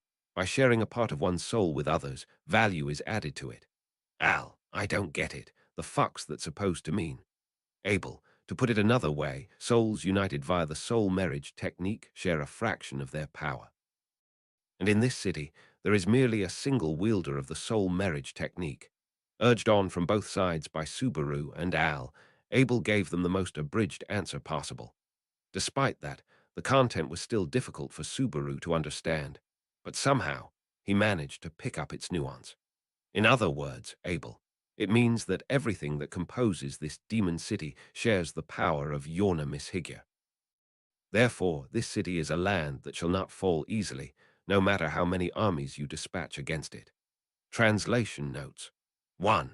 A Japanese idiom for a situation in which it is obvious that even if one difficult problem or disaster is solved or avoided, another difficult problem or disaster will be faced, henceforth making it extremely difficult to escape danger. 2. Konkan is usually an onomatopoeic word used to refer to the cry of a fox. In this case, however, this word is used in the chapter for the technique that Yorna uses to make the citizens of Chaos Flame stronger. Soul marriage technique. Read in Japanese as Konkan Jutsu. Seeing how Yorna is a fox demi-human, the pun should be obvious. Abel uses the kanji in writing, Chinese letter, for soul marriage, which is pronounced Konkan. However, Al doesn't really get what he's referring to, hence his reaction, and saying the pronunciation out loud. Arc 7, Chapter 46, Childish Recklessness. Machine translated by Archbishop, proofread by Archbishop #0097 Safa Commit Japanese to English checking by Avaricious Maskbook Art Sources, RNTMGMGMG. This an edited machine translation, which has been checked by at least one Japanese-English human translator for quality. This is expected to have a quality dip in accuracy, therefore, if you read this chapter, you must take into consideration the trade-offs between speed and quality. A proper, higher quality translation for this chapter is in the works by our team, so if you would prefer to wait for it, then feel free to check back at a later date, keeping an eye out on our social media for updates. Subaru, the people of this city share the same power as Yorna. While running with effort along the alley, Subaru's eyes widened at the words Abel spoke. Subaru had no idea of the power of the foxwoman he had met atop the castle tower of the Crimson Lappy's castle, a woman who seemed to have an unfathomable presence and existence that could also be called the Empress that ruled over the demon city. However, since she had been chosen as one of the 9 divine generals and had been allowed to remain alive, maintaining her life despite rebelling against the Emperor many times, she was definitely very strong. Yorna was very strong, and to think that the whole city shared the same amount of power as her. Subaru, just imagining it is scary enough. Soul marriage technique, you've got to be, Abel. You think I am merely lining up words without pondering them over. Then, how do you explain the events that caused your limbs to shrink? The kingdom and the empire are different in the foundation of their techniques and the studies they have cultivated. Of course, there are certain phenomena you cannot possibly imagine. There is no end to the number of techniques that have been lost. Subaru. Even if you say that, after all those difficult words, Subaru bit the inside of his cheek in frustration and turned his head. His feet almost got tangled, nearly causing him to fall, but he held it together so that he wouldn't be left behind by his friends. Because of their shrunken bodies, none of them, Subaru, Al, or Medium, had shoes that fit their feet perfectly, so their feet were wrapped in cloth, like improvised tabi. One, were it to come untied, making him fall, they would have to stop. That'd be no good. Even if Subaru could not keep up with the conversation, at least his body should keep up. Abel, albeit, while I was thinking of it as a possibility, I thought it was an unlikely one. Al, so you're saying that you didn't know that that lady was a user of the soul marriage technique as well? Abel, even now, I am doubting if that truly is the case. It is that mad of a deed. Abel replied, lightly breathing as he ran, his only mask's gaze directed to their front. Al growled at those words, and Medium's face turned to Abel. Even though she was smaller, Medium seemed to be the one with the most physical energy. Subaru was still doing fine, but he would probably run out of breath before too long. It was difficult for him to keep running. Abel, halt. It appears we have managed to shake off the ones around the inn for the moment. Abel suddenly brought everyone to a stop, though he probably didn't do that, because he cared about their well-being. With the exit of the alleyway in sight, the five of them ducked behind a collection of scrap wood and caught their breath while keeping a watchful eye on the street. Medium, I wonder if Tarita-chan's okay, although she's a lot more mobile than I thought she'd be. Subaru, why? Yeah, she was like jumping and bouncing up and down and shooting her bow and arrows going like pew-pew. Al, bro, are you doing that on purpose? Or Subaru, doing what on purpose? He tilted his head and frowned at Al's question. Had he said something strange, he wondered. He was just praising Tarita's efforts in his own way to match Medium's admiration. In response, Al shook his head and replied with never mind as if it were nothing, and then turned his head towards Abel. And then, Al, what did you mean earlier by calling it that mad of a deed? Abel, as I stated. The soul marriage technique involves ceding a portion of one's soul to another. By soul, that would be the very root of one's self, the ard. Al, ceding, ard. Ruminating on the words, Al's voice trembled at the realization. Ard was, as Abel had stated, the root of one's being the center of not only the body, but also the more spiritual part of the being, the origin of one's mana. In this world, it was often treated as it was the same as the soul. So perhaps the soul marriage technique could also be called the odd marriage technique, although Subaru wasn't too sure of this. Subaru, but why do souls become stronger when they're joined together? Abel, a similar example would be the relationship between a spiritual arts user and a spirit. By entering into a contractual relationship, user and spirit connect to each other's essence. Thus, those connected can be said to draw power from one another. Physical separation has nothing to do with it. This ought to ring a bell. Subaru, a connection in which they draw power from each other, yeah, I get it. But as he heard Abel speaking of spiritual arts users, Subaru's chest tightened. Subaru didn't have power strong enough to take pride in, but he was still a spiritual arts user. He had contracted with a pretty girl in a cute dress Beatrice, and was able to do many things with her help, though a bit limited. And then there was Emilia too. Yes, she was a spiritual arts user as well, although he hadn't seen that little cat for a while. Medium, what's the matter, Subaru-chin? Subaru, it's just making promises with spirits is an awful lot of work, and doing something like that, and with a lot of people. That's a bit medium, HMHM. Subaru, I was just thinking of how difficult it must be. Subaru was able to honestly convey his thoughts to Medium, who, as a good listener, did not rush him, hearing what he said with care. Respecting a contract with a spirit was very important, and it was difficult to do the same with many people. At least, Subaru could not do that with anyone but Beatrice. It wasn't only down to the fact Beatrice was a girl he held such a promise with from the get-go, but also, even if that was not the case, he wouldn't have been able to do it. Hearing Subaru's doubts, Abel nodded, voicing a "that is correct, Abel, hence why I claimed it to be that mad of a deed." Subaru, so the soul marriage technique is dangerous, that's what you're saying. Abel, the soul marriage technique itself can be thought as something much like the forging of a contractual relationship with a spirit. However, it is difficult to believe that it can be performed on an unlimited number of people. Subaru, Abel, albeit I stated it was a portion, it is nonetheless the seeding of the soul. It is nothing more than tearing apart the very foundation of one's being and handing it over in an indiscriminate manner. Keeping one's ego intact is not something that can be done, usually. Or rather, no, talking about this will bring us nowhere. With a slow shake of his head, Abel spoke of the unusual nature of Yorna's soul marriage technique. To be honest, Subaru didn't understand the situation as clearly as Abel did, but he managed to understand that it was very scary. For Subaru, it'd be like sharing his soul with a bunch of people other than Beatrice. Of course, there were people with whom Subaru felt he could give away part of his soul as they wouldn't do any mischief. He didn't think that Medium or Al here would do anything wrong.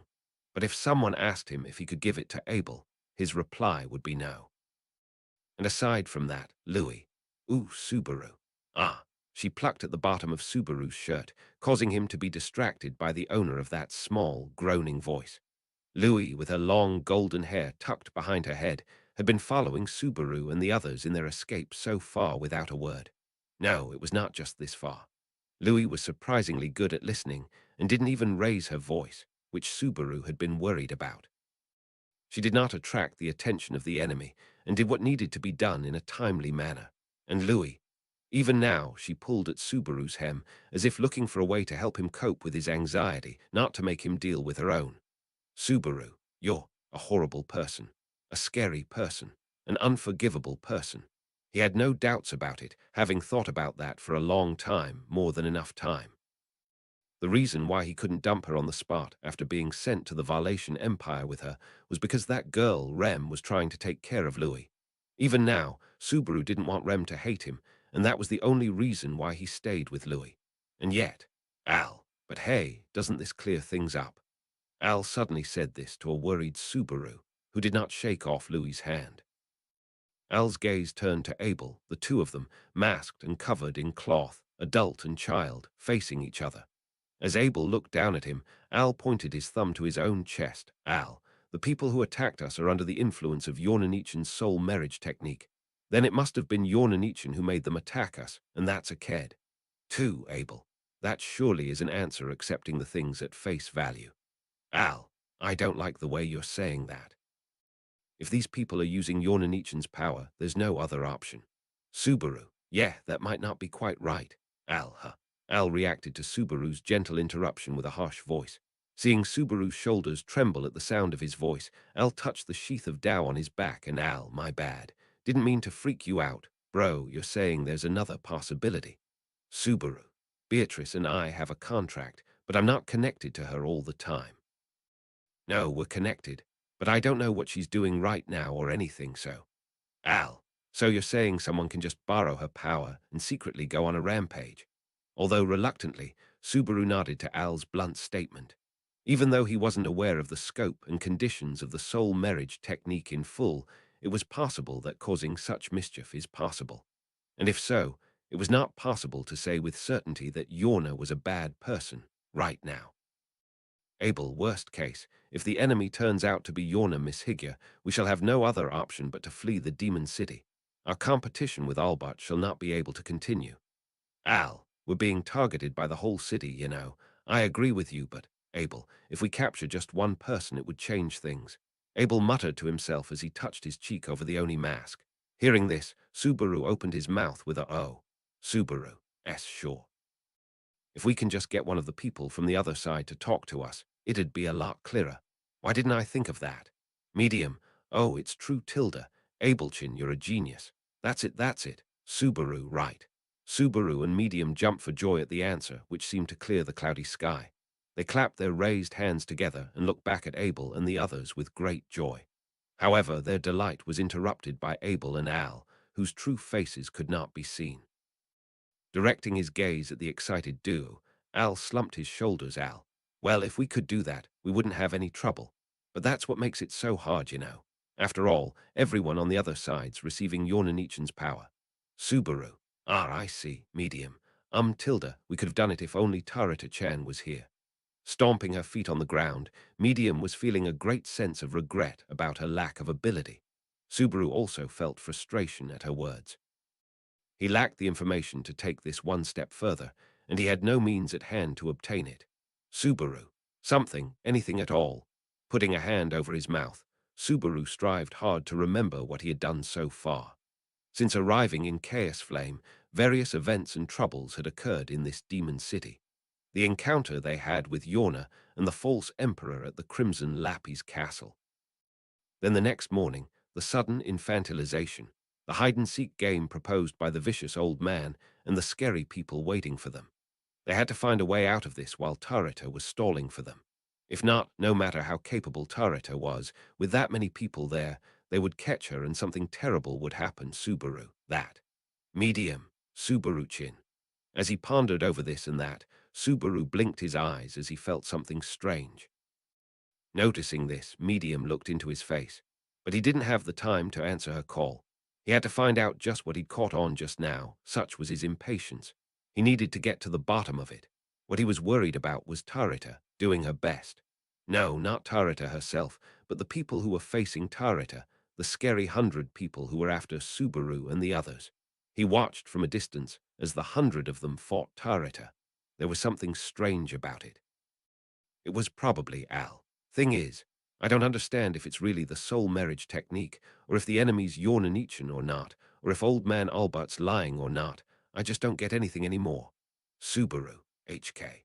Subaru was surprised to see Al barking at him while violently scratching his own neck. However, Al did not seem to notice Subaru's surprise and kicked the wall impatiently. Al had been getting less and less composed at an alarming pace. His original posture of being like an aloof willow branch that could take anything in stride seemed to be an illusion. And Al, in his frustration, continued to pester Abel. Al, what are you gonna do, Abel-chan? I can't keep going along if it's gonna continue like this, you know. I'm telling you, I got bigger priorities than getting you back on your seat. So, Abel, what you wish interests me not, but there is a method to be certain of it. Al, be certain of what? Abel, of whether their strength is due to the soul marriage technique. Pointing towards the exit of the alleyway, Abel declared so to Al, who pressed him for an answer. Outside in the darkness, the sounds of people passing by, footsteps and talking could be heard from the street. However, it didn't mean that any of those people had noticed and were looking in. Just the hustle and bustle, that was all there was. Subaru, the street. What are we supposed? Abel, pick one passerby at random and harm them. Then we can ascertain if Yorna Miss Higuer's soul marriage technique envelops everyone in the city or not. Subaru. Abel. If the wound heals, then they are under the influence of the soul marriage technique. If they remain wounded or lose their life, they are outside the influence of the technique, meaning the assumption they are a user of the soul marriage technique can be dismissed as incorrect. Abel continued nonchalantly, pointing to the street. The content of the speech was so disturbing and outlandish that Subaru could not say anything. His brain was numb. He had given up even thinking. No one would take such a stupid theory seriously. Al, I see, but there's also the pattern of inhabitants not being eligible, just like us. What if we drew one of them? Abel, you can tell the difference between a resident and an outsider by looking at their footwear. Of course, it is possible that only those surrounding the outside of the inn are under the influence of the soul marriage technique. If such is the case, it shall be proof that Yorna Miss Higuer has consciously set her sights on us. Subaru got that Abel was nodding, as if saying that either way they would gain information, as well as Al sinking into silence, as if to say there was still room for more consideration. That discussion was difficult for Subaru to understand because it was based on complicated logic. However, even amidst the incomprehensible discussion, there were things that he understood. That was, if things continued like that, someone was going to get hurt. Subaru. But that's just Abel. If you reject it, then what? Try presenting an alternative. Subaru. HK.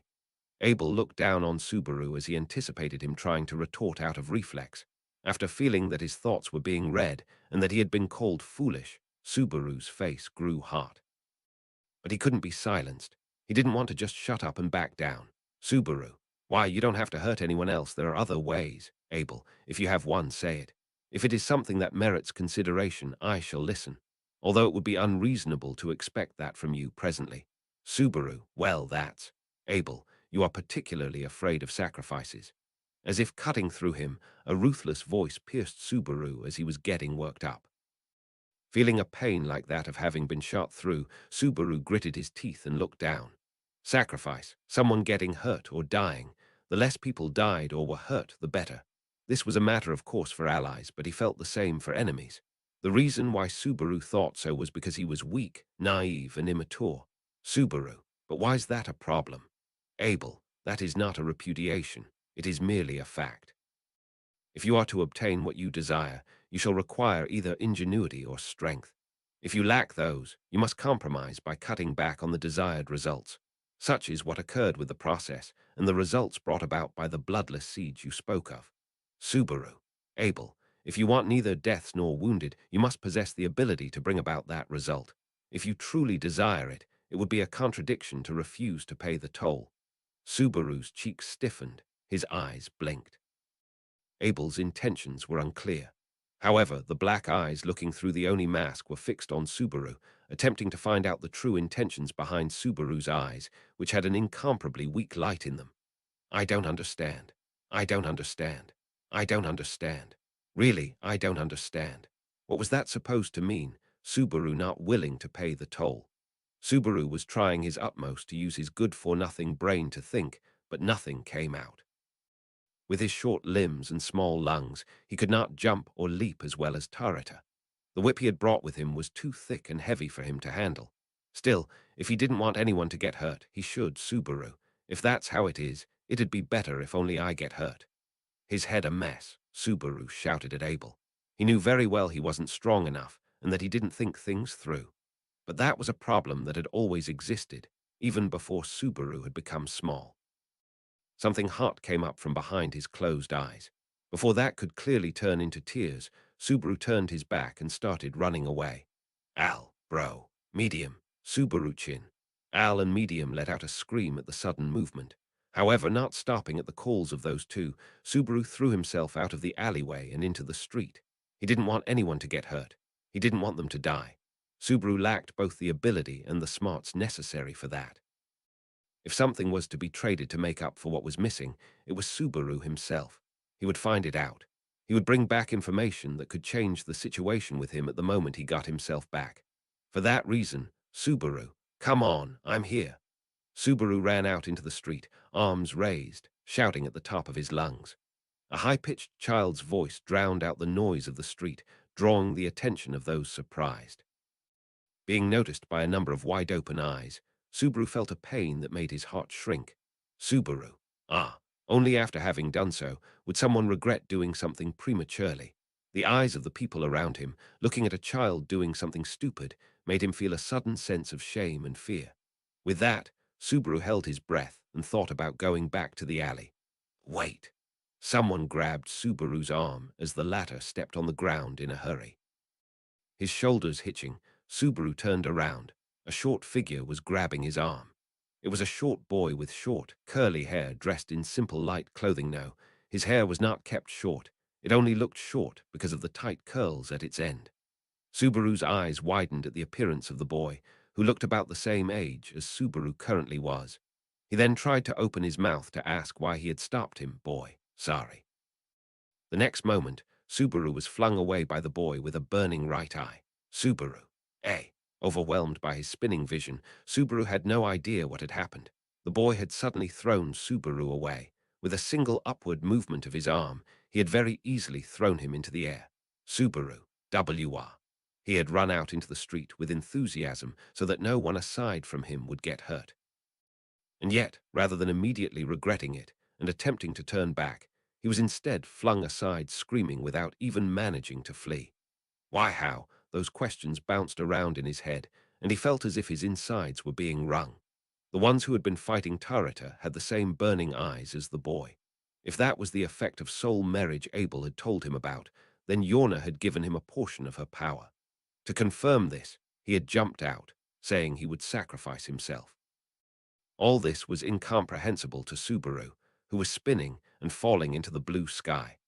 It was an apparent miracle that his body, spinning with unusual force, had not hit any of the surrounding buildings or decorations. Subaru didn't even know if the boy hadn't aimed him at anything.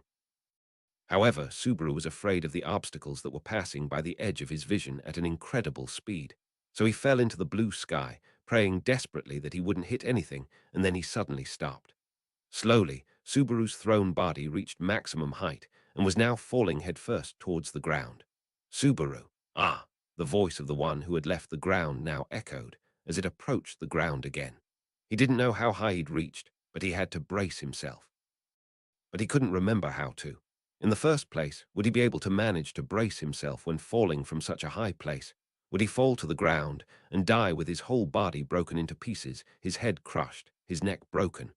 Death seemed to be close at hand again. Medium, Alchin, Al, gotcha. Shortly after, mixed in with Subaru's own screams, he heard familiar, strained voices. And just like that, the sound of something stretched being slashed, and the sound of several long, thin objects falling down came together, and without knowing what they were, Subaru's body hit the ground before that, he was caught. Subaru, wah, wah, wah, wog.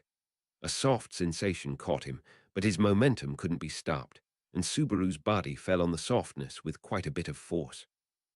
Once he reached the edge of that soft sensation, his thrown body rolled on the hard ground, causing a moan and the taste of sand to spread in his mouth. His body ached everywhere. But Subaru, I'm alive. At the fact that he had not died, Subaru let out a dumbfounded voice. Once he managed to pull himself up, he finally realized what had happened. Al and Medium had saved Subaru with their quick thinking. In order to catch Subaru as he was falling from the sky, they had jumped on a tent of a food stall on the street, detached its anchor and stretched it to make an improvised cushion. Thanks to that, Subaru had not slammed into the ground and his life had been saved. However, Medium, ouch, Al, Arg, the two people who had worked so hard to catch Subaru were not safe. Subaru, Al, Medium-san.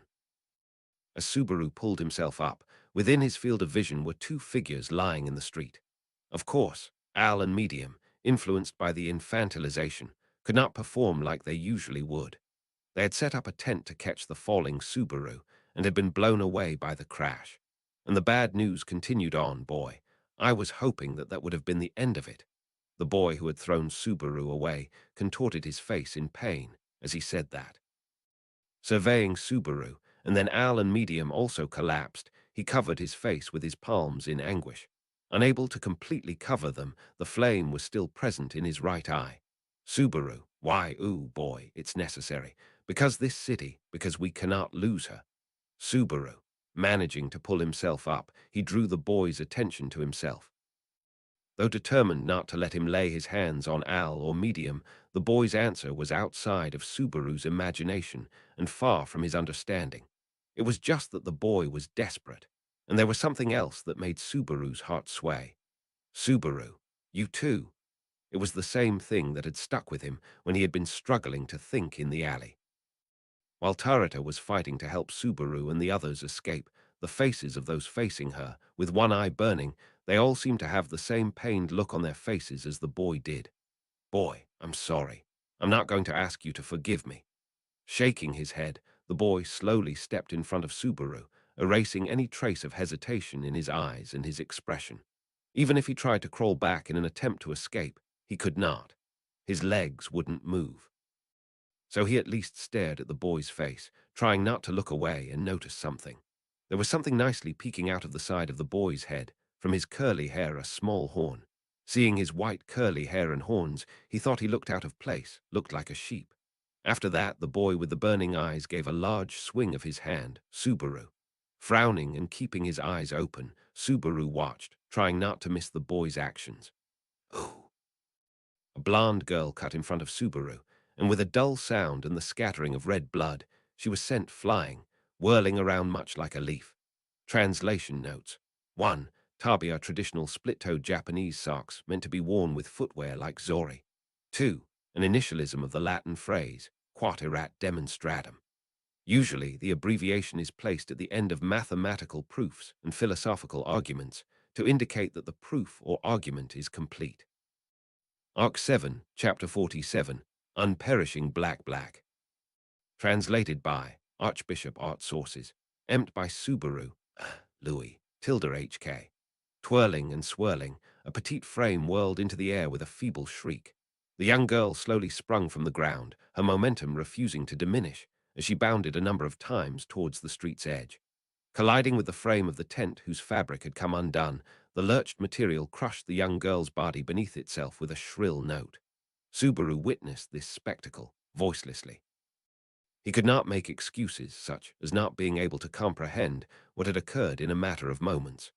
Even if it was true that he had not had the time to even stretch his hand out, all of what had transpired in a matter of moments had been definitely captured by these black pupils of his. His mind utterly boggled. He sprinted towards the hazardous street, devoid of thought. As per usual, he was spotted by the enemy and posed with danger, when Al and Medium sustained wounds in order to save Subaru, and at the same pace, Subaru. Louis. Louis, who had stood before Subaru and shielded him with both her arms spread open, had been strummed like a gumball. The one responsible was the young sheepman, horns growing amidst his white hair. His arms were slender, not too different from Subaru's, but had thrown Subaru up to nearly 10 meters in the air. Louis had directly intercepted a single swing of the young boy's arm, subsequently getting blown away. He had noticed her blood scattering, so he could not possibly reckon she was unharmed. Sheep, sorry. Subaru's eyes shadowed Louis, who was buried beneath the tense wreckage. His eardrums quivered due to the enfeebled apology, and reflected in Subaru's wavering field of vision was the figure of the young boy, arms upraised once again. He couldn't do anything so adroit as to dodge. To begin with, Subaru's own limbs had been mangled due to falling from a tall height, so he wasn't even able to move his body properly.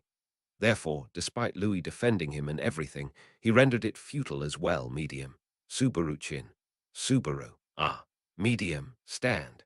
A shadow leapt towards him with astonishing momentum and hammered her fair legs into the young boy's shoulders. As the young boy stepped back, his expression one of surprise. The one to have cut into that locus was Medium, her long golden hair fluttering. Her face tinged with a shade of red, she accosted Subaru to stand up. To Subaru, who had tumbled to the ground, rattling and trembling. Medium, take care of Louis-chan. Yet, with no encouragement or consolation, Medium spoke to Subaru and broke into a sprint.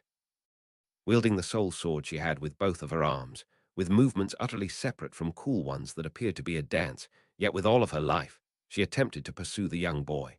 The young boy, too, put on a strong expression, seemingly surprised by her spirit rather than her strength. Subaru, goo-oo.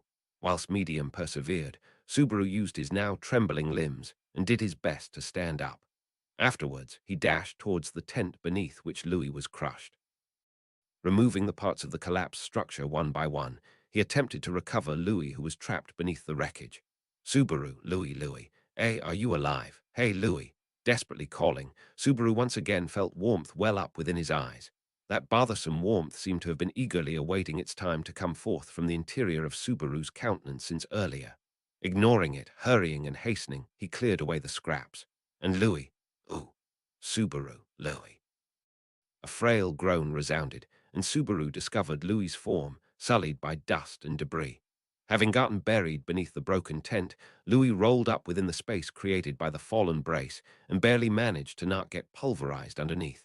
That was relieving, but immense anxiety instantly followed his relief. Subaru, I can't move this.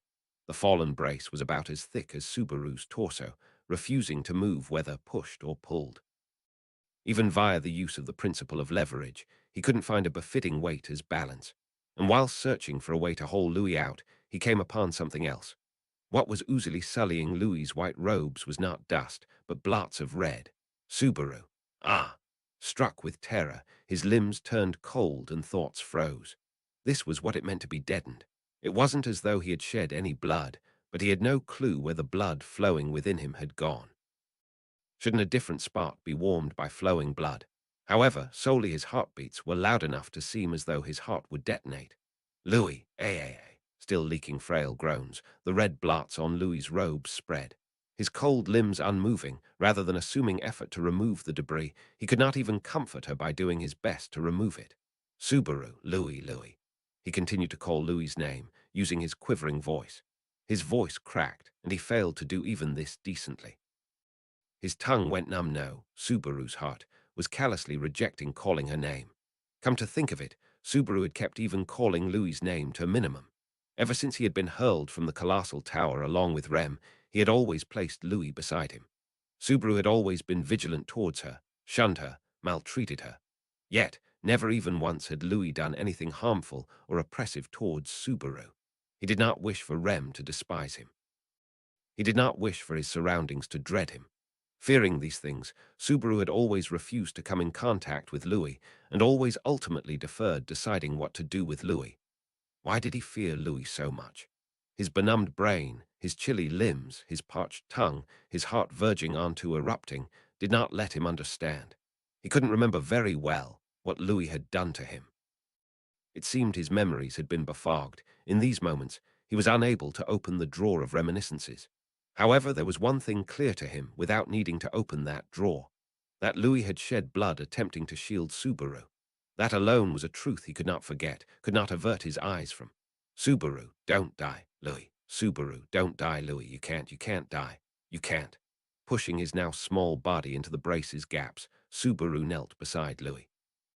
Instead of then hauling Louis out, he simply and unavailingly vocalized. Taking Louis's hand, gripping it tight with both of his palms, he desperately articulated whilst imbuing it with a prayer. Subaru, please don't die. Forgetting to even search for something he could do to prevent her from dying, he voiced an absurd wish. To this trembling voice of Subaru's, Louis's eyelids faintly opened, and Louis, you are ooh. A weak voice escaped her as the young girl's pupils regained faint strength. Medium, higher, tilde a tilde a tilde HK. Waving a single one of her dual swords she had gripped both of her hands, Medium opposed the young boy before her. Whilst putting up a strong act, the young sheepman, however, easily blocked Medium's strike with his hoisted arm. Verbatim, intercepted the blade with his arm and repelled it. Medium, a tilde RGH so solid. I can't cut through it all. So unfair. Since earlier, Medium had been slashing with her sword with the entirety of her might, only to be thwarted by the young boy's burly body on each instance. His skin, his hair, his fingers, his head, all parts of him were so solid that she had been completely brought to her knees.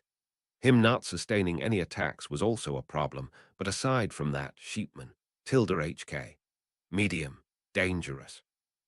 The young boy's violently swung arm grazed past Medium and crashed into the ground, feeling tremors coming from the ground. A hole larger than the hammered arm was opened in the ground. The stupendousness of the young boy's attack power also made her dizzy.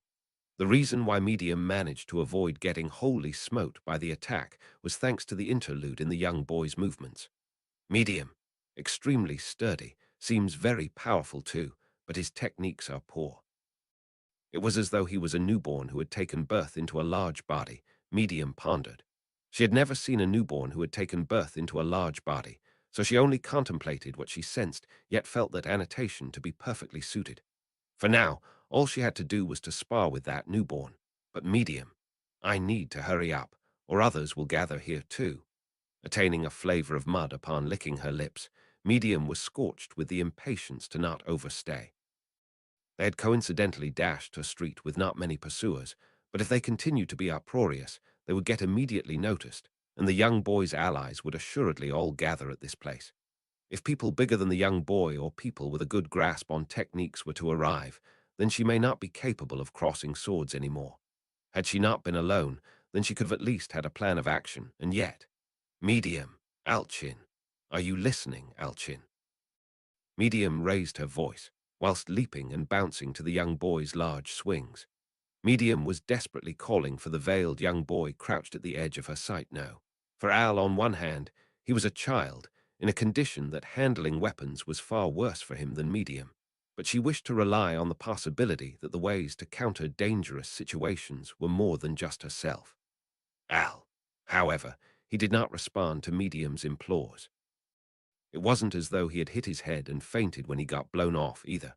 Al was conscious, and once had attempted to sincerely assist in combat. At present, he had abruptly halted his feet and had knelt down, crestfallen.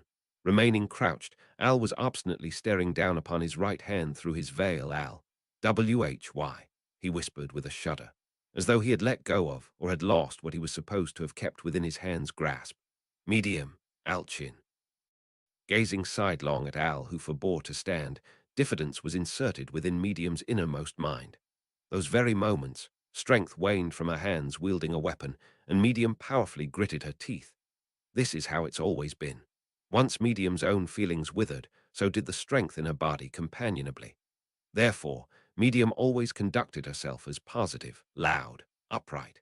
If her feelings were bright and lively, then Medium could work to her best efforts.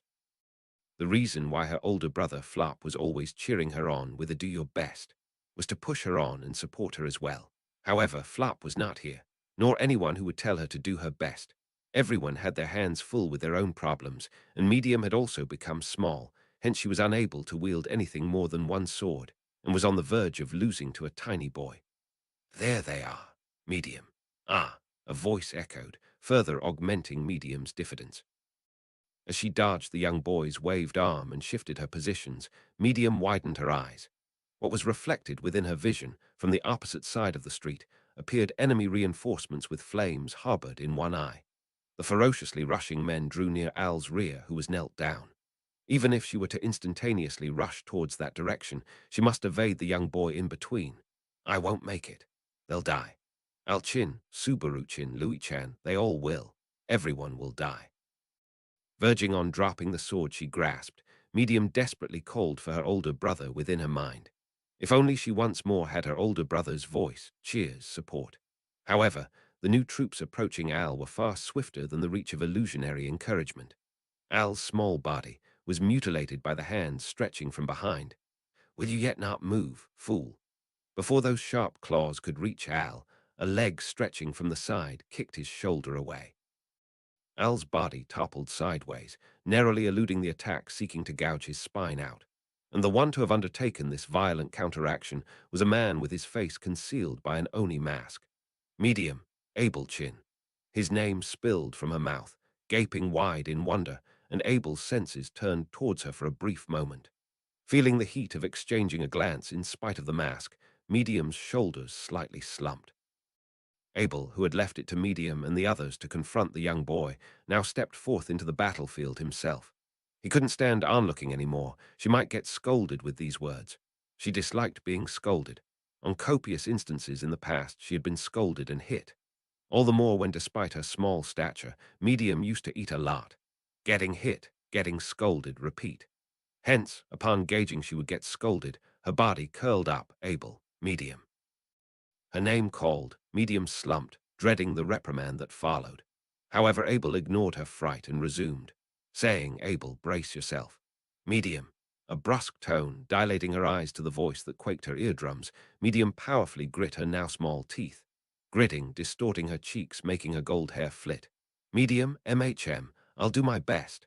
Her back pushed by force surging to a nearly fictitious extent, Medium smote the young boy before her. The young boy stepped back, startled by that attack, and she chased him, striking his chin up with her sword's ridge bounding from below, and kicked his defenseless build, trampling his stretched knees, and struck an identical kick to his head. With Medium suddenly turning the tide, the young boy became one-sidedly defensive. Whilst judging this to be akin to bullying, Medium brandished her fist and pounded again and again. In the midst of her punches, a voice was resurrected within her mind. "That's right. Paying em back twice the fold of what they gave you feels pretty great, right?" Those were the words of the benefactor who had rescued Medium and Flop out of harrowing circumstances. The benefactor who taught her how to fight, how to live. Recalling those words, Medium smiled. Smiling, she thought, it doesn't feel good to hit someone much either, tilde. Medium. Higher tilde a tilde a. Thinking so, she thwacked a sweep of all her strength into the young boy's head, and his small body was blown off. An attack that normally beheaded from the side was nothing more than a strike for the sturdy young boy. Even so, somehow finishing him off alone, she must head to assist Al and Abel. "You spunky little." Medium. Or, oh no. Excessively concentrating on her battle against the young boy, she neglected having caution towards the opponent who drew from behind. Her hair violently grabbed, Medium's body was swiftly lifted. Feet suspended in the air, she failed to counterattack at once. Medium, ugh tilde. A tilde H, enough.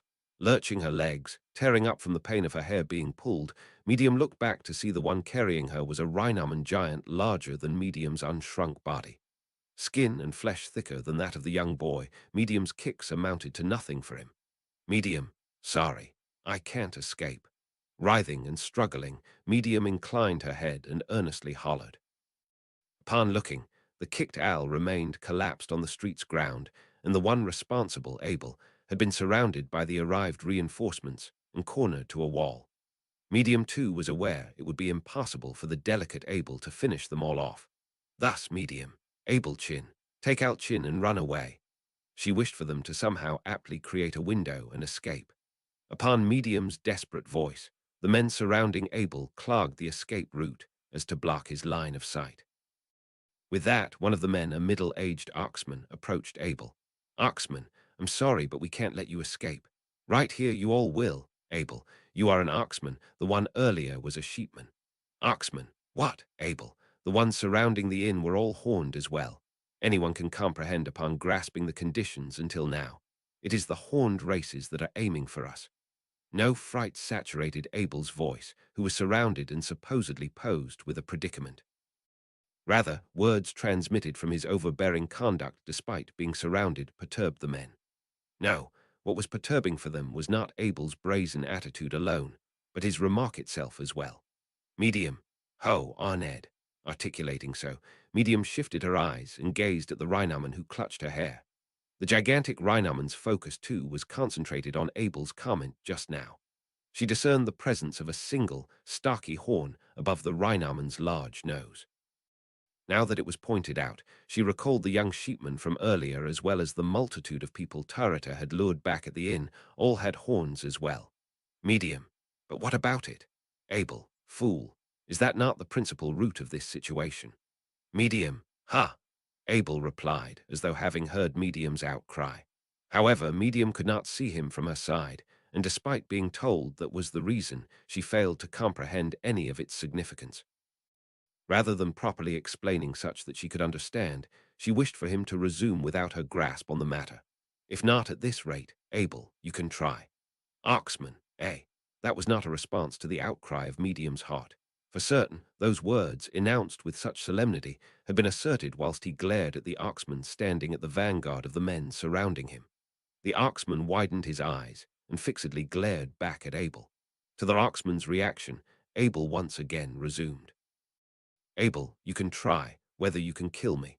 Oxman, will there be anything difficult about chopping your slender neck? The man's left eye flared scarlet as he stomped on the ground. Even without the effects of Yorna's soul marriage technique, it would be a simple matter for the man's bulky arm to shatter Abel's neck. And the resolve to kill necessary for fracturing his neck had already been attained by the men. Heedless, Abel intrepidly crossed his arms and pierced the opponent through the black pupils of his only mask. Abel, the answer to whether it is easy or not lies ahead of action. Thus you can try. If you have that caliber, flame shall extol you. However, Oxman, however. Abe, if you lack that caliber, flame shall scorch even your soul. Now what will you act upon? Oxman. So asserted Abel, hands crossed, whilst the Oxman drowned in silence. He was losing the psychological battle against the insouciantly standing slender man before his eyes. Of course, it would be the man's victory beyond a smidgen of doubt when it came down to brute force. Yet, what was the deal with his composed attitude? Was the answer to that not conceived within the seemingly deceptive words avowed just now? Abel, you can try, whether you can surpass the flames named judgment. Oxman, G.H., you tilde, G.H. The pressed man quivered his bulky throat and groaned. The man was covered in copious sweat, tension straining his entire body, and not even his comrades reached out to him. From the point of having seen Abel's eyes, they had been taken off the stage. The qualification to respond to Abel's speech lay only with the man standing before him and nobody else. A grating note of gnashed teeth echoed, Oxman. Og, a tilde og. With a note of cracking gritted teeth, the man raised both of his arms as though pressed by that ache. An attack that, rather than breaking his neck, sought to crush Abel's body and life altogether. With a blow from the man's arms, thick like a log, Abel's slender frame would get smashed to a pulp. Medium floundered in an attempt to escape her constraints, but to absolutely no avail. Al remained collapsed, paying no heed to Abel's predicament either, and Subaru and Louis as well were medium. Louis had been buried under the collapsed tent, and Subaru subsequently rushed to rescue her.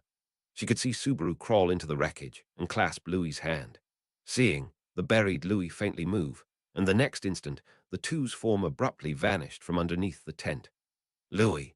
Ooh, that juncture, the vanished Louis shot through from directly below the oxman's chin, who had both his arms upraised. Subaru seemed to be unknowing of what had occurred. He had clung to Louis, who had gotten buried under the tent, slowly shedding blood, and struck her with arbitrary words, telling her to not die rather than comforting or rescuing her. Subaru thought she had moved upon those words, and on the immediately subsequent instant, Subaru's field of vision altered as he tasted a sensation of the world being overturned. Subaru. Ah, egg. Not anything like extreme speed or halting time. Subaru had truly been moved to a separate location in the blink of an eye. That too, Abel. You, Abel uttered so, his breath halting ever so slightly upon Subaru's arrival before his eyes. Abel leisurely reclined his spine on the wall, arms crossed. By his being and the presence of the men surrounding their environs, Subaru verged on falling to his feet out of stupefaction. His tears that had welled up out of disquietude for Louis now retracted, occluding his throat. And when it came to Louis, who had eluded his mind due to this sudden phenomenon, Louis. Ah, ooh, Oxman, Gog. Twirling her body, Louis pranced into the space between the men with the movement and agility of a pinball, striking the vitals of all, such as the head, torso, and knees, compelling them to withdraw. Distending their eyes to her ability and might, the men all simultaneously leaned backward and gaped. And during the interval opened by the men's astonishment and anguish, Louis mobilized herself onto the subsequent action. Louis, you are. Crossing the gap between the men, Louis escaped their encirclement. Her limbs on the ground like an animal, she pulled the ground from both of her hands as is, and pared its surface. An act like that of violently pulling a carpet spread on the floor, of course. A carpet couldn't possibly be spread atop a street in the middle of a town. However, it seemed like the ground shifted. The men consequently all lost their balance and tumbled on the spot. Wah! What's this kid? Louis, oh. Shithead. Amidst the disbalanced men, solely a young deerman narrowly managed to stand firm, smacked his lips, and then broke into a sprint in an attempt to seize Louis. Louis threw the ground's surface she had pared mere moments ago at the young man. The moment the young man immediately scythed it aside with his arm, the ground frictionlessly returned to its former state. In other words, became a wall of earth accompanied by befitting mass and texture. Deerman, Buga, colliding head-on with the wall of earth, the young man inclined backwards after getting a taste of the counterattack. Subsequently tearing down the ruptured wall of earth, Louis flew outwards, and her soles captured the young man's visage. The young man this time for certain toppled over with a bleeding nose. You little, Louis, you are. Uprighting themselves with a delay, the men went over the young man's fallen body and drew closer to Louis. However, the moment their fingers reached her, Louis erased her form yet again like an illusion. The following instant, the young girl appeared atop a wall about 2 meters above and pulled the wall's surface identical to what she had done with the ground earlier and proceeded to return it back. The wall's surface came detached together with its mass and solidity and rained upon the men. A tilde, a tilde, a tilde, a tilde og. Shrieks and bellows reverberated through the street as the men endowed with immense strength were made sport of by Louis alone. Subaru viewed this spectacle, slumped and stupefied. Subaru, El Louis, that's. Raising his arm with a trembling voice, Subaru cowered in terror towards the nightmarish spectacle transpiring before his eyes. Nightmare, yes, a nightmare. This was, beyond a shadow of the doubt, the nightmare Subaru had feared. Paring off the ground and wall per her will, teleporting short distances in the blink of an eye, demonstrating combat power on par with rare martial artists, Louis thrashed the men from next to next. It was evident that was not transcendental might which the young girl possessed by birth, no. Natsuki Subaru was au fait with all up to even that power's origin. That was the power that mustn't be, the black that must perish. Abel, I had reckoned she was no mere girl, I understand now.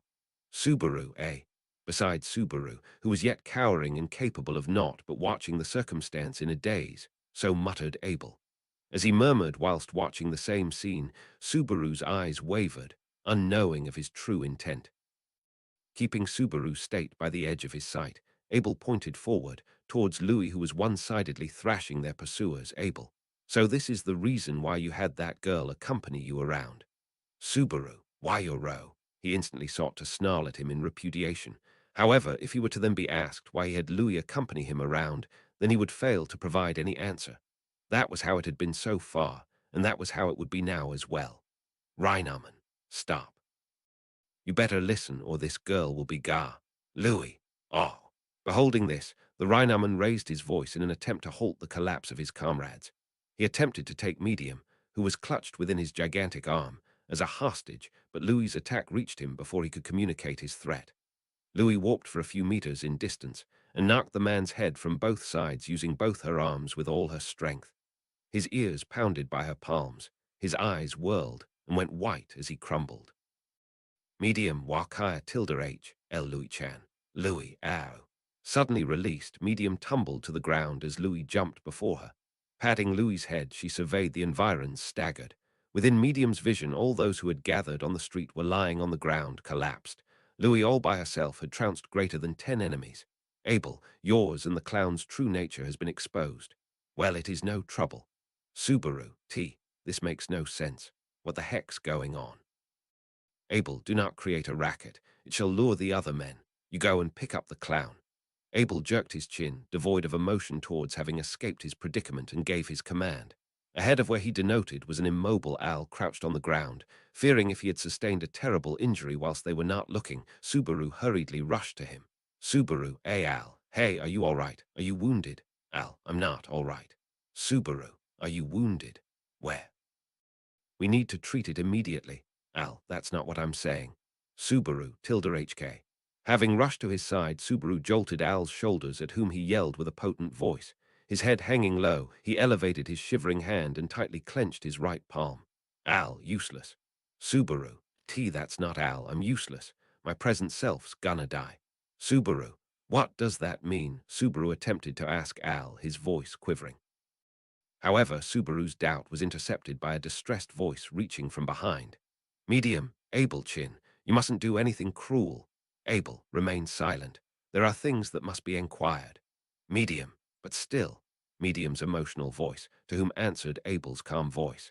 Turning around, it was to the edge of the street that the two had headed. Fallen, there was a young sheepman, the young boy who had thrown Subaru up in the air with all his might, when he had first arrived at this street. The young boy awakened his body, a distinct terror on his countenance. Understandable. He had not become smaller, but was a kid in accordance with his physicality. Having been utterly overwhelmed by adults, those adults surrounding him from all directions, and on top of that being looked down upon by a man masked with a devil's visage, there was no way he would not feel terrified. Abel would display no mercy to the horrified young boy. Seizing Medium's shoulder, who attempted to stop him, and compelling her to step back, Abel crouched before the young boy. The distance between their faces shortened, the flames ablaze in the fearful young boy's eye clouded his vigor. And Abel ignored the fearful young boy's attitude and hurled a question. A question, concise and straightforward. Abel, the mediator of horned races who devised this affair, that girl who named herself Tanza, where is she hiding? Divulge it, swiftly. So he inquired. Translator's note: it is difficult to carry the black over to English, but for the time being, a few guesses can be made as for what two-character word it is obscuring. The best guess for now would be Chinese letter, authority. Chinese letter, gluttony. Memories, and even Japanese letter, Louis, are also valid guesses. Since no certain assumption can be made for now, I've decided to retain black, as is, instead of guessing and changing the number of black square, S, to the number of characters, in whatever translated word term it is supposed to mean. Arc 7, Chapter 48, Purposes Entangling in the Demon City. Machine translated by Archbishop Kiln, proofread by Archbishop #0097 Safa Comet I3 Laid Dragon Japanese to English checking by Avaricious Maskbook Art Sources Applefresh 379. This an edited machine translation, which has been checked by at least one Japanese-English human translator for quality. This is expected to have a quality dip in accuracy, therefore, if you read this chapter, you must take into consideration the trade-offs between speed and quality. A proper, higher quality translation for this chapter is in the works by our team, so if you would prefer to wait for it, then feel free to check back at a later date, keeping an eye out on our social media for updates. Focusing on the sheep boy, Subaru's eyes widened at Abel's relentless questioning. That was because the name weaved from his mouth was a far too unexpected one. Subaru, that young girl, Tanza. The image of a dear girl in a kimono popped up in Subaru's bewildered mind. What was striking about Yorna's attendant, the girl who'd shown up at the castle tower the previous day, was that she was very composed and unsociable, even though she was still a child. Abel was asserting that the girl had been the one to plan this. Subaru, that doesn't make sense. Why'd she do that to us? Biwa, Louis, Yuo. Once he raised his voice to hear Abel's thoughts, Subaru was shocked by an impact and flipped over. Looking over at it, Subaru saw a smiling Louis on his back. In a tremendous rampage, Louis had knocked down nearly 10 opponents in the blink of an eye. Involuntarily, Subaru gulped because of the innocent-looking girl. Louis's strength, during her rampage, was unmistakably the same thing he had seen at the Tower of Sand. That power was not originally Louis's, but rather the very power stolen from someone else who had worked hard and honed it. In other words, she had used gluttonies. One Subaru, get off of me. Louis, Subaru, get the heck off of me. Pushing the shoulder of the little girl on his chest, Subaru forcefully raised himself up. And so, his momentum caused Louis to fall onto her butt, and then, coming into his view, was her stomach, covered in white fabric stained red.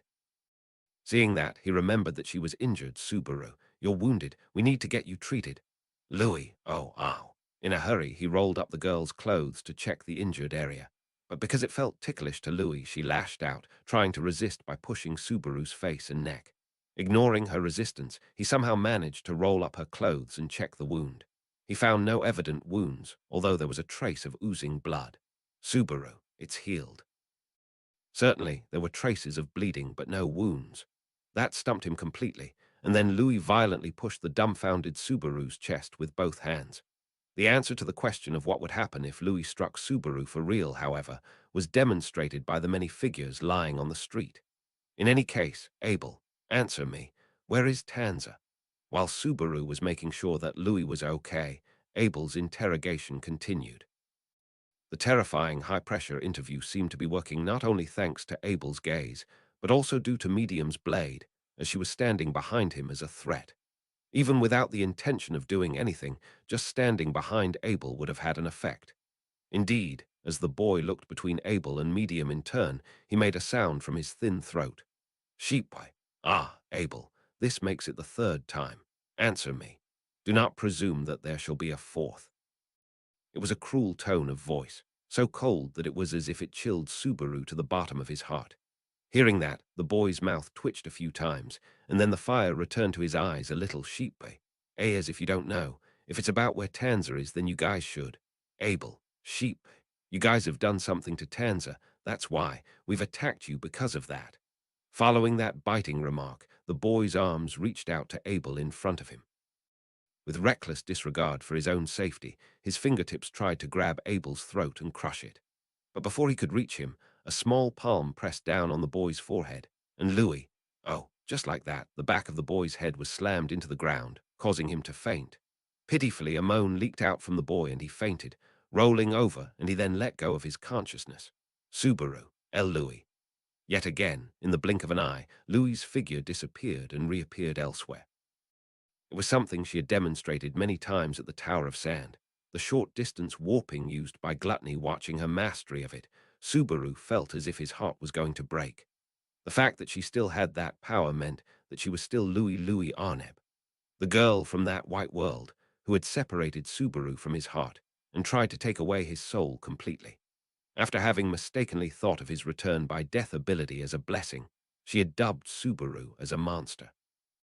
Abel, we need to find Albert immediately. Without regard to the previous exchange that had nearly taken his life, or conversely, saved his life, Abel muttered while slowly standing up. Finding Albert. Subaru, of course, generally agreed with this approach. Just Subaru didn't know why he had said that once again at this moment. Plus, it came right after the boy had told them something about Tanza that made no sense. Medium. Alchin, can you stand? Al. Why, yeah. Sheathing her weapon, Medium reached out to Al, who was crouching. Al, his face hidden by a cloth, answered in such a terribly somber voice that even though Subaru could not make out his expression, he could imagine that he'd gone pale. Shelving his concern for Al, Subaru finally brushed off the dirt from his butt and stood up. Then he turned his face upward towards Abel. Subaru. What did you mean by what you said just now? Abel. What are you asking about? Subaru. That the Tanza girl's the mastermind, but that we should try to find Albertsen anyway and all that stuff. You know what I mean? Abel, With a tiny snort, Abel touched the cheek of his Oni mask in a mocking manner. Partly out of impatience and partly out of frustration, that gesture really got on Subaru's nerves.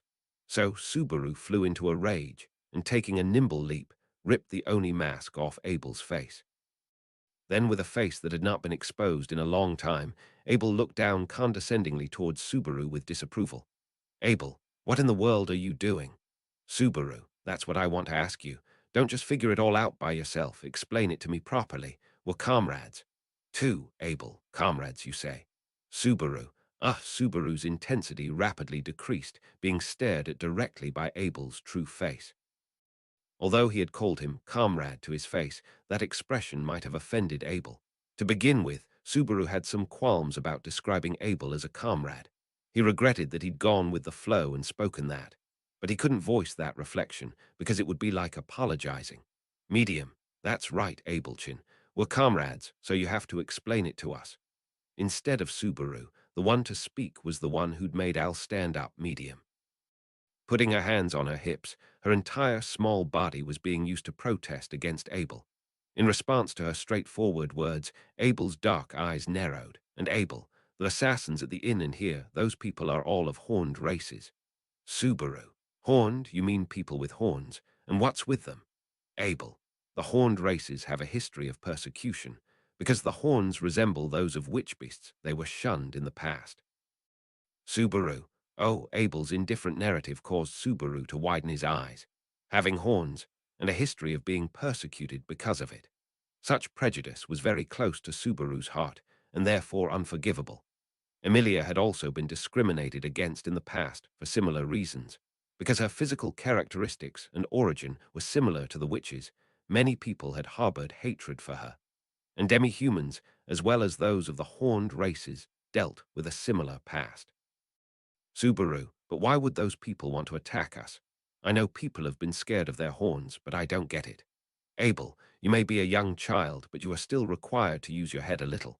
For those with a history of being persecuted for having horns, this city, the way things are in Chaos Flame, is their salvation.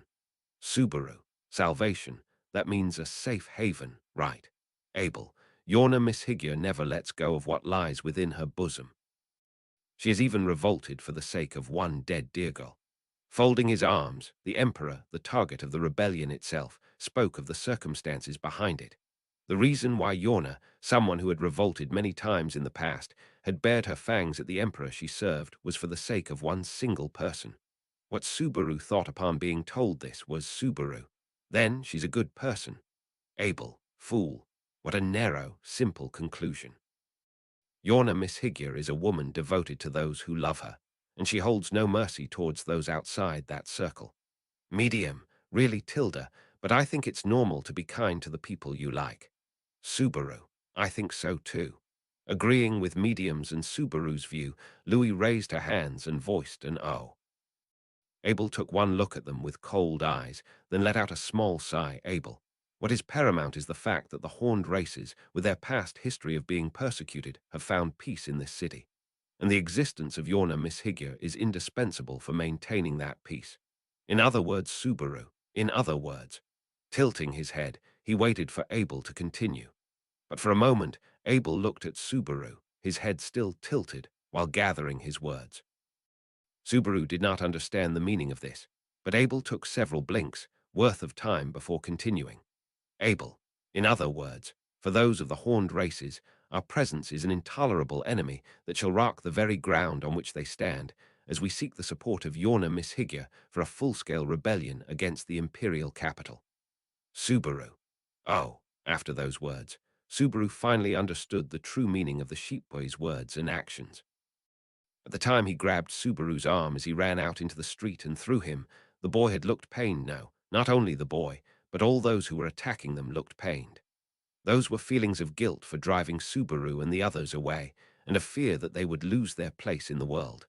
That was why the boy had apologized at the time he flung Subaru. Subaru. So these people have been putting in their utmost effort too, Abel. Is that sympathy, or is it pity? Either way, you have no leeway for that. Don't forget the fact that these people have turned their hostility against us. Everything that tries to live and everything alive both possess their own circumstances. Medium, sheesh tilde Abelchin, the way you're talking is awful. Also, I still don't really get it. Why did you ask these people about Tanza-chan? Plus, what about finding Gramps? Abel, from the way they were talking earlier, it must be true that they are unaware of Tanza's whereabouts. For some reason, they suspect that we have concealed her location from them. Why would that be? Subaru, why that's? For what reason? Looking down at the unconscious boy, Subaru racked his brains over Abel's question. Before Louis knocked him out, the boy had snapped at Abel for asking about Tanza's whereabouts. To Subaru, it seemed like there were no lies in the boy's attitude of fury. So the boy, as well as his group, must have thought that Subaru's group had done something to Tanza. Subaru, so that's why they attacked us. Abel, that is how it goes. But the fact that we have not harmed Tanza remains. Then where did that girl vanish off to? Moreover, where did the 100 or so people from the horned races appear from? Subaru, from where? They were waiting outside, right? Abel, on whose orders? And with that immediate response, Subaru was at a loss for words. Letting his head work, he started to assemble a pillar of answers for Abel's questions. But before it could be assembled properly, that lil miss must, V instructed them in advance. And so, from behind, Al stole the answer.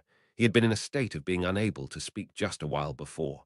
Subaru turned his head to the direction from which his voice came, calling him out with Al. Al's mood seemed like it had not returned to its usual state. Al, sorry, bro, for worrying you. Well, things haven't gotten any better. Abel, your mood has yet to improve. That too must be the effect of Albert's technique.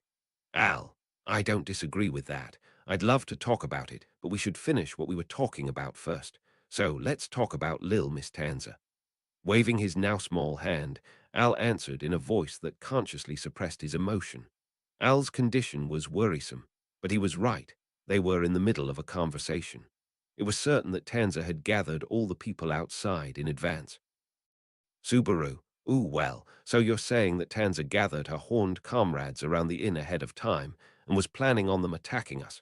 But if that's the case, Medium, where'd Tanza-chan go? The question with which Medium completed Subaru's words was the answer that had not appeared in him just yet. Tanza had appeared at the inn to deliver the instructions from Yorna, and should V gone straight back. Even though he could understand how she had arranged everything, the reaction of her comrades outside was weird. At least, that Subaru's group had done something to Tanza was what the sheep boy had believed. Al, so her comrades mustn't have seen her safe and sound. No, they probably didn't see her come out of the inn in the first place. Abel, that too is reasonable. It could be that they did not attempt any radical measures until we left the inn, in light of the possibility that Tanza was inside talking to us. Medium, but where's Tanza-chan then? Medium, with wide eyes and her head in a state of turmoil, let out something resembling a scream. However, Subaru could understand Abel's thoughts once they were so carefully ordered. Perhaps this was what Abel was thinking. That was Subaru. That girl. If Tanza isn't outside the inn, she's hiding somewhere. And that means Albertsan's helping her. To take back Tanza, a group of people belonging to horned races had attacked Subaru's group. However, since they had been waiting outside the inn since the start, they must have had a meeting beforehand on what they should do if something happened to Tanza. And within that inn, the only possible conspirator for Tanza was Abel, none other than Albert Dunkelken. Al.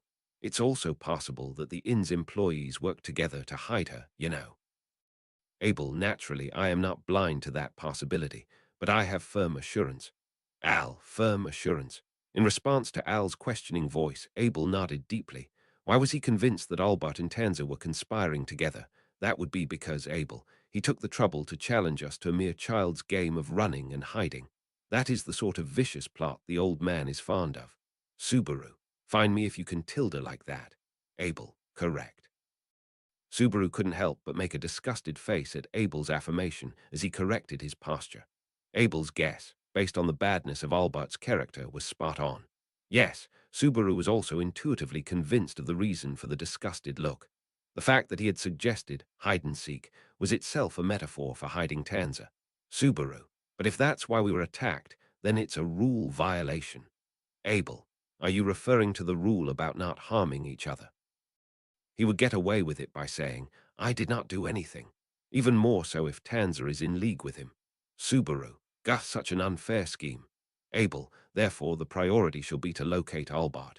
Then Tanza's whereabouts shall be simultaneously disclosed. But if the plan is revealed, the pretext for playing hide-and-seek may vanish. He had now understood how the fact that Albart and Tanza could be together had been discovered. But he didn't understand the part on how that would be the end of the game of hide-and-seek. His eyebrows furrowing, a frown formed on Subaru's face. Now facing him, Abel snatched the Oni mask from Subaru's hand with violence. Startled, Subaru exclaimed an ah. As in front of him, Abel put the Oni mask back on. Abel, Albert's goal is to ascertain if we are worth negotiating with. He is more interested in this than in childish ploys.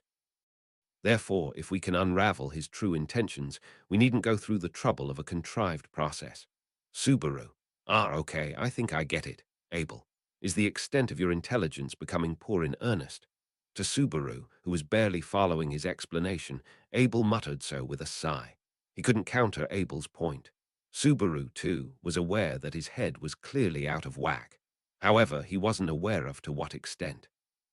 Perhaps his thinking was shoddy, his words didn't come out right, or he just wasn't very smart. Subaru, I wasn't even a smart guy to begin with, Abel. As for your case, the issue is that you have lost your ability to comprehend and your creativity. The details of Albert's technique are unknown, but one theory would be that the body reflects the ups and downs of its own art. Subaru, t'other odds ups and downs. Abel, it means that there is a connection between the ard and the body, their growth and decay. So to speak, we can assume that Albart has meddled with your, or rather, all of your ards. Abel looked over at Subaru, Al, and Medium, whose bodies remained shrunk. That explanation didn't ring a bell to Subaru. As was the case with his broken gate, which was used for magic, he had no real sense of the explanation about mana and ard, whose existence he had originally been unaware of. That was only true for Subaru, but not for Al. So, it's because that old man was messing with our bodies. Subaru was surprised to hear Al grumble so hatefully. Looking over to him, Al was touching his mask-covered forehead with trembling fingers. That he was clearly showing to be uncontrollably irritated often was evidence that he, too, was having psychological effects. The mental capacity which they were able to have as adults was being lost as they became more childish. Al, that shitty geezer, I'm gonna get you for this. Abel, to do that, we need to find where this abyss with a great view is located. Subaru, yeah, speaking of which, we were going to head for a tavern. With Al boiling with anger beside him, Subaru cut off his words there. As a result of being forced to stay in the street, Tarata was acting as bait with the rest going separate ways. However, no explanation of the true purpose was given. Why did Abel want to rush to a tavern? Abel, the basis of our hunt is numbers. Ideally, it should be someone that knows the land. However, it is possible that all the inhabitants of this city are siding with Tanza. Consequently, it would be better to utilize outsiders. Al, so you're targeting a bar where strangers might flock together. Sounds like an idea bro'd have. Subaru. That's. He wanted to continue with wrong, but then remembered that he'd looked for a bodyguard in Garrel. That had happened when a man, Todd, had targeted him. Just remembering him made Subaru shudder. Among the many ideas he had considered to save himself, he'd headed to a tavern, planning to hire a strong escort. Unfortunately, the drunken swordsman he had hired that time was soon killed. Subaru, but you need money to get help, don't you? We can't find that kind of money just anywhere. Abel, that concern is irrelevant. I have a reward. Having said that, Abel shook the bag he was carrying. As he'd called it necessary when carrying it out of the inn, Subaru was curious about what was inside. In response to the look in his eyes, Abel did not go as far as to open the mouth of his bag, but said, Abel, when leaving Garrel, I had Zika open the city hall's treasury. This is the most efficient way to obtain collaborators. Not making use of it will not do. Al, that was a shrewd thing to do. Subaru, but walking around with a lot of money while wearing an Oni mask's dangerous and will make you stand out. Oh, I see. As he was saying this, Abel tapped his finger on the Oni mask, reminding Subaru of his misplaced concern. Since the Oni mask had the effect of cognitive disruption, the idea that it stood out was an incorrect way of thinking to begin with. Since it had no effect on Subaru's group, the difference between their actual situation and the reactions of the people around them was confusing. Al, so we ain't changing what we're gonna do. We're all gonna go to a tavern and look for someone to help us find that old dude. Abel, yes, that was the original idea. However, things have changed somewhat. Subaru, things have changed. How so? Abel, if Albert and Tanzer were behind this from the onset, they should be able to find a method to increase manpower quickly. While Albert alone would have no influence in Demon City, Tanzer's addition makes it a whole other matter. That girl has the position of attendant to Yorna Miss Higya. As Yorna held the highest position in Chaos Flame, being Yorna's attendant would mean that person would be like a secretary. In other words, Tanzer was the second most important person in the city, after Yorna. Or rather, that meant that she could conduct herself as such. Subaru, if they really want to keep us reined in, they put people around the taverns. Abel, there is no need to fall into an obvious trap, though there may be ways to force our way through. During that conversation that made a change of plans necessary, Abel's gaze turned to the side as he spoke. Subaru followed his line of sight, and his cheeks tensed up. Louis, yeah. That was because Louis stood at the place where line of sight of the Oni mask was directed to, tilting her head.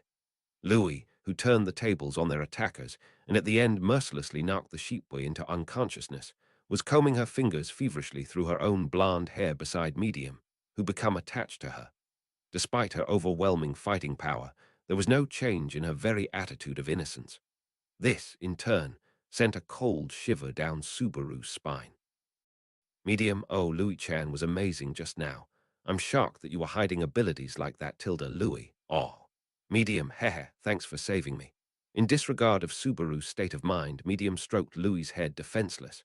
The latter accepted that palm with calm, but Subaru's heart was pounding, so Subaru immediately let out a weight, even grabbing Medium's wrist. Medium, wah, Subaru-chin. Subaru, Medium-san, you shouldn't get close to her. Medium, why? She saved me, right? She even saved you, Subaru-chin. Subaru, well, that might be true, but however, Subaru was unable to express a reply to Medium's innocent question. In fact, her view was honest and correct. Louis had saved Subaru. She had not hesitated in protecting Subaru with her petite body, even at the cost of getting hurt. Subaru had desperately pleaded, don't die, as well. Al, come on now, tell us what's up. Seeing Subaru's clenched teeth, Al spoke in a low voice. Subaru gasped and looked down at the gloomy eyes through his mask. He recalled that a few days ago, during the trip to Chaos Flame, he kept Louis's circumstances a secret from Al at that time. Subaru could not come to a decision on how to treat Louis, so he had put his answer on hold. However, Al, come on, this isn't a situation that can be overlooked with a smile anymore. It's not just my concern, but a concern all of us have. Subaru, Al, what secret are you keeping about that girl? His questioning gaze was so intense that Subaru reflexively sheltered Louis behind him. It was because he did not know how Louis would react to that gaze. Rather than because he was trying to protect Louis, no, Subaru didn't know if that was true as well.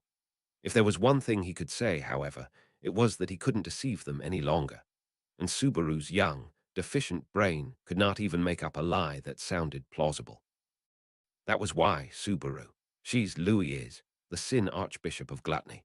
And so, all he could do was to clearly reveal the truth, the true identity of Louis Arneb. It was a secret that Subaru had kept from Rem, who had lost her memories, and from everyone else they had met ever since being sent to the Valetian Empire. Subaru expected that the trouble that would result from the discovery of Louis's true identity as an Sin Archbishop, both concerning him and others, would be a lot. No, it was bound to be much worse than he could have expected.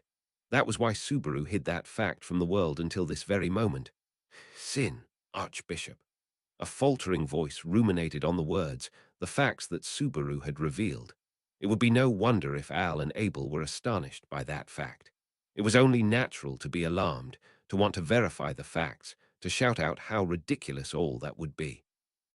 However, the one whose voice trembled first was neither that of Al nor that of Abel. Louis Chan's, a Sin Archbishop. Louis, ooh. Indeed, Medium was the one to let out a shocked voice.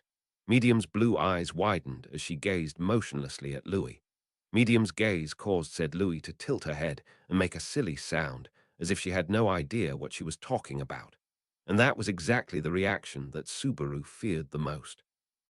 He thought optimistically that perhaps Medium know, that perhaps the O'Connell siblings would take it in stride and laugh it off as nothing at all.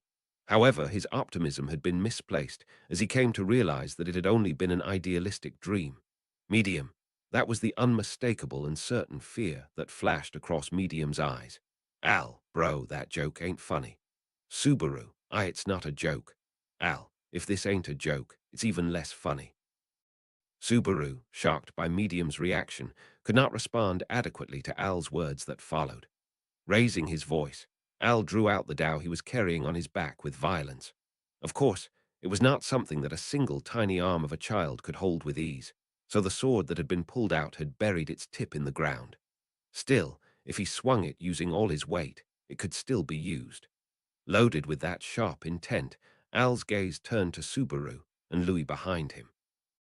Al, you can't be right in the head, carrying a Sin Archbishop around. You haven't forgotten what happened in Prestella, have you? Subaru, that's. Al, me and Priscilla, no harm was done to the princess, but that's just happenstance. Your people and acquaintances got put through hell. One of the reasons why is that right there. There was no way to argue with the anger in Al's voice, who leaned against the dao stuck in the ground. Al was completely right. By all accounts, it was Subaru who was in the wrong. He should not have taken Louis with him, nor should he have let Louis run amok. He should have revealed her true identity, tied her up, and held her captive, depriving her of her freedom. But Subaru had not done that. Aside from that, Subaru, Abel. He looked at Abel, wondering if the latter agreed with Al in his silence. Now that Medium was afraid and Al was angry, Abel's attitude was the last bastion, and Subaru couldn't even tell for whom he was a bastion. However, if everyone at this place chose to be hostile to Louis Subaru, for certain, Subaru could put a stop to this hesitation and start moving. Abel, I know not how they are handled in other nations. Just before Subaru, as he took a gulp, a man in an Oni mask carrying a bag met his gaze head-on. Black eyes met black eyes, and Subaru's chest was pierced by the cold gaze.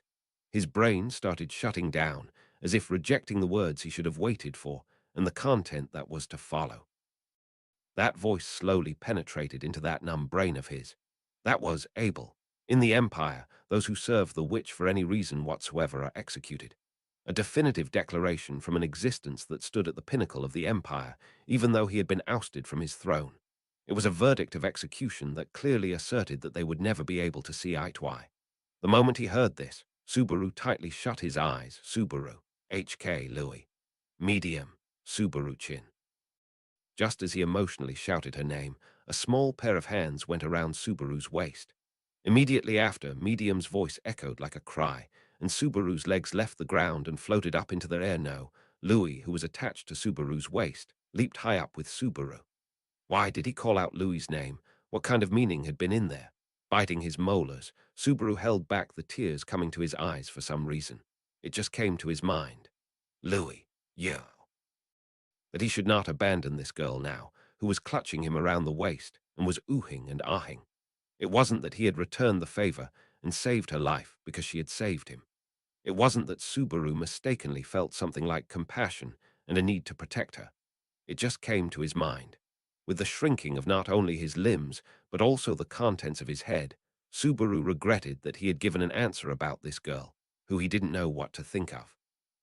That was Subaru's problem, something that had nothing to do with Rem or the many people they had met so far.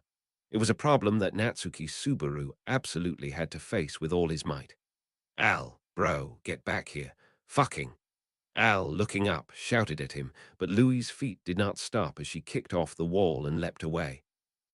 While hugging Subaru's back, Louis kicked the wall of the building facing the street and ascended to the rooftop, then moved on to the next street without any trouble, and the next one after that. In Chaos Flame, a city covered with scaffolding, in which jointed paths could be freely created, Louis's boundless lack of restraint was truly unrivaled. Subaru, Biwa. After a few more leaps, Subaru dismounted and got down on his hands and knees, taking repeated deep breaths. It was painful, not only to defy gravity so many times, but also to have Louis's slender arms tighten like a vice around his torso. Louis, the person in question, peeked at Subaru's face from the side. The fact that Louis was so energetic was loathsome, but this was not the time for him to loathe her face. Subaru, shit, Abel and the others. That was the result of his own actions. To say that he'd just strayed from the others would be too obvious of a lie. But had he stayed in that place, who knew what orders Abel would have given? Judging from Al's reaction, he would not have let Louis off peacefully. He could also say that not much could be expected from Medium's ability to diffuse situations. That said, he blamed his heart for not obeying and handing Louis over to them. Louis, yo! Wiping his mouth with his sleeve, Subaru raised his head and saw Louis's blue eyes looking at him innocently. Subaru's attitude of not caring at all about things such as hostility and fear directed at him made him feel like an idiot for letting his mind go around in circles like this. Subaru, I'm an idiot. No, I am definitely an idiot. In fact, he was a big idiot. Abel aside, it was idiotic to leave Medium and Al behind and run away with Louis. He had no idea what they were thinking or what they could do. Subaru, still, if I make the decision now, I might regret it. This isn't something a little kid should be deciding. The life and death of people, and ultimately the future of the Empire, were both very important matters, so he thought. It was strange that such a big issue should be decided by a child of only about 10 years old, subjected to the eyes of a ruthless adult. It was wrong. Subaru, I'm sure the original me could make the right decision. So, he must dispel this infantilization as soon as possible and return from being the little boy Natsuki Subaru to the young man Natsuki Subaru. That way, he would be able to fret over whether or not to deal with Louis and give a reasonable answer to the decision his companions had reached and attain a satisfactory conclusion. To that end, Subaru, let's find Albert-san. I'm going to do everything I can without relying on Abel and the others. Louis. Oh. Louis raised her head in response to Subaru, lifting both her hands in the air with a cheerful look on her face. Looking down on the landscape of the demon city from scaffolding up high, two small children breathed alongside each other, aspiring to find the shinobi head hunch who turned against the residents of Chaos Flame and the ousted emperor. Unexpectedly, Subaru and Louis were the Oni in the game of hide-and-seek, and the ones being chased by the Oni in the game of tag. 3 translation notes.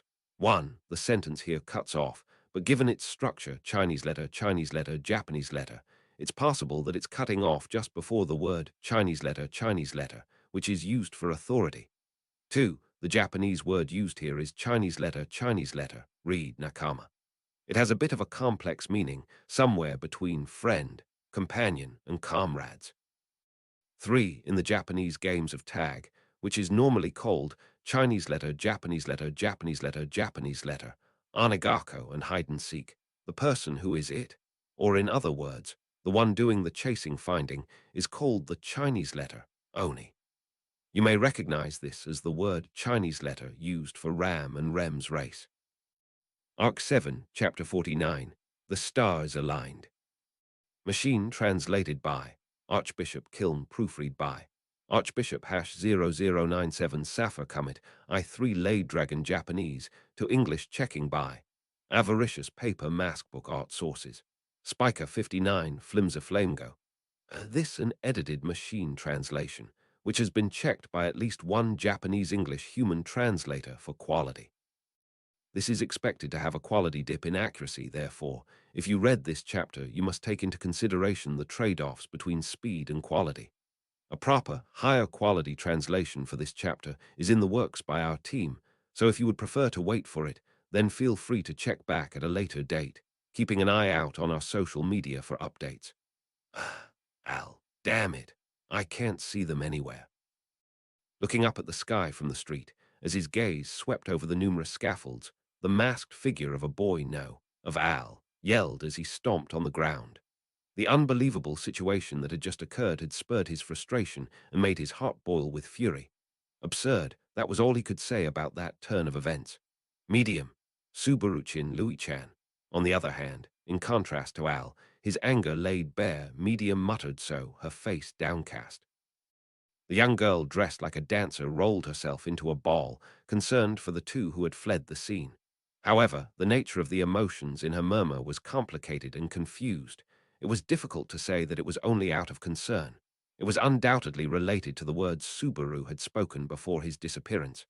Medium, Louis Chan's, Abel, a Sin Archbishop, he said. Medium, HK. Upon finding the continuation of the words that had unintentionally leaked from her own lips, Medium's eyes widened. Disregarding Medium, Abel gazed upwards toward the sky, just like Al. He had put his mask back on and was no longer showing his face, so it was impossible for others to tell what he was thinking. However, it was clear from his fingers tapping his crossed arms that this situation was not a welcome one for him. Medium, Abel chin those two, Abel. Our priority is to get this situation under control.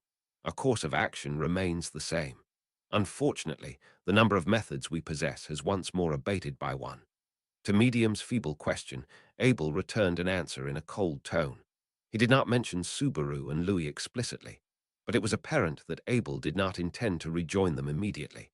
Hearing this, Medium felt both anxiety and relief deep in her heart.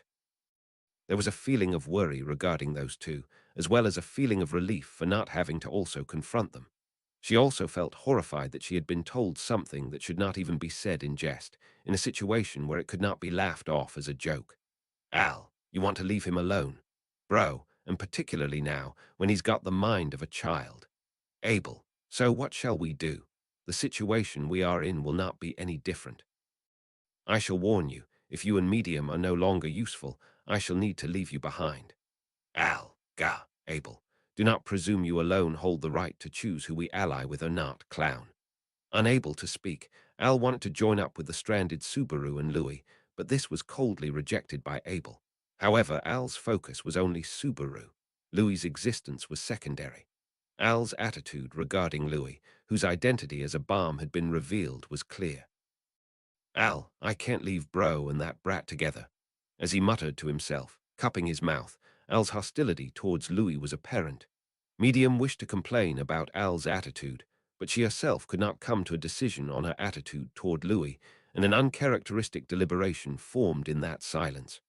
Abel, glancing sideways towards the two, once again looked up overhead. Their figures no longer visible, Subaru and Louis had jumped somewhere into the demon city, as nary a trace remained of them in this jumble of a sight his gaze lay on. Abel, fool. The single word that escaped his mouth was a mutter to nobody in particular. And so, while in this unprecedented situation, Subaru had gone on his own, separate from his friends. It had been a spur-of-the-moment act. He really couldn't say it was a decision he had arrived at after properly thinking about the future. Even so, there'd definitely be some regrets about that situation if he did make a decision in a hurry. All he could say with certainty was that he'd taken that action to avoid having regrets. And now, Subaru was already regretting the decision he had made. Because Louis, oh you, Subaru, stop it, Louis, that's enough. Using a chokehold on Louis's small body from behind, Subaru pulled her writhing body away. The one he pulled her away from was a now unconscious man who had pursued them before being straddled by Louis. After parting with Abel and the others, they had managed to jump across the scaffolding in the city, and while looking for Albert to restore the infantilized Subaru, the enemy caught up with them. Apparently, the pursuers were aware of the appearance of the infantilized Subaru and of a target who had not visited the castle tower, Louis. It seemed Abel's guess was correct. In other words, Albert and Tanzer were accomplices, and the information they held was also passed to their pursuers, those of the horned races. As a result, Subaru, who was traveling alone with Louis, had been chased and almost caught Louis. Louis's fighting skills, which he had shown on the street, exploded, and their pursuers were quickly neutralized. That in itself was a blessing. Even before his limbs had shrunk, Subaru's fighting ability was a disappointment. He would be no match even against those of the city who didn't know how to fight, because Yorna had given them a portion of her power through the soul marriage technique. However, the problem was that Louis would not stop attacking, even after she had neutralized their pursuers. Louis, oh, Subaru, don't awe me. If you do that, they'll die. These people are just scared, that's all. That wouldn't be good at all. Louis, ooh, her legs flailing, Louis calmed down after hearing Subaru's warning. He didn't know whether she understood what he had just said, but at any rate, she seemed to understand that Subaru was angry. Seeing this, Subaru tended to the fallen opponent. As he had no first aid kit, all he could do was to lay his head up high and wipe the bleeding wound. Subaru, these people as well. Louis, Yao. Subaru, they're desperate. They don't want their place in the world to be destroyed. The young men, a sheepman and a deerman who had been beaten up by Louis, were still in their late teens or early 20s, not much different from the original Subaru. The people around the inn and the sheep boy who had thrown Subaru in the street were all of varying ages. There was nothing that made them seem like friends. But there was a definite connection, that being the horns that grew on their heads. Depending on the person, they could be different for having one or two horns, but a horn was a horn. The influence it had had on their lives was not something Subaru, who knew of Emilia's case, could scoff at. Subaru, I'm glad Rem isn't here, I guess. As a member of the Oni tribe, Rem had the characteristic horn that grew on her forehead. Unlike those beastmen, the horns would not be grown out all the time, but as someone from a horned race, it was possible she was not entirely unrelated to the situations they'd experienced in life. Not like he'd ever heard something of the sort from Ram or Rem, though. Subaru. I don't think Ram'd give a crap of what anyone said about her. Because Ram was the type to go her own way, no matter what the outside world had to say about her horn, it was certain that she would blow their words off with a snickering, ha! With her strength that was not bound by race nor title, it was certain she would. Perhaps such a girl could keep a level head upon finding out about Louis. Subaru. I'm an idiot. Louis. You. Striking his forehead with his fist, Subaru withdrew his shameful and selfish thoughts. Seeing Subaru's gesture, Louis, who was crouching next to him, tilted her head. Ram was not present. Emilia and Beatrice as well. Everyone was not present. Even Rem, who was closest to him, was still in Garrel. Far away from here, there was no time to comfort himself by relying on someone not present. Subaru. Anyway, it's bad if we stick around standing out. We need to hide quickly. Honestly, considering his original plan, running and hiding would be a waste of time. Normally, he'd have to chase after the person running away and hiding. And yet, Subaru had become the one being chased. Subaru, maybe Abel won't look for us, I guess.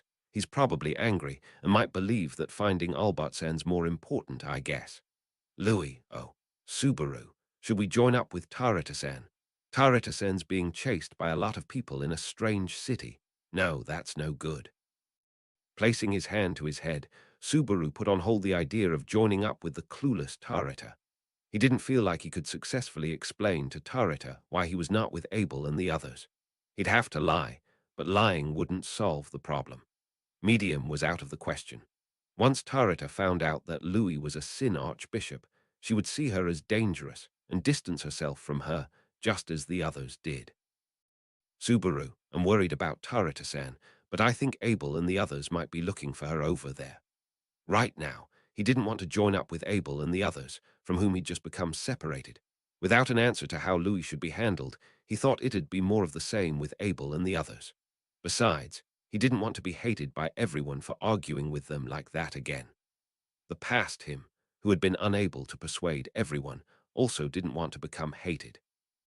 Subaru, Louis, let's go. We need to find Albertsen at an abyss with a great view. Louis, you. While saying this, Subaru linked hands with Louis and pulled her along to make her walk away. He had no idea of where to go originally, but after she'd unveiled her power, the authority of gluttony, his anxiety became even greater. Therefore, Subaru, if you don't want to die, stay close to me. I don't want you to die either now. Louis, ooh. Whether she understood or not, Louis nodded her head in acceptance. With that, Subaru let out a deep breath at the girl's smiling face. Two children, wandering around in a strange city, aimlessly trying to solve a riddle, Subaru. This makes me feel like I'm truly a missing child. That weak mutter was all he could muster. After that, Subaru and Louis's chase sequence, as well as their escape, was complicated. Probably because Subaru did not have a good grasp of the city's layout, and because communicating with his companion was difficult, and genuinely because of Subaru's bad luck. At any rate, he was being chased around inside the demon city. Unable to find this abyss with a great view, his time was running out with every moment that went by. Subaru, Louis, stop fighting. Run, run, run, run. Louis, oh, ah, as Louis rushed out, Subaru stopped her by literally bumping her with all his weight. He hopped onto her tiny back, forcing himself in a position of being carried by piggyback. Louis propped up Subaru's body to keep him from being shaken off, as she then leapt high to escape from the ones chasing them. Don't let them get away. And the ones to shout that while chasing after them were the horned beastmen patrolling the demon city. Apparently, their pursuers were really only those with horns. Regarding the inhabitants of Chaos Flame, Subaru had seen many demi-humans without horns. It seemed that they had not been given the order to capture Subaru and Louis. Subaru. Seems like that Tanza girl doing this of her own free will. Tanza was a young deer girl. Although she held something like the position of a secretary to Yorna, Subaru supposed there was a limit to how far she could make those under her command move. As a result, there'd be no way to escape if all the inhabitants of Chaos Flame were to become it. It seemed that the girl was also fighting on the edge of how much she could abuse her power. Even then, they were being cornered plenty on that edge. From Subaru's point of view, she could have even held back a bit. Subaru, they're coming after us. Louis, don't attack. We gotta get out of here. Louis, ooh, Subaru, why not? The reason is everything. Anyhow, this isn't working. With Subaru on her back, stepping on window frames of buildings and protruding scaffolds, Louis did not seem happy with this escape decided upon by a single person as she went bounce all over the city. She looked as if she wanted to say that they'd win if she fought. Subaru protested this by tugging on her cheek. Indeed, if Louis did fight, she might be able to defeat their pursuers. However, if Louis were to fight, those following them might get killed. Hypothetically, even if she knocked them unconscious, there was no telling if Louis would stop her assault there. Actually, just a short while ago, if Subaru hadn't stopped her, Louis would have thrown their pursuers off the high scaffolding, dropping them to the ground below. Louis had not seemed to have lost her almost infant-like innocence, but even with that innocence, the power of gluttony had returned to Louis. Subaru dreaded that, as it seemed to be no different from the rampage of the original Louis Arneb. If this Louis ever went back to being Louis Arneb, Subaru, that'd mean that Abel and the others' opinion is right. In that case, there was no need to run away from the street and no need to strain his relationship with Abel and the others. The existence of the girl known as Louis was something Subaru was required to worry about, strangely, which was why it was no good. Subaru, I won't let you kill anyone else anymore. As long as Natsuki Subaru's eyes were black, he would not let that happen. One Louis. Oh, Louis gazed forward quietly as Subaru tightened his hold upon her back. It seemed she had retracted her complaining attitude from before for the time being, reconsidering doing what Subaru had suggested. For now, Louis tried to shake off the beastmen on their tails. Bouncing and skipping repeatedly, she continued to run away as her golden hair whipped about. However, Subaru, so stubborn. Maybe it was natural, since the only effort they were making to shake them off was running away, but it was difficult to give the beastmen chasing them the slip. In addition to knowing the lay of the land, because of the flame in one of their eyes because of Yorna's soul marriage technique, the gap between them was shrinking rather than growing. Subaru. If it goes on like this, they would get caught. As such, Subaru bit down on teeth that were neither baby nor permanent. It was at that moment. You two, this way. Subaru, Louis. Oh, Louis kicked off the wall with force as she tried to trick the eye of their pursuers with sharp movements. Before they could see if what they intended had been fulfilled, a voice reached the two as they landed on the street. Taking a look at it, a young man with a thin face was beckoning Subaru and Louis to come over. There were no horns to be found on the young man's head at a quick glance, but that didn't put Subaru at ease right away. Subaru, why? Young man, you're being chased, aren't you? From the looks of it, those people seem to be pretty tilde serious. This is some friendly advice, so it'd be nice if you could be good and hear what I have to say. In response to Subaru's wary look, the young man beckoned to him with a friendly smile.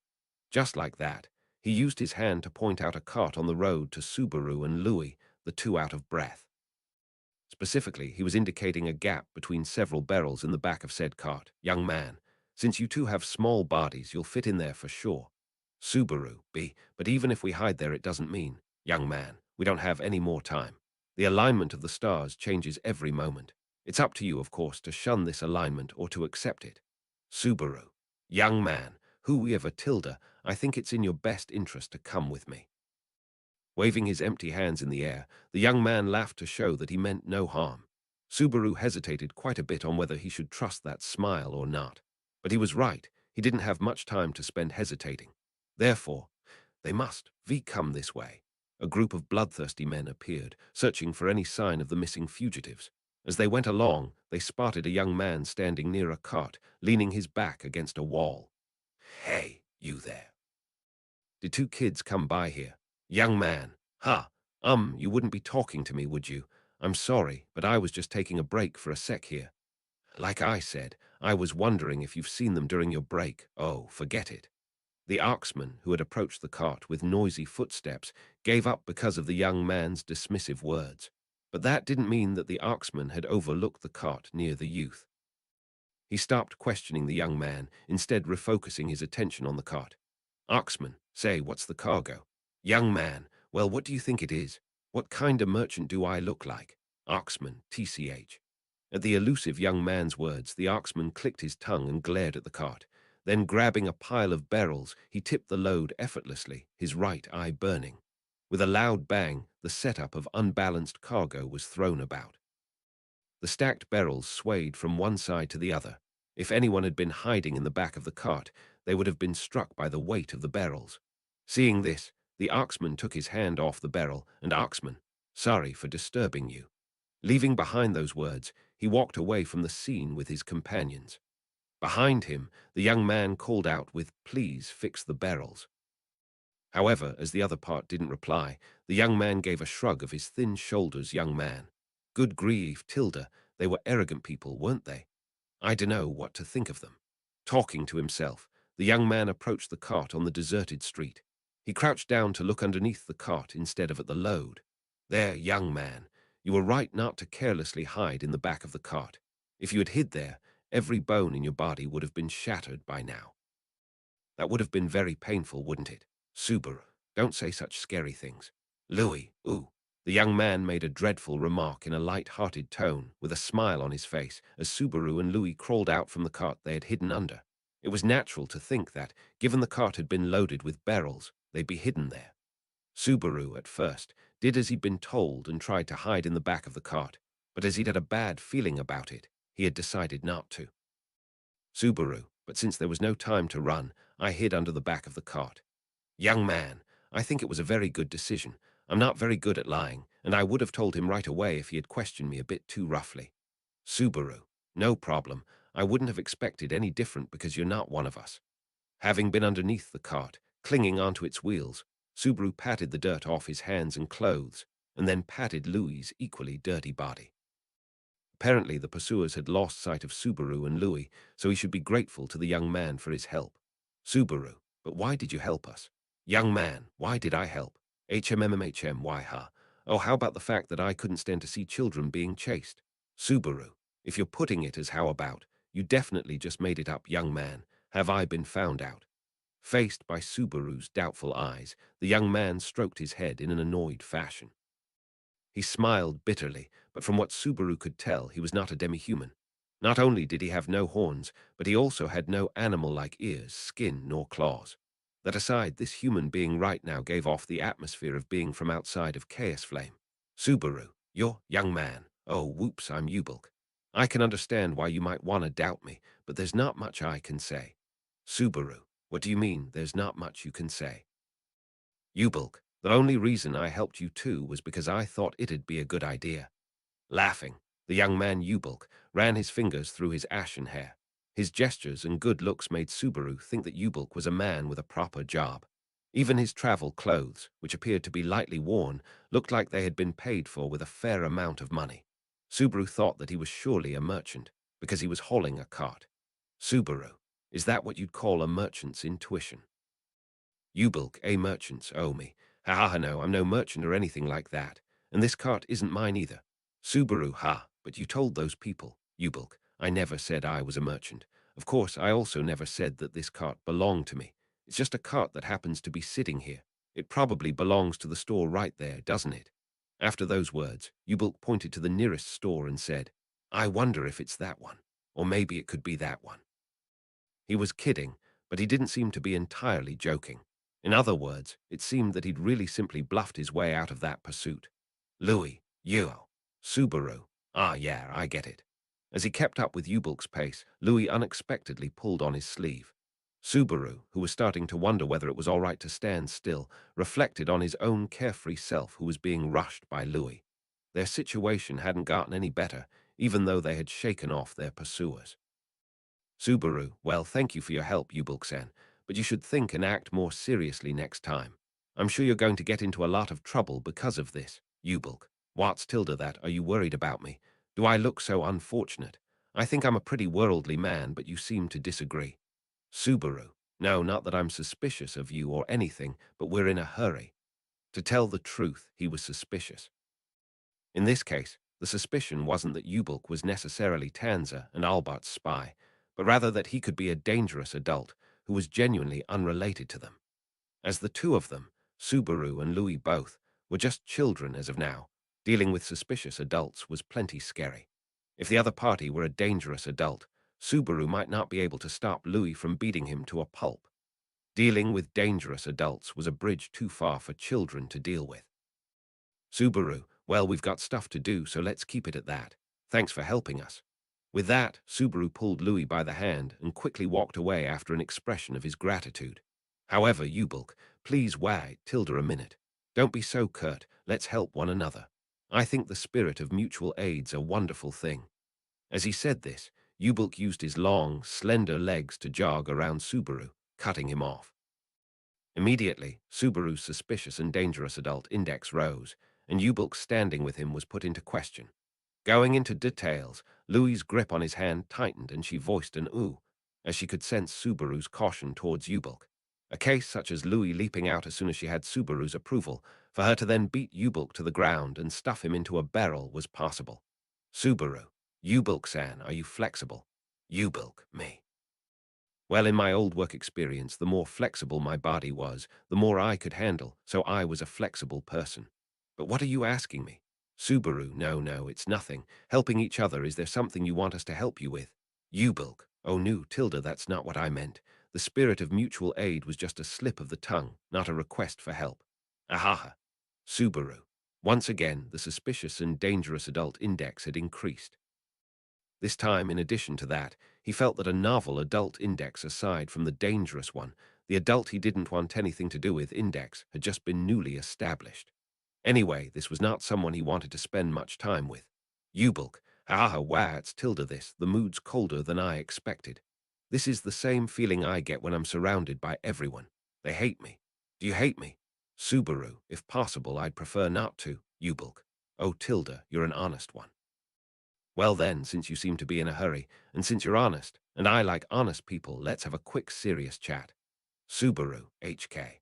As Yubulk said this, he bent at the waist and brought his face closer to Subaru. Subaru's head dropped as he gulped unwittingly, and Louis, stepping forward, put her hand out in front of him in response. She then pushed on Yubulk's cheek from the side, threatening him with an ooh. "Yubulk, whoops Tilda, she hates me. I thought I had a good reputation with girls, but I guess it's different if they've already got a companion."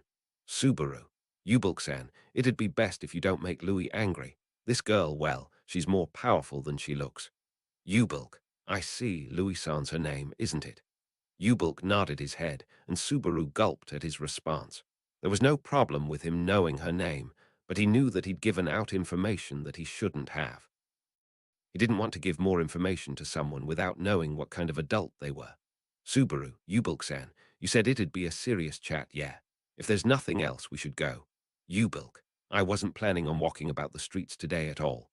"Subaru, what?" "Yubulk, for Tilda some reason though, I found myself wandering around aimlessly, wondering if something was going on, based on a feeling I had. So I came here on a whim and killed some time next to this cart." And then, placing his fingers on his forehead, he slid them to the gentle corner of his eye, to his clear, white cheeks, then down to his sculpted chin. At the end, Yubulk snapped his fingers. Subaru was visibly stunned, transfixed by his behavior, and Yubulk, whose smile deepened at his reaction, waved his snapping fingers from side to side. Yubulk, you two appeared by nimbly leaping over my head. Subaru, Yubulk. What's tilde this, perhaps that didn't resonate with you? Tilting his head, Yubulk looked in turn at Subaru and Louis, both of whom didn't react. Louis simply might not have understood what was being said, but not Subaru. After hearing Yubulk's answer, Subaru just could not speak. He wondered if there was some grand, far-reaching reason hidden in there. Subaru, so you were just out for a walk, resting, and then we came along. Yubulk, tilde, you can say it that way too, I guess. But what tilde, I think I can also say it this way. I think all this is just the stars' guidance. Subaru, the stars, fate, or something like that. Although it sounded very romantic, Subaru's shoulders slumped. It would have been romantic had it been spoken at the beginning of a story in which a man and woman met, but here there was a combination of the shrunken Subaru and the originally small Louis. And Yubulk, the weirdo. This was not romantic at all. Yubulk, are you amazed by me, perchance? Subaru, well, it's all right. Even if Yubulk's seriousness isn't that serious, it doesn't bother me so much because he's a person I don't want to see ever again. Yubulk, you said some pretty harsh and hurtful things to me. That kind of sharpness is similar to that of my old friends. Subaru, Yubulk-san, you've got a friend. Yubulk, ahaha, that hurt. He couldn't help but let out a rude, honest thought, but Yubulk didn't seem to be offended. For just a moment, he thought that there's some sort of subtle, complicated feeling from Yubulk towards his friend, somewhere in his sentimental, straightforward, and unserious attitude. Yubulk, anyway, it's by some kind of fate that we met here. Tilde, that's it.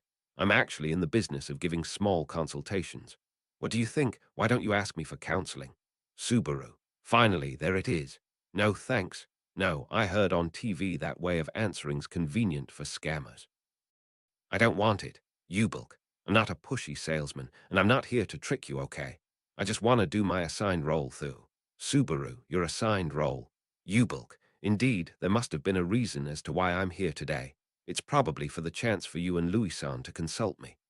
Yubulk nodded repeatedly, crossing his thin arms and acting like he was the only one who understood. Unfortunately, Yubulk's conviction did not sit well with Subaru. It was simply that the suspicious and dangerous adult index was gradually increasing in value. He'd rather just leave Yubulk here and run away if possible. He felt that even though Yubulk had given the slip to their pursuers, he was now entangled with a more troublesome opponent. Yubulk, oh, it's no use trying to escape. If tilde you try to run away, Subaru, then what? Yubulk, I'll shout and tell the people who just came by where you two are. You'd be in trouble, right? Subaru, we'd be in a lot of trouble. If that were to happen, however, he was willing to unleash Louis. Of course, as he didn't want to let Yubulk die, Subaru would do everything in his power to stop Louis's rampage, but he was prepared to use her as his last resort if Yubulk wanted to call out to their pursuers. Besides, Subaru, I'm sorry, but you don't want to know what's going on with us. If you hear about it, you might get involved, and I don't think you can do anything about it. Even if Subaru and Louis did nothing, Tanza and her comrades might hurt Yubulk. If that happened, it'd be Subaru and Louis's fault. His thoughts were that he couldn't involve Yubulk in such a situation. However, Yubulk, oh, don't worry about it, I'll be all right. I said I'd give you a consultation, but I'm a consultant who's just fine without hearing any specifics. Subaru, there's something like that. Yubulk, well, if you think you've been lied to, lend me your hand. Subaru's concern was overshadowed by Yubulk's carefree smile as he gently took Subaru's hand. Since his right hand was connected to Louis's, the hand taken was his opposite left hand. Surprised by the touch of Yubulk's slender, feminine fingers, Subaru hurriedly glanced at Louis. Louis. Ooh. Fortunately, Louis had not a temper short enough as to suddenly attack Yubulk, although she was staring at his movements. But that meant that he'd have to watch over a situation that was much like a balloon that could burst at any moment, all while having to keep filling it with air. Subaru. Yubulk-san, I don't have much time, and neither do you, Yubulk. Wah, it's tilde that. You're suddenly making me nervous too.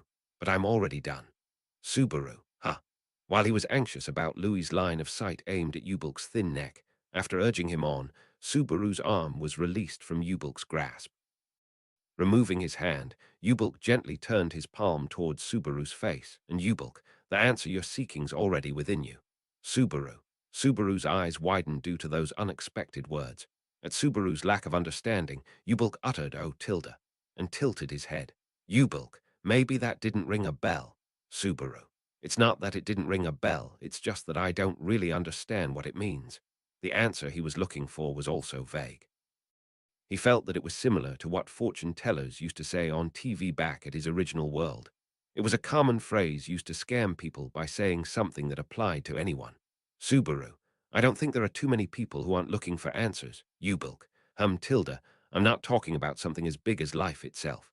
I'm sorry to say that I'm not a person able to see the movement of stars that well. Subaru, like a horoscope. Yubulk, maybe it's the problem in front of you. You see, you were both being chased, right? That's also a problem, isn't it? What do you think about that? Subaru. But I know why those people were after me. Perhaps confident in his own ability as a counselor, Yubulk tried to get closer to the right answer by delving into Subaru's inner thoughts. He wasn't sure about it. It felt a bit like a scammer's trick, but once he took it seriously, there was a slight tug at Subaru's heart. Subaru, that tug seemed to be a very important one. Of course, he didn't know just how much of what he felt in his small Subaru head could be believed. However, even if he didn't believe in the thoughts of a small Subaru, there should be room to believe in the intuition of a small Subaru, regardless of the size of the body. The problem that Subaru was facing right now was Subaru, an abyss with a great view. Yubulk had pointed out that the answer was already in Subaru. He wasn't trying to probe deeper into the kind of scam it was, but he felt it. That tug he felt, if he could rope it in, he should be able to find the answer he was looking for. Louis, Subaru. I think I might have figured it out. Louis looked into Subaru's face once he replied to her, whose shapely eyebrows distorted into a frown. With the sound of Subaru's voice, which had slightly regained its strength, Louis widened her blue eyes and then smiled happily. Seeing the change in Louis's expression from the side, Subaru exhaled, then looked at Yubulk. Subaru, the consultation might have worked. Yubulk, oh Tilda, I'm glad. I'm relieved too. If I'm gonna do this, I wanna do my job properly. Then, Subaru, yeah, I'll hurry. Thank you for everything, Yubulk-san. Let's go, Louis, oh. In response to Yubulk, who closed one eye, Subaru pulled Louis's hand and began sprinting. He started to run as fast as he could, stopping only once. And upon looking back, he saw that Yubulk's eyes were widened, possibly because he hadn't expected Subaru's actions. Subaru waved his hand at him, and Subaru, Yubulk-san, I won't say anything bad about you, so just go back to your parents. And so that you don't seem so dangerous, behave yourself and stop scamming people. Too, with gratitude, that was all the self-serving counsel Subaru could give him.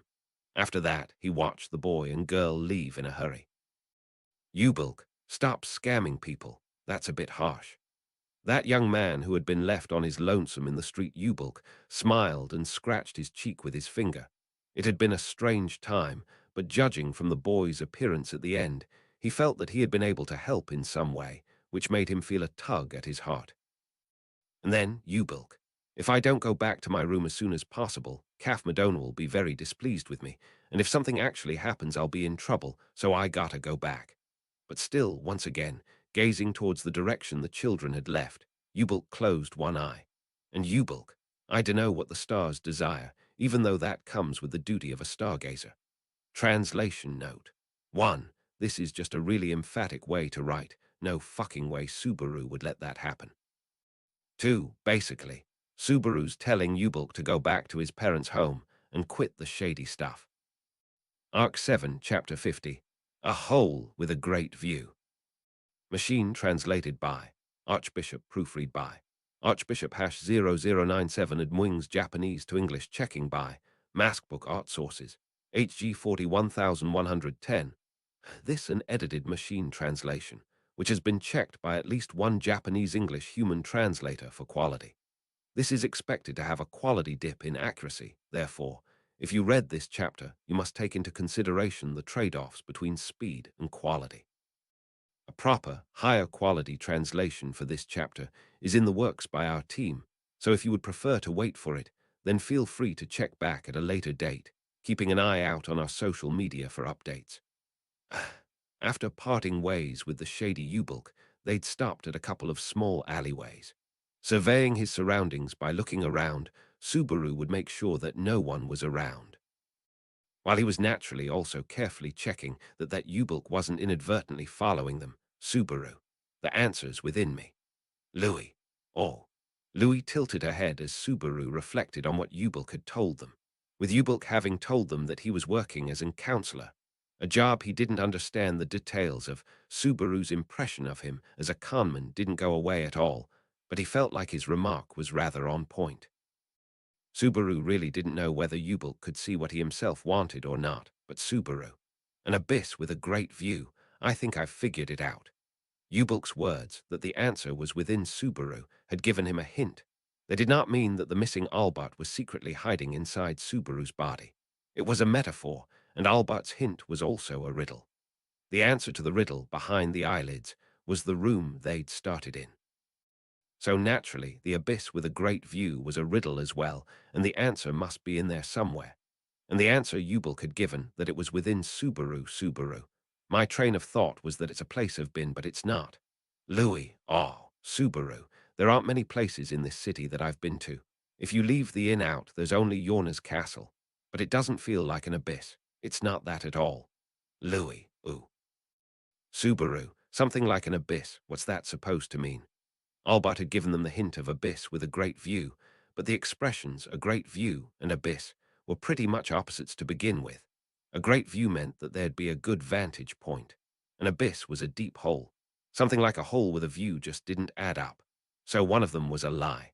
And since there was no possible lie in it having a good view, the only lie that could have possibly been told was about the abyss. Subaru, things that are like an abyss, but aren't an abyss. There was no such place in Chaos Flame to which Subaru had been. He was sure that the same went for Abel and the others who had not left the inn. Subaru was unsure of just how much Albert knew about the Demon City to begin with, but he did not believe that Albert had been able to go around much either, because his duty was to accompany the false Emperor Vincent and to protect him. So, as it was a city he didn't know much about, it was a place that definitely was not convoluted. An abyss with a great view, as it had been called, was not a place that existed only in Chaos Flame. That was Subaru. Louis were going to higher ground. Louis, you. Louis was surprised at Subaru, who spoke so after shutting his eyes. He did not think that what he'd meant had been understood.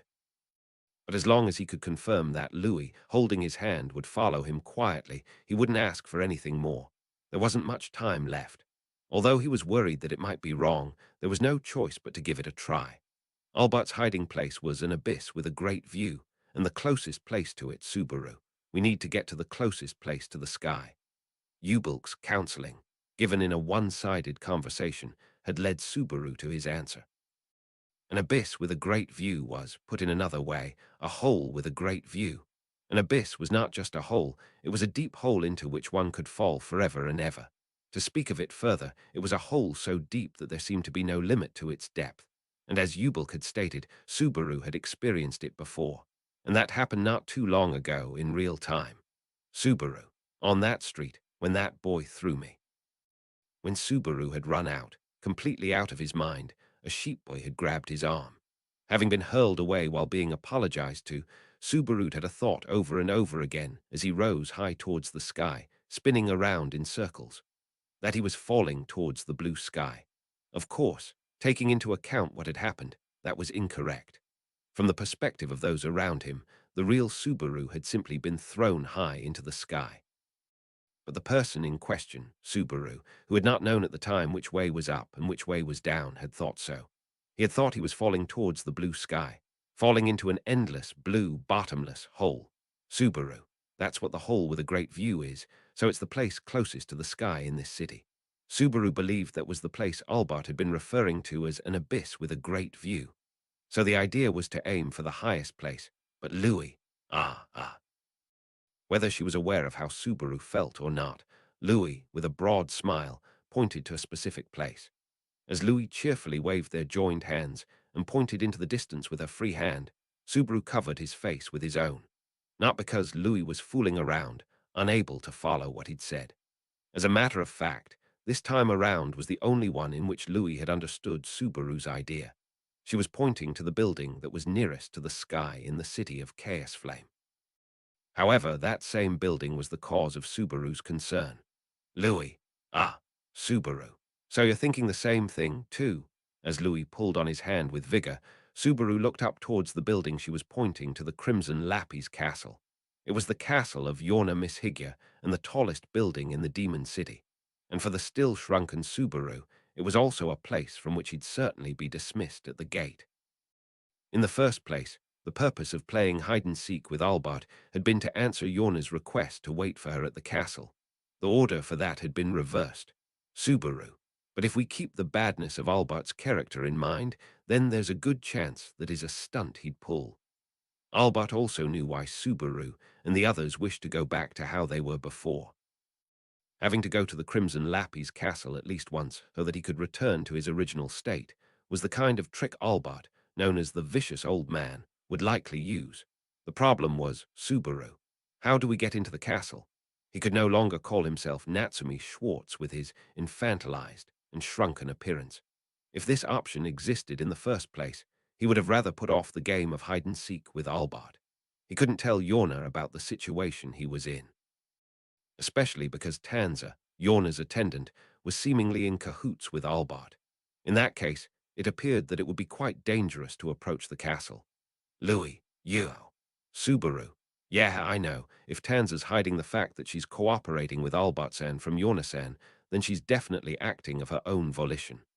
It seemed to Subaru that there were relatively few of Tanza's fellow horned demi-humans around the Crimson Lappy's castle.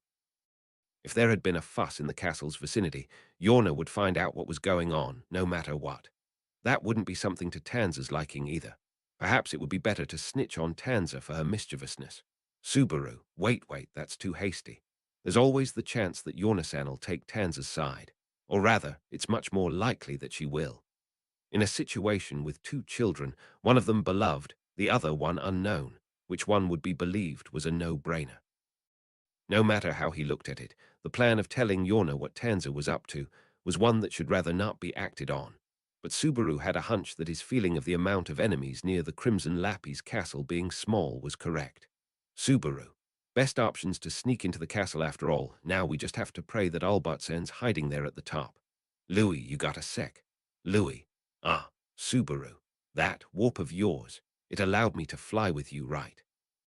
Staring into Louis's blue eyes, Subaru posed that question. The first time Louis had gone on a rampage in the street, Shidi used a blink to get out from under the collapsed tent, then teleported to another location as Subaru covered her. At that moment, he'd felt something like the contents of his stomach being churned around, which was not something he wanted to experience again and again, but needless to say, it was very convenient. There seemed to be a limit to how far they could fly, though. Subaru, with that power we can get inside the castle. Can you use it properly? Louis. Oh, Subaru, you sure? If it's just probably, we'll have problems.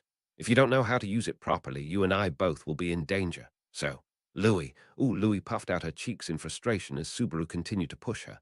As she did, she tightened her grip on Subaru's hand, using more force. Louis. Yo. Subaru. HK. Poof, in the blink of an eye, the scenery around them changed.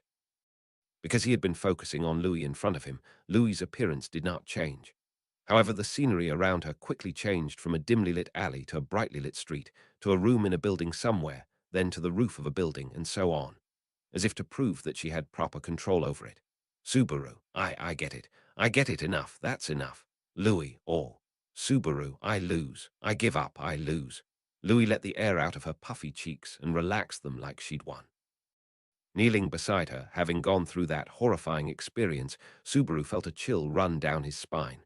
While holding hands with Subaru, Louis had performed at least 5 short-distance warps in a flash. Each time the scenery around them changed. What a ridiculous experience. It was entirely akin to a nightmare. Subaru, but this will do, Louis, ooh, Subaru, ow. As he tried to clench his fists, a surge of gastric juices immediately burned his throat. While still kneeling on the spot, Subaru spewed the contents of his stomach onto the ground in a grand display. The short-distance warp and the feeling of having his internal organs being churned about were inseparable. But Subaru, that's convenient. With this, Awig. Louis, still fighting the acidic urge rising inside him, Subaru glared at the Crimson Lappy's castle. Next to him, Louis, wrinkling her nose, withdrew her hand for the first time, and waited for Subaru to finish vomiting from a distance. Pointing in the direction they should fly to, he squeezed Louis's hand. That was the signal that Subaru had taught Louis to sneak into the Crimson Lappy's castle. It was like training a puppy to do tricks, but in reality, it was not that simple.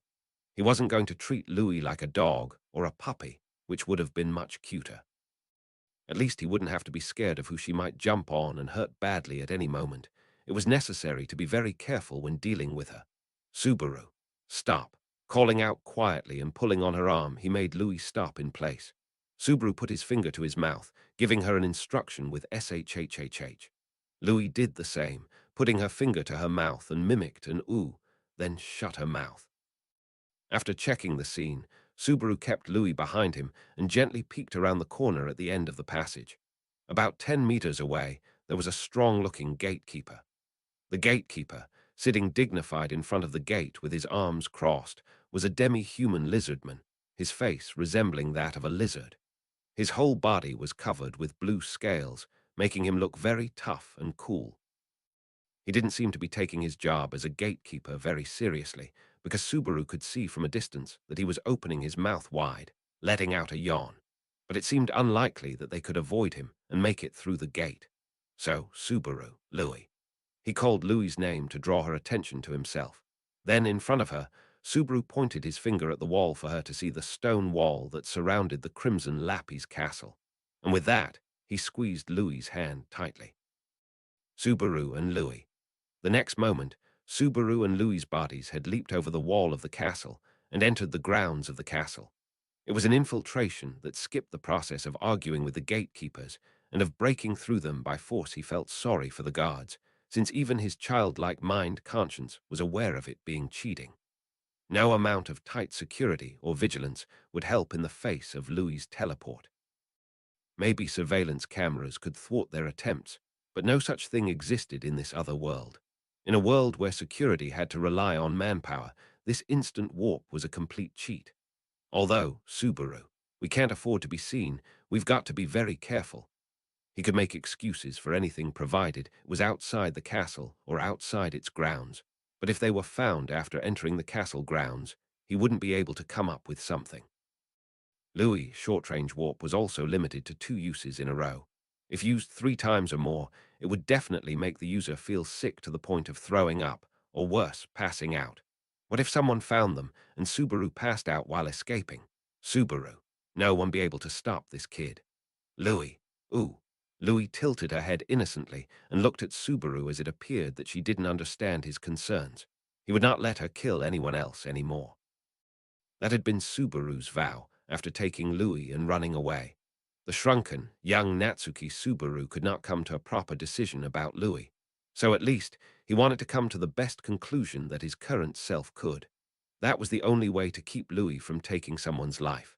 Subaru, we can't just grab onto the outer wall and then jump while taking breaks, can we? His aim was the abyss with a great view. Even if that was the top of the castle, reaching it by solely relying on Louis's warp and climbing up from outside could prove to be difficult. They would probably slip and fall down at some point, and no matter how stealthy and secluded they were, if they were climbing the castle walls, someone would notice them. Not to mention that this was Yorna Miss Higya's castle. Subaru, it'd be the absolute worst if Yorna-san found us. On their way here, they'd been in many fights against the pursuers who'd taken in a part of Yorna's power via the soul marriage technique.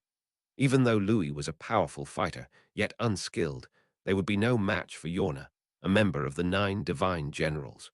What would happen to Louis if they were to fight? If they were forced to fight Yorna, Subaru and the others would not be able to accomplish what they had come to the city for in the first place. It would be a huge blunder. He wouldn't even be able to face Rem Subaru. There's no other option but to zip through the castle while being careful. Based on the experience of entering the castle once the previous day, there were very few people on patrol inside. Even when there were visitors, they'd been left alone in the waiting room. When no one was around, the security would probably be even more full of holes. The yawn of the gatekeeper was proof of this. Although Subaru wondered if he could be so careless in the castle of the city's ruler. Subaru, it's no use complaining about it, is it? We're already in here after all. Louis, ooh, Subaru. Yeah, let's go. Let's pray no one's on the other side of the wall. Since they were castle walls, after all, there was no way he'd be able to hear what was on the other side, even if he put an ear to the wall. So it was completely up to luck whether or not people would spot them when passing through the castle walls for the first time.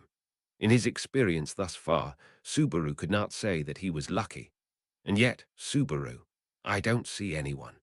They had not incurred the misfortune of being found all of a sudden in an almost deserted castle. Subaru, looking to the left and then to the right, Subaru shielded Louis behind his back and peeked into a corridor of the Crimson Lappy's castle, which Louis and Subaru had safely slipped into with her short-range warp. He had not paid it any mind the previous day, but when walking on the wooden floor, he had to be very careful of the sound of his footsteps. Also, if they were to encounter someone in the hallway, there was hardly any place to hide on either side. If the need arose, they would have to warp into a different room without hesitation. Subaru. As long as we don't use it too many times in a row, we should be fine, I think. He himself was unaware of what backlash Louis would bear, but if Subaru were to do one teleport at a time, with some space in between, he could probably tolerate it without throwing up. In some cases, they should consider using the teleport, not just left and right, but upwards as well. No, perhaps they should rather actively try to go upwards. Subaru. Would that result in less time wandering around here, as opposed to looking carefully for stairs? But if we go up too leisurely, we might be found by someone. Of course, if Yorna lived in the Crimson Lappy's castle, she would always be present. And since she presided as the lord of the castle, the room in which she resided would be at the top. Going to the top of the castle meant getting closer to Yorna. Subaru didn't really get it, but there were people in the world who were experts in sensing the presence of others. Even with Louis's teleport, no matter how much he tried to suppress his breathing and footsteps, there were still some things he could not eliminate. How much of a disadvantage it was going to be would be the coming challenge. Subaru. Anyway, we're going to be as careful as we can. If we're found. If you're found, then what? That very moment, Subaru's shoulders hitched in fright due to the bone-chilling voice coming from behind him. The shock was also felt by the one holding his hand, Louis, her eyes widening in surprise. Subaru and Louis turned around with a snap, and there was. It's so cute to see children holding hands with each other. I can't help but feel like my cheeks will form a smile against my will. The one person they should not have run into, the beautiful Yorna Miss Higya, was standing there. Subaru. Ah, no one was supposed to be there. Up until a moment ago, there had been no one in the hallway aside from Subaru and Louis. Yorna had appeared out of nowhere, even though she had not been there until just a bit ago. This woman was the sort of being that held the kind of power that ridiculed the caution and care of ordinary people like Subaru, kicking all sorts of thorough preparations to the curb. One of this other world's transcendent beings. Yorna, either of your faces are unfamiliar to me. Yorna looked down at Subaru and Louis's faces and muttered so, the smoke rising from the kaisru in her hand. She was dressed in the same glamorous kimono she'd worn at the top of the castle the previous day. However, having only seen her sitting most of the time, he felt overwhelmed upon being faced with her standing in front of him. Yorna was taller than him, partly because Subaru had been shrunk. Though she wasn't quite as tall as medium, thanks to her tall-soled footwear, her line of sight was probably above that of Abel's. As he stared into her blue gaze at that height, his throat froze over. Yorna, there's no need to be so frightened. What brings you two to my castle? Subaru.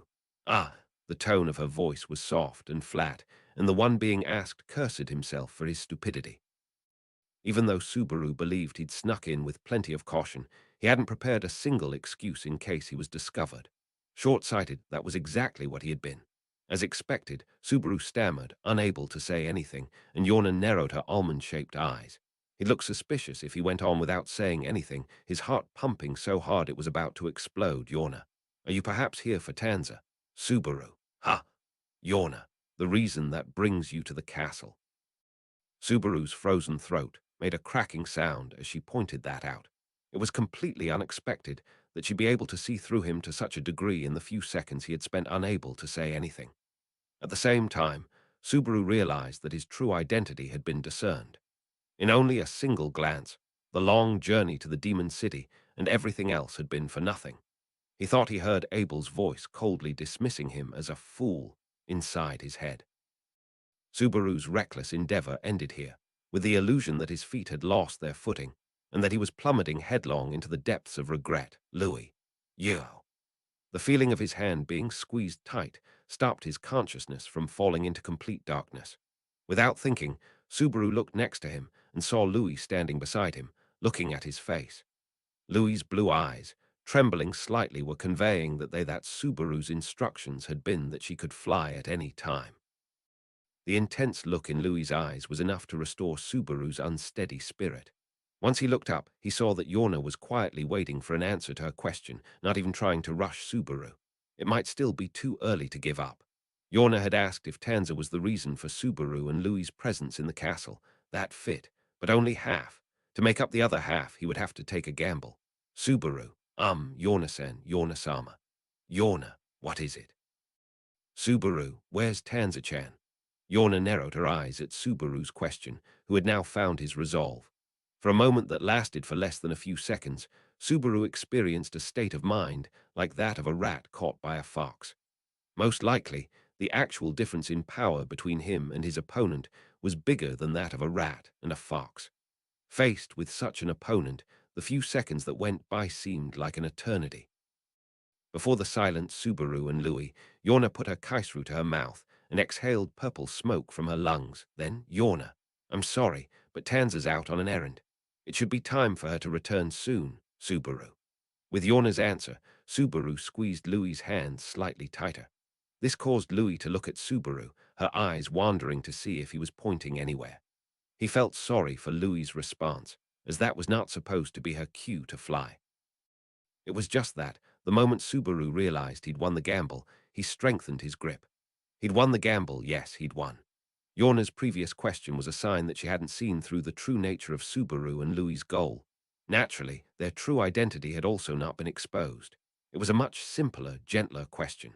In fact, after that answer of hers to Subaru, Yorna closed one eye and said, Really, Yorna, I'm also worried about Tanza. Although devoting herself to me is fine, forgetting one's promise to friends isn't a good thing for a subordinate. Subaru, F friends. Yorna, she's a loyal child, isn't she? I've always told her that she can't always focus on me. Remarking that, Yorna shrugged after giving a comment on Tanza's attitude. Due to Yorna's words and gestures, Subaru raised his eyebrow in surprise. The previous day, she was the malicious and unfathomable empress of the demon city that had shown herself atop the castle. That impression had done a 180 because Yorna's current attitude felt like something completely different. That attitude was one that was more familiar and easier to understand, the feeling of an adult who cared for children. As if to support this impression, Yorna let out a small exhale followed by a Yorna. Tanza does have some carelessness, but I can't wait for her to return. Let's wait for Tanza's return in my room. With that, Yorna turned her back to them and walked away slowly. Despite the thick soles of her shoes, her graceful walk remained silent on the wooden floor, making him not believe his eyes at how sophisticated she was down to her toes. Then, with Subaru fascinated by the mere sight of her walking, Yorna suddenly came to a stop in front of him. Yorna, come along now, I'll show you the way. Subaru, you, Yorna-sama will. Louis, oh, Yorna's unexpected kindness stunned Subaru. Louis tilted her head in surprise at Subaru's surprise, and Yorna, watching the two of them, gently put her hand over her mouth and smiled.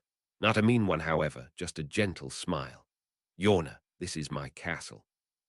Of course, it's my duty to entertain guests, and now that Tanza is out, there's no one to keep the two of you company. Subaru, Yorna, it's also the first time a friend of that child has come here. Now come along with me. Jerking her chin, Yorna commanded them to follow along. Following her gesture with his eyes, Subaru wondered for a second what he should do. He suspected that this could be a trap, but quickly dropped the idea. Because Yorna had no reason to lure Subaru and Louis into a trap. If she wanted to, she could subdue Subaru with a single finger and take out Louis with a couple. In that case, however, it meant that she really had volunteered to be their guide out of the goodness of her heart. That would be completely different from the impression Subaru had of the Yorna from yesterday, though. Louis, yo. As Subaru let the contents of his head whirl around and around, Louis tugged on his hand. Apparently, Louis had no objection to following Yorna. Louis's reaction was the final push to get Subaru's feet moving. Louis's ability to perceive danger was probably better than Subaru's. If Louis wasn't wary of Yorna, he didn't have to worry about her doing something to him any time soon. Yorna, children. Subaru, see coming. In response to Yorna's reiterated call to Subaru, he responded with a faltering voice and started walking. Yorna's eyes narrowed as she resumed her steps, keeping up with Subaru's short strides. He wasn't sure if he should take this as good luck or not, but it was much better than being interrogated by her. Yorna, you children aren't from here, are you? Subaru, Yorna, faces I haven't seen. You haven't received my love letter, either. Unfamiliar faces, faces she hadn't seen before, were the words she spoke. The expression love letter that followed was something Subaru had no idea about, so he nodded his head with a "Why yes, Subaru. From out of town, with a scary grown-up, that is. Yorna, scary grown-up, that sounds like a lot of trouble. Why are you with scary grown-ups on? Subaru, it's because, Subaru answered Yorna's question carefully, but with a certain amount of truthfulness. In reality, the fact that he was working with the scary grown-up with Abel was very much a matter of chance. Perhaps it should be in the past tense, as in, we had been working together. It was hard to imagine that Abel would readily forgive Subaru for running away with Louis. To begin with, Subaru, I don't know if I should be forgiven. He didn't believe it was fair to blame him for not being able to decide on how to handle Louis. Sure, he was sorry that he had hidden Louis's true identity from them. But if this was the result of revealing the truth, then he'd been right to conceal it.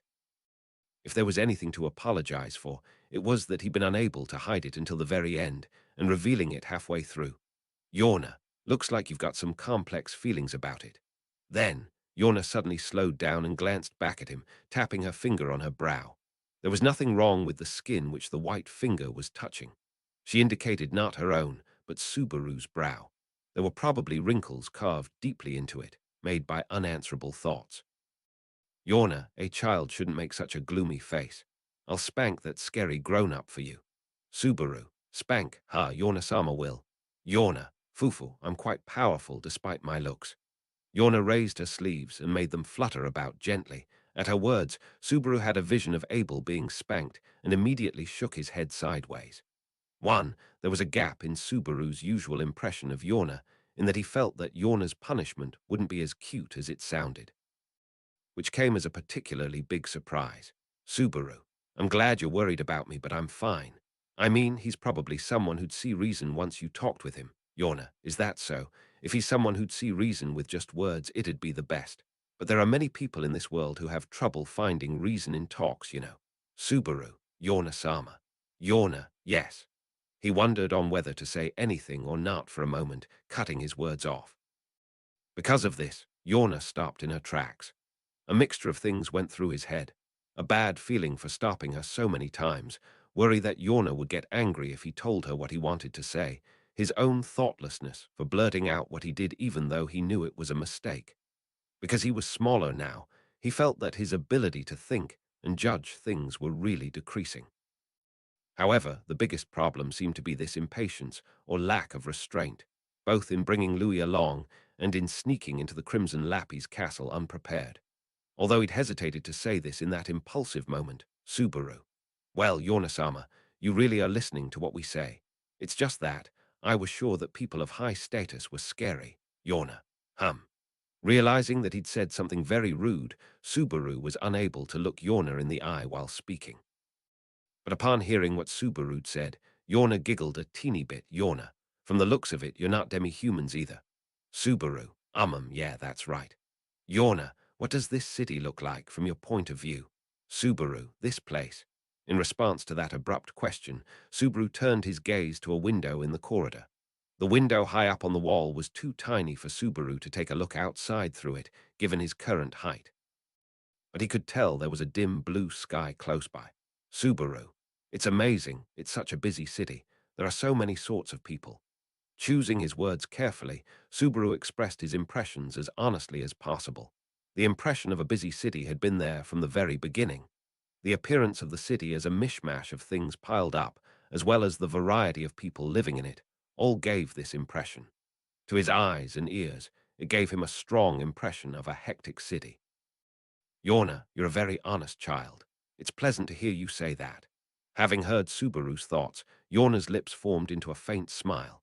She then directed her gaze at the same window that Subaru was looking at, likely gazing at the outside view in a different way. Yorna, this city's full of people who have a hard time living in other places. Those that became insignificant outside the city, children with nowhere else to go, children that would go unnoticed, even if they raised their voices. Subaru, even if they raised their voices. Yorna, if we don't lend an ear to the children who have reached the last place they can go to, then who will? As she spoke so with the kaisru in her mouth, an elegant glow flashed in Yorna's eyes. Experiencing a sensation akin to his heart being stabbed, Subaru felt terribly ashamed of himself. Now, after hearing Yorna's words, he found that his impression of her had changed drastically. Tanza, she is a loving woman, loves her allies and hates her enemies. Of all things that reside in the demon city. That was what the little dear girl Tanza had said when he asked her about Yorna the previous day. Subaru had no clue whatsoever as to what that meant at the time. Once Abel had told them about the soul marriage technique, he'd wondered if the girl had meant its power. But perhaps that wasn't what Tanza had meant. It was truly as she had said. It was the answer to what Yorna Miss Higya cherished from her heart. Subaru. I'm so sorry, Yorna-san. As soon as Subaru thought of this, Subaru couldn't hold back again and apologized. Hearing Subaru suddenly apologize, Yorna smiled, exhaling purple smoke. Yorna, there's nothing to be sorry for. The reason why people in high positions always look scary is that if they didn't, they'd be scared too. There's also the logic that people of high status wish to be feared. Subaru, people of high status wish to be feared. What was that? He felt that he'd just been told something he would do well to remember, and it seemed to be a way of thinking that maybe Yorna was no stranger to. Yorna, don't worry, I'm not one to do something as disgraceful as to get angry with a child over something like this. By a stroke of luck, I'm in a good mood. Louis, oh, Yorna, yes, that's right. There are signs that I might be about to get what I've wanted for a long time. Lowering the corners of her eyes, Yorna fluttered her sleeves around once more. There was no trace of anger in her answer.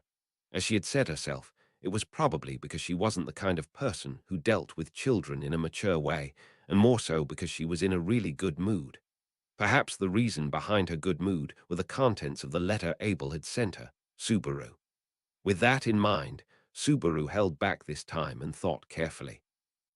Yorna's positive attitude toward the missive, and whether she kept her word or not, depended on whether Abel, Subaru, and the others could safely join her at the Crimson Lappy's castle. But it was Tanza, Yorna's attendant, who was interfering with Subaru and the others' efforts. From their earlier exchange, it was clear to him that Yorna really cared about Tanza. If her own desires clashed with Tanza's, which ones would Yorna choose? Yorna, who had in the past defied the Emperor for the sake of someone else. Once Yorna found out the truth about the situation, what would she do? Yorna, you're wrinkling your brow again, aren't you? With a tap, Yorna put her finger between her eyebrows and pointed out Subaru's distress. Following Yorna's gesture, Louis also tapped her forehead. Looking at Yorna and Louis's appearances, Subaru let out a small sigh. Maybe this too was a hasty idea. But since he did not have the brains to think properly about whether it was the right or wrong thing to do, Subaru. Hey, Yorna-san, I need to ask something. Over the roof tiles of the castle tower of the Crimson Lappy's castle, where red and blue brilliance mixed together, he laid his buttocks. And so, while basking in the clear wind characteristic of this high altitude, he placed the gourd he kept in his breast pocket to his mouth. While quenching his thirst with alcohol, he rested his chin on his hand, while the spectacle under his eyes unfolded. Kaka, what a superb view! Looking down at the unorganized streets of the city with various styles intermingling, an aged body's throat rang. His hoarse laugh was disturbed by the wind, disappearing into nothingness without reaching anyone. It was engulfed by the tumult of the demon city, vanishing gradually every time the monstrous old man was amused. He was fond of that which was chaotic. The chaotic townscape, the melting pot of various races of demi-human, the motifs drifting to the left and right. Even if something only meant that something else would fall into chaos, it would make him want to support it. It's a bad habit of all people to scramble and eat whatever they can get their hands on. Anyhow, after taking a large gulp from his gourd, the old man wiped the alcohol spilling from the corner of his mouth with his sleeves and shrugged his shoulders. And so, still sitting cross-legged, he rotated his hips and turned around, raising an eyebrow. It was a sight that would make an old man fond of chaos drool. Even if they reached where I'm at, they're a way too unpredictable bunch, truly. In front of the monstrous old man who thus spoke, 3 figures were stepping atop the tiles of the roof of the castle tower.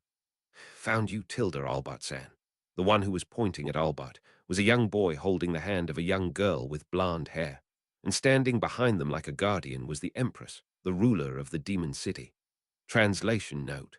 1. The word used here, Chinese letter, is particularly used in the context of punishing a child. So we took some, liberties. Arc 7, Chapter 51, The Demon City's Mistress. Machine translated by Archbishop Kiln, proofread by Archbishop #0097 Ice Japanese to English checking by Archbishop Ice Art Sources, PNP 103. This an edited machine translation, which has been checked by at least one Japanese-English human translator for quality. This is expected to have a quality dip in accuracy, therefore, if you read this chapter, you must take into consideration the trade-offs between speed and quality. A proper, higher quality translation for this chapter is in the works by our team, so if you would prefer to wait for it, then feel free to check back at a later date, keeping an eye out on our social media for updates. A placid breeze bathed in light gently caressed Subaru's bangs. While savoring the ticklish feeling, Subaru felt the touch of a girl's hand linked with his, and the breath of the tall, beautiful woman standing to his back. Location they were in was the top of the Crimson Lappy's castle, above the large room on the top floor. He stepped onto the roof tiles of the castle, the place closest to the sky, from which he could now view Chaos Flame. Subaru had led them to the place closest to an abyss with a great view. Subaru, Albertsen, I think you're a real jerk. The hand not linked with Louis beside him, the one that Subaru was pointing with, was being directed at a small old man sitting on the edge of the castle's roof. Sitting cross-legged, spinning around on his rear, the monstrous old man, Albert, put his mouth to the gourd in his hand, gulping down the alcohol within. And Albert, no way, boy, you're not hungry, are you? Subaru, hungry. Albert, yeah, that's right, you're hungry. After all, you just woke up and had no time to eat, did you? Your hunger's got a lot to do with both your brain and your body's functioning, you know. While saying that and setting down his gourd, Albert pulled out another package from his pocket. Before a slightly alarmed Subaru, Albert gave a small kakaka and unwrapped the package. Wrapped in the package was a black, round object the size of a golf ball. Subaru, that's, Albert. It's called a ration bowl. It's portable food for a shinobi. One of these'll last you a day and keep your head and body in shape. Tastes awful, though. Plucking a ration bowl from its wrapper with his fingers, Albert waved it about as to show it off. From the way it looked, it felt like it was emergency food made without taste in mind. It might be nutritious, but Subaru didn't think he'd want to eat it. Albert rolled it around in his palm and said, Albert, I've been a shinobi since I was young, so naturally, I've been familiar with this since I was a wee lad. And every time I ate it while working, I thought to myself, like the great old men of my village, I wish I could just retire and not eat this stuff anymore. Subaru, then why not do just that? Albert-san, you said you're the head honcho of the shinobi village, aren't you a big shot? Albert, oh, you're right. What I'm saying is that, right now, I'm better and stronger than the all men who used to work me to death all willy-nilly, but somehow I'm still eating this stuff. With that, Albert threw the ration bowl that he'd been rolling in his palm into his mouth. He chewed and gulped down on his provisions, which the monstrous old man had described as not good. After that, he opened his mouth to show that he'd eaten it all. Then, Albert, after all, you can't break a habit, that's what I'm saying. This mess of food I put together without regard to taste or appearance is the best food for me. Doesn't hearing this make you cry? No, kaka. Albert showed a toothy grin, causing Subaru to remember something eerie. Unsure of what he was trying to tell him with the current conversation, Subaru thought this seemed to be something unrelated to his childish youth. However, it seemed it shouldn't be ignored in its entirety. He felt that maybe it was Albert's way of praising or complimenting him. Yorna, old man Albert, this is my castle, do you recall? After the conversation died down, Yorna Miss Higya, the empress of the demon city, having come to the roof of the castle along with Subaru and Louis, spoke up at last. Staring into Yorna's blue eyes, Albert stopped laughing and said, "Yeah, Albert, of course I know that. To be looked down on by the lord of the castle while sittin' on her castle's a nice feelin'. Doin' whatcha loves the secret to a long life. Yorna, that's quite the indulgent hobby for a man of your stature. I would ve never thought you'd do something like this. Albert, oh, how's that so? Yorna, it's only natural, isn't it? It'd be insane to know this secret of longevity and still shorten your own lifespan." Subaru could feel the heat from Yorna, who smiled seductively while putting her sleeve gently over her mouth. Yorna's anger was contained in her gentle gesture, and of course it was Albert who it was directed to. Albert must have noticed Yorna's anger, but the monstrous old man remained seated on his haunches, throwing the next ration ball into his mouth from the package open on his lap. "Albert, so why you three gettin' along again? A fox girl and two lil kids aren't friends in any way." Yorna, unfortunately, unlike the vicious old man Albert here, I have no taste for teasing children and no reason to torture them. When it comes to children, it's only natural that I treat them with courtesy. What's more, cutting off her words there, Yorna twirled the golden kaisru around her finger. Then pointing the tip of the kaisru, the part from which smoke trailed at Albert, she continued, "Yorna, if I hear that old man Albert has misled these children and deceived my attendant as the mistress of this city, I'll do what I must." Albert, ho ho ho. Gently stroking his chin, Albert's amused eyes turned to Subaru and Louis. Subaru nodded deeply, sensing the intent of his gaze. "Subaru, I'm sorry, but I had to tell on you. It's not really a foul under Albert's rules. You had us get attacked too anyway." "Albert, kaka, you're never at a loss for words, boy, but that's the right answer. I'm the one who sixed him on you, so tar wine bout it if it's done Tommy be pretty pathetic. But Subaru, but Albert, good work comin' up with that when your mind's gotta be having trouble keepin' up as well. Are you mayhaps from the Valetian imperial family? You're a match for M in underhandedness. Subaru, don't say such scary things. Considering only the hair color of Subaru and the current emperor Abel, they had a lot in common, but there were too many differences in other areas. Their facial structure and the length of their legs were proof of this.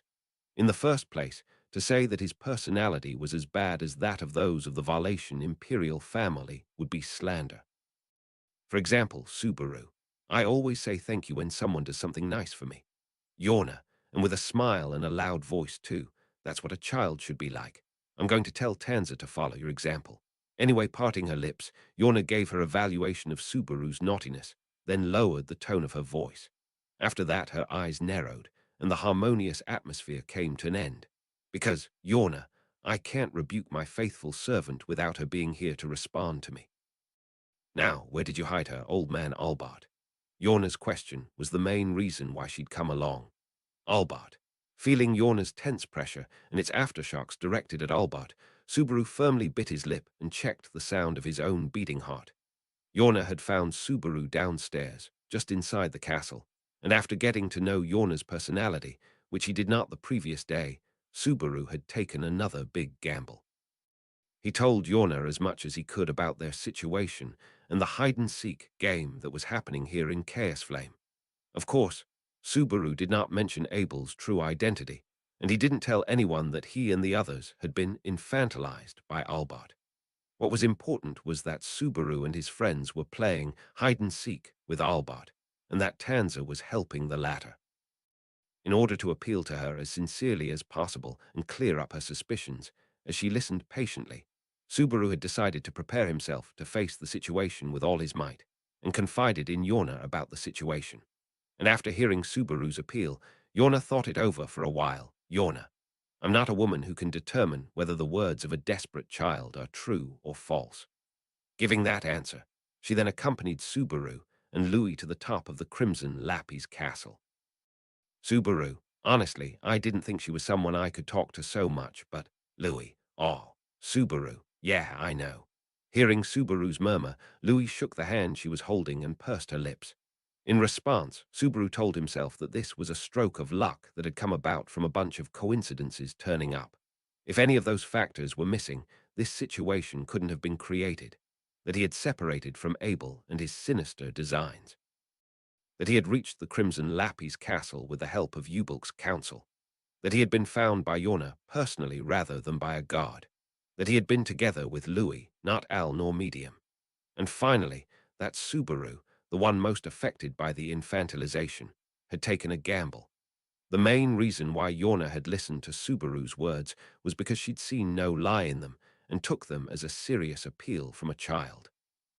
Just as there were grown-ups who wouldn't take children's words seriously and laugh them away, other adults would take them seriously because those words came from children, and because of that, they would try to meet their expectations. Subaru had not expected one of the 9 divine generals of the bloodthirsty Valatian Empire to be one of the latter. Subaru. Who was it again that said Yorna-san's crazy? Perhaps an argument would be that she was treated that way because she didn't approve of Valatia's mantra of survival of the fittest.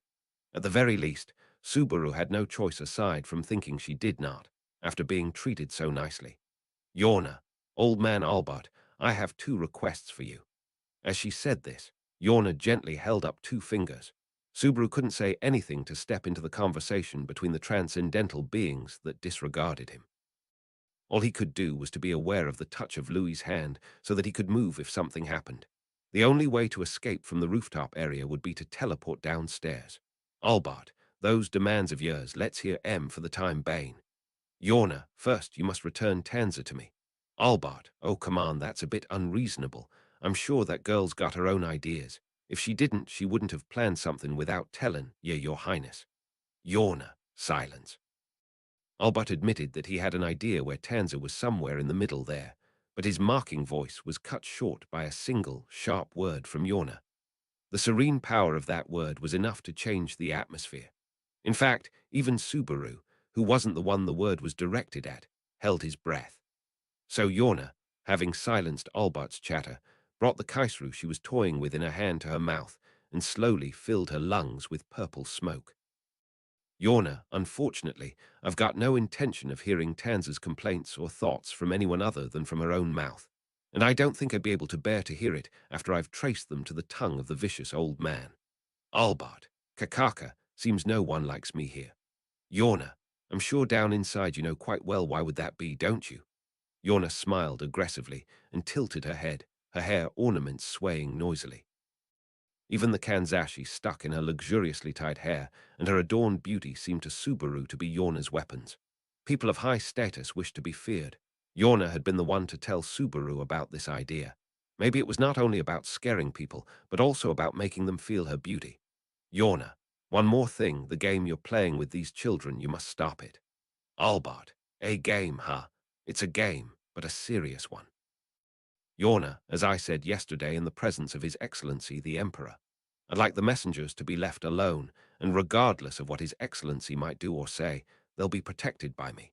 She would not let anyone touch Subaru's group.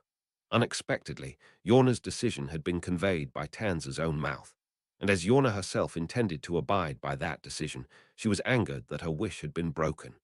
In conclusion, Yorna, within this demon city, you wish to make an enemy of me. Albert, oh, scary, scary. You're a scary lass. Oh, in a way, I didn't interfere with anyone. Let's say that's my excuse. Yorna, that is your interpretation, isn't it, old man Albert?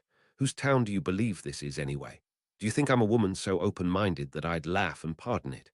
Subaru felt the air boiling, his entire body covered in goosebumps. He got that Yorna was getting worked up as she reached the second half of her words. Of course, Yorna was not one to lack the self-discipline as to show that in her tone of voice and facial expressions. But he understood, because Subaru had seen many really angry people. When people were truly angry, with their lives on the line, their emotions would flare, and that much would be visible by just being by their side. There was very, very raw anger there. Louis. Ooh, feeling similar to Subaru, Louis gave a small growl due to the alarming atmosphere spreading. On their way here, Louis might have proactively attacked the people who were chasing them, But the two people here were Yorna and Albart, people who were entirely different in strength from their pursuers. It was an animal instinct. She probably knew that she couldn't win if she fought. Maybe she was worried about Subaru getting involved in the fight. Subaru. HK, Albart-san. For a moment, Subaru felt his thoughts about Louis begin to soften, but he shook them off. With that momentum spurring him on, he called out Albert's name as he and Yorna continued their standoff. Albert, still sitting on the roof, deftly kept one eye focused on Yorna and the other on Subaru. Subaru, how are you doing that? Albert, kaka, body controls the foundation of the shinobi. You can't be a shinobi unless you can do different things with your right hand and your right foot and left foot. What of it? Subaru. Ha. Albert, you called me just now. I'm telling you, I'm in the middle of the riskiest situation of my life. You shouldn't be sparing attention to that. It seemed that, even though he hadn't changed his laid-back attitude, Albert was perfectly aware that this was a critical juncture. If that was really the case, then Subaru was grateful that he'd spare him the attention. Subaru placed a hand on his chest, took a few deep breaths, and said, Subaru, oh, why don't we call it even? Albert. Albert, upon hearing Subaru's suggestion, opened his left eye wide. Drawing the attention of a single eyeball, Subaru raised his voice in frustration. Like I said, Subaru, we're even. Albert-san, you tried to do something against the rules, and I told Yorna-san. Both are just as bad as each other, that's why we should. Albert, quietly admit we're both at fault and leave it at that's what you want to say. Subaru, oh yeah, yes, I see, not bad, huh? We'll give Albert-san what he wants, and that'll solve our problems. What Albert desired was a secret of the Emperor, which was in Abel's possession. Subaru didn't know the specifics, but if he could hand it over, it would make it easier to have Albert withdraw. Originally, the hide-and-seek game was something like a test of wits to see if the information could be believed. Subaru, we agreed on doing it 3 times, and we've only found you twice so far. Take it easy on us, though. We managed to get up to the top of the castle. Albert, by the way, you're the one who figured out this was my hidden place, not that other one, the oni-masked young'un. Subaru, why yeah, that's right. An idea about the abyss with a great view happened to come up in my mind. There was another spot I was thinking of too, though. Perhaps Abel and the others were on their way there. Even if they weren't right now, sooner or later, Abel's group would get to the answer and come to the Crimson Lappy's castle. Subaru had cheated with Louis's teleport skill and Ubulk's counsel. However, it might be easier to persuade Abel and the others about how to deal with Louis if they pulled off this achievement here. If it proved itself to be difficult, they could try to get Yorna on their side. How Yorna would react once she found out about Louis's true identity was unknown, though. Subaru, anyway. I wonder, Albert-san, if you'd be willing to listen to to our suggestion. Shaking his head and pushing away any negative thoughts, Subaru looked at Albert. The reason why Subaru had used our, plural, was because he needed Yorna's cooperation in this proposal of reconciliation. If Yorna said she wouldn't forgive Albert for luring Tanzer into a devious scheme, Subaru's proposal, thought up with utmost effort, would be in vain. However, Yorna, with one eye closed and the kaisru in her mouth, Yorna did not object to anything. Subaru thought the fact she hadn't opposed it meant that she respected his opinion. Subaru was extremely grateful. He wanted to thank her so much. He wished to not waste the trust and kindness that Yorna had entrusted to him. Subaru, Albert-san. Once again, Subaru called out Albert's name, hoping for a compromise. In response to Subaru's hopeful black eyes, Albert picked up the gourd he'd settled down, using his fingers.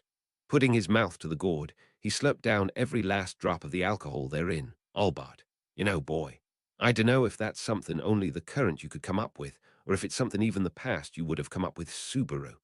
Albert, I don't like the idea of throwing away a game I've set in motion halfway through. This geezer's a stubborn man, you know.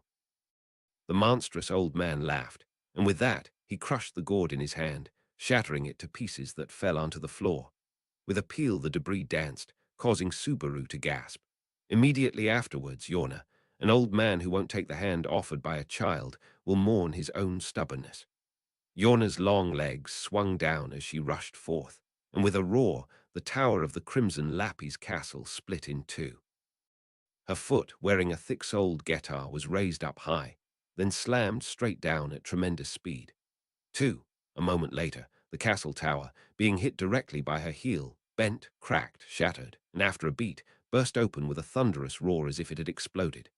As the blown-off roof tiles flew up in the air and a thick cloud of smoke rose, Yorna, having dished out that immense strike, turned around at the epicenter of the explosion, the hem of her kimono waving gallantly. In a single breath, Yorna had performed a jump and an axe kick in sequence, the consequence of their immense calamitous force being the partial destruction of the castle. A single strike by Yorna's heel had literally caused the keep to collapse, ruining the beautiful scenery of the Crimson Lappy's castle. Subaru. Woah!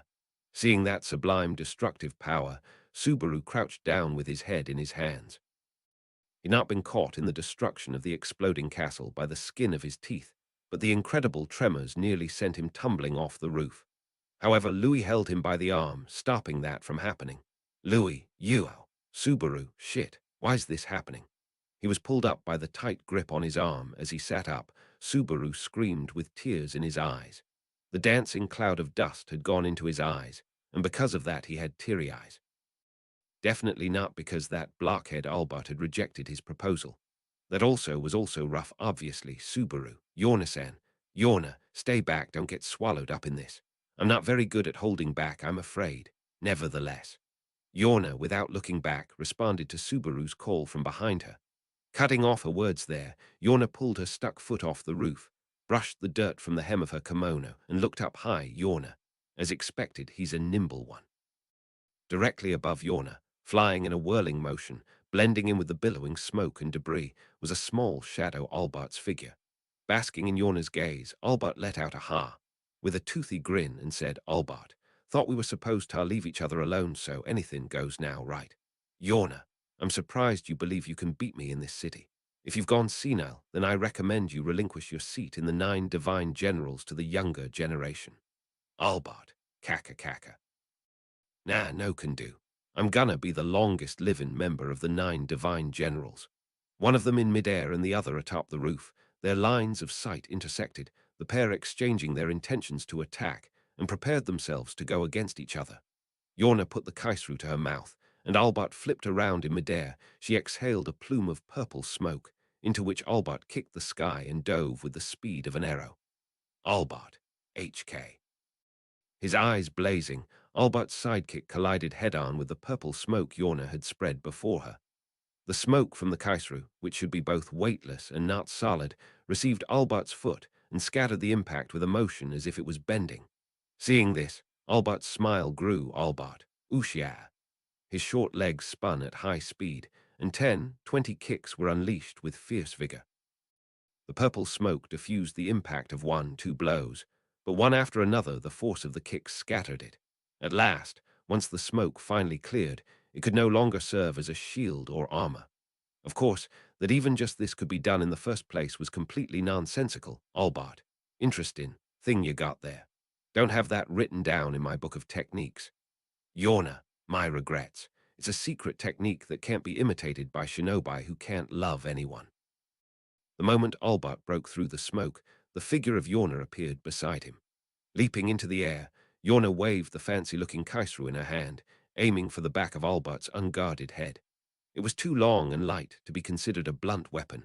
However, Albert blocked it with an extremely rapid swing of his arm, or rather, with the kunai held in his arm. 3. Along with a shrill screech, the kunai that Albert had concealed in his sleeve shattered. It must have been fashioned from appropriate materials, of course, yet the kunai was broken and Yorna's kaisru was undamaged. What in the world was Yorna's kaisru made of? Albert, Kakaka, the elderly should be treated with kindness. Don't you dare harass me, lass. Yorna, I don't deny that there are elders who should be treated with kindness. But old man Albert, you can't possibly be one of them. That being the case, Albert, oh well, I'll just treat myself with kindness then. While exchanging banter, they hurled lethal attacks back and forth at each other.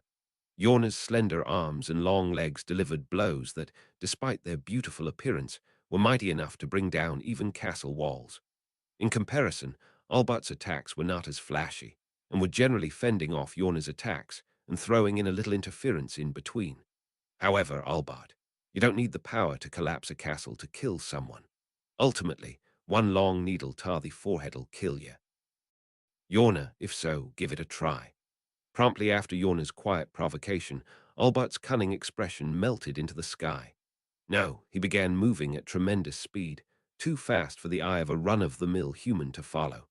There was a famous boxer of yesteryear who was said to float like a butterfly and sting like a bee, and that was exactly what Albert's battle style was, the half-demolished castle tower as his stage. For, if one had to pick a more apt description for him, saying that he was combining flight like that of a fighter jet and a shot like that of a sniper rifle might be more accurate. Yorna, you're a personage who flies about quite a lot. You're too roguish for your years. Perhaps due to Albert's leg strength, the tiles he stepped on detonated, and in the following moment, Albert's figure materialized from somewhere else and dealt a blow to Yorna. Yorna made good use of her superhuman reflexes to either catch it with her kaisru or dodge it. Both of them were transcendental beings, so much so that the fierce battle made Subaru forget to breathe. Louis, oh. Next to Subaru, Louis, who was watching the same spectacle, made herself smaller, curling up her body.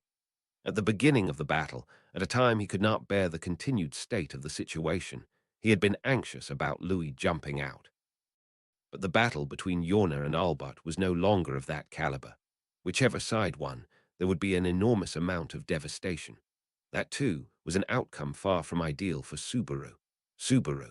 But what can I do? There's nothing I can do to stop it. With such a flashy battle, and considering the castle tower was being smashed up so violently, people everywhere in the city were most likely aware that something was going on at the castle.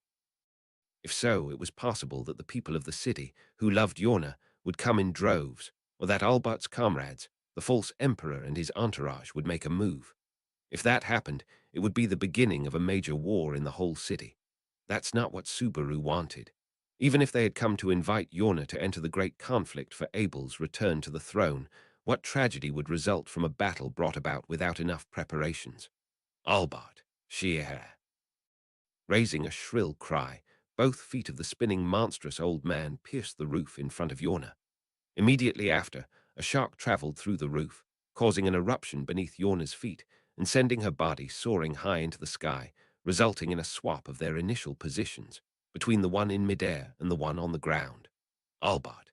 As Yorna rose up into the air, shuriken thrown by Albert came at her from all sides. Subaru had no idea of when he had thrown them. Perhaps he had hurled them after Yorna was tossed in the air, or maybe he'd known that she would be flung there beforehand. But either way, there was no escape. Up in the air, a shuriken made a brutal wound on Yorna's soft, fair skin. No, Yorna, you must understand. I am the ruler of this town, the leader of the demon city. As Yorna responded all around her, the revolving blades of the shurikens were stopped in their tracks. They were not halted by Yorna, who could move at extraordinary speed. Yorna didn't even have to move. What had stopped the shuriken were pieces of roofing tiles that shot upwards. It was not due to an enormous stroke of luck, because no matter how lucky a person was, more than 10 shuriken coming at a person from all directions being blocked by tiles could not happen by chance alone. Yorna gave a gentle shake of her arms, Subaru and Albert both holding that within their line of sight, gawking at the scene. Then, as her arms moved, the tiles that had blocked the shuriken swam in the air and then stopped in midair, forming a spiral staircase around her. Leisurely, Yorna's thick soles used the tiles as steps, making her way down to the castle tower. That scene was a display of illusions or perhaps psychokinesis. Of course, it could be called magic in other words, but it differed slightly from the magic Subaru knew. Neither fire nor ice nor wind nor earth were being manipulated, the building parts themselves were. Albert, Car, you're a real pain in the ass, you know that. So that's the magic trick Cecilis and Araki were talking about. How'd you do that? Yorna, I told you so. It's a secret technique that can't be done by shinobi who can't love anyone. I'm a woman who takes good care of things despite my appearance. With a smile, Yorna held the kaisru between her lips, then struck her now free hands with a clap-clap. As if on cue, a change occurred in the half-demolished castle keep. No, it was no simple chain. It was a magic technique, one that distorted reality like a dream. Subaru, this is. The roof distorting beneath his feet, Louis hugged Subaru's arm as he gulped. While supporting her body, an aberrant event happened under Subaru's nose as the half-demolished castle keep was restored before his eyes. Little by little, the building repaired itself like a sped-up video of a wound being healed. Combining Abel's guess about Yorna being a user of the soul marriage technique and her words from earlier, a theory came to Subaru's mind about what happened. It sounded very, very stupid, but Yorna mishigia Subaru. She's using the same soul marriage technique on the castle as well. Indeed, he could not help, but at a loss of words by the ability showcase of the ruler of the demon city, a being literally out of this world. Translation note. 1. Ration balls, or hierogan, Chinese letter, is a portable preserved food that is said to have been eaten by ninjas from the Sengoku period to the Edo period in Japan. 2. Getar, traditional Japanese sandals that resemble flip-flops, which consist of a wooden platform raised by 2 or 3 teeth. For more information, see https://n Wikipedia org/wiki/getar footwear. 3. Kanai are a Japanese tool that was originally used as a gardening and masonry tool, but is commonly associated to ninjas as a multi-use weapon. For more information, see https://n Wikipedia org/wiki/kanai. 4. A reference to the iconic quote of the legendary boxer Muhammad Ali. The quote has a continuation, however. His hands can't hit what his eyes can't see. And well, that's exactly what Albert did here. Can't hit someone if they melt into the sky. Arc 7, Chapter 52. Love Can't Be Bequeathed. Machine translated by Archbishop Maskbook proofread by Archbishop #0097I3 Laid Dragon Japanese to English checking by Archbishop #500 Maskbook art sources OG 347 Realbarto Yumiu. This an edited machine translation, which has been checked by at least one Japanese-English human translator for quality.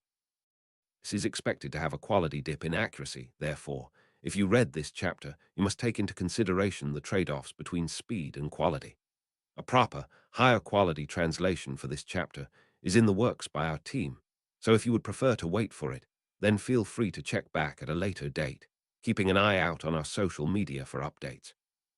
By using the soul marriage technique on the castle, her ard was being instilled into even inorganic substances. This was the reality of the extraordinary phenomenon of Yorna, who was using the spiraling roof tiles as a foothold. Abel had spoken of her soul marriage technique being applied to the more than 100 people chasing after Subaru's group like it was already something unusual. But that was not even the strange part. If he assumed she was handing out part of her ard, even to her own castle and Kaisru. Subaru, that seems extremely bad for your body. In the first place, the act of handing over mana to someone else was quite tiring in itself. In fact, Subaru had first-hand knowledge of how difficult it was, as he would regularly exchange mana with Beatrice, with whom he had a contractual relationship. While in the Sand Sea, on their way to the watchtower, for example, Beatrice had taken a lot of mana from him, and even though it had been only the necessary amount, he'd gotten dog-tired. Additionally, the risk of trouble occurring with his ard tied to Beatrice alone in Yorna's case, by simple calculation that risk was more than 100-fold. On top of that, she herself had the power to unfold a heck of a battle. In reality, the fact that she was supposed to be dog-tired because she was sharing her power with everyone was, considering she had split the castle with an axe kick, quite unbelievable. Albert, haha, you're using some strange skills. Geez, no matter how long I live, techniques I dunno come out one after the other. It's a real headache. Yorna, that's the kind of fertile ground we live on, so there's no point for you to lament it. From my point of view, old man Albert's skills are also troublesome enough. It'd be better to make you disappear. Albert, kaka, I won't be taken out of the picture so easily, whew. Albert, laughing with his big mouth open, sprung backward in response to the hostility that followed that immediately. Instantly, the roof beneath Albert's feet exploded, and roof tiles shot up from the impact from directly below. It was much like a reprisal for the previous attack that had launched Yorna. And yet, unlike Albert's single blow, Yorna's attacks fired in rapid succession, as if hot on his heels. Bang, bang, bang, with that sound, shockwaves chased after Albert as he spun backward and hopped away. That had been accomplished by Yorna simply waving a supple finger of hers, using a roof tile fixed up in the air. Albert, yo, ho, ha, take this. Yorna, old man Albert, you sure are a stubborn man. Albert, if you got the impression there, flies, you dunno elderly opponents, lass. However, cutting off his words there, Albert twisted his body as he spun backward. As he did, with his back turned while in an upside-down position, the roof lifted like a wave to greet him.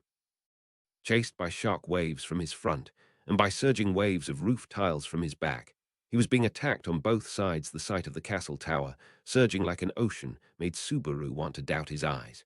But doubting his eyes was what he'd want to do for what happened directly after that as well. Albert. As the roof tiles approached like a tidal wave, seeing that, Albert kicked himself off the air itself, heading into the roof tiles of his own accord head first. Albeit it looked like a wave given its appearance, the tiles that made up the large wave had not lost their hardness and weight. If he went in head first, his whole body would be thrashed, his bones broken, and in the end, his head would be tragically smashed. Without thinking, Subaru covered Louie's face as he hugged her, hearing her protest with a ooh. But that cruel outcome never came to pass. Albert, ain't I amazing? For Bain, able tar put the technique of hidden in the ground into use without preparation. At the moment of collision, Albert plunged soundlessly into the waves of roof tiles as if he were diving into water and jumped straight out the back of the surge of roof waves. Scraping the torn-off roof tiles with his heels, Albert flashed a cunning smile showing his white teeth, acting as if it had been nothing special. In fact, Albert had yet to display the depth of his abilities. On the other hand, Yorna might have already exposed what terrors the soul marriage technique held. But Yorna, will you be able to achieve your goal while merely running away like that, old man Albert? With composure, she looked down from the sky towards the monstrous old man who had still not sustained an injury. Both of them had shown only a fraction of their power. That alone was enough to prove that the 9 divine generals, the Empire's greatest warriors, held tremendous strength. However, if the fight continued in that way, it could be presumed their even match would continue, as both sides would not give in. Apparently, Subaru and Louis, watching from the sidelines, were not the only ones with this impression. Albert, good grief, that's a painful thing to hear. Though, if the third stubbornly holds out against the seventh, well, it can't be helped that His Excellency'd be angered. Yorna, then, what shall we do? Albert, good question. Well, it's not like I've been running round aimlessly either. Raising her shapely eyebrows, Yorna asked that of Albert, who stroked his chin. As he rubbed it, the monstrous old man's cheeks twisted, his gaze turning in another direction. Those glowing yellow eyes turned to the 2 children watching the battle from the sidelines, Subaru, HK. Yorna, old man. Suddenly, Albert's gaze sharpened and Subaru drew back. Immediately afterward, Yorna, her eyebrows raised, kicked off the roof tiles, throwing herself furiously at Albert. Once again, Yorna rained down intense strikes on Albert, similar to those at the start. However, Albert, it's cause of something like that. Thatcher haven't reached His Excellency even once despite so many rebellions. Albert spat that out, and a leg of his, incomparably shorter than Yorna's, sprung up.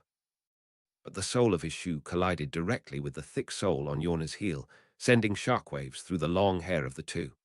Yorna gnashed her teeth, Albert clenched his own, and in a second the bodies of both were blown in opposite directions. Yorna and Albert, each at the same time. Then, as soon as he saw that there was a wide distance between them, Albert plunged his left and right arms into his sleeves and then pulled something out. Between his fingers, there were round and black lumps, 4 in each hand. Subaru, ration balls. Albert, NGH looks like that, right? But things get messy if you're 8M. For you see, chunks of fire magic stones are tightly stuffed in M. Hearing Subaru's shriek, Albert laughed and gave a grand swing of both his arms. If his words were to be believed, those black balls were bombs. Propelled with an impact, they flew towards Yorna, who was showing a large opening. No, that wasn't it. Albert, in the latest rebellion, that lot were the bunch we fought, right? I wouldn't have used something like this against them, so it's fresh, isn't it? His cheeks distorted, Albert threw the bombs over the roof into the open sky. From the way he hurled them, it seemed there was no particular aim, and because of that, there was no doubt about it. For Albert, a bomb just needed to fall onto a place with people. Only that, Albert. I've heard it said Thatcher and the folks of this city are awfully tough, but are you tougher than the folks of my village were? Yorna, you lowlife. The size of the bomb was small, but the hidden power therein was wholly unknown. There was also the question of how many people in the city were under the effect of Yorna's soul marriage technique at the moment. In conclusion, leaving those bombs as they were would be far too reckless. Yorna instantly drew that conclusion as well. Hence, Yorna, ha! Stomping her foot hard enough to smash the roof, Yorna brandished her arm wide. Clutched in her hand was the kaisru that had been used to attack Albart. At the same time, the smoke overflowing from the tip of the pipe traced the same arc as the full swing of her arm, and the mass of purple smoke flashed across the sky of chaos flame like a horizontal slash. That mass of purple smoke had entirely caught the bombs scattered about. Immediately afterward, the tremendous sound of chained explosions, thunderous booms and sharp waves dyed the sky of the castle.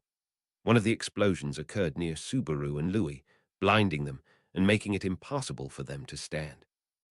Subaru, he faintly remembered seeing on the television or in a book that one should plug their ears and open their mouth when an explosion occurred.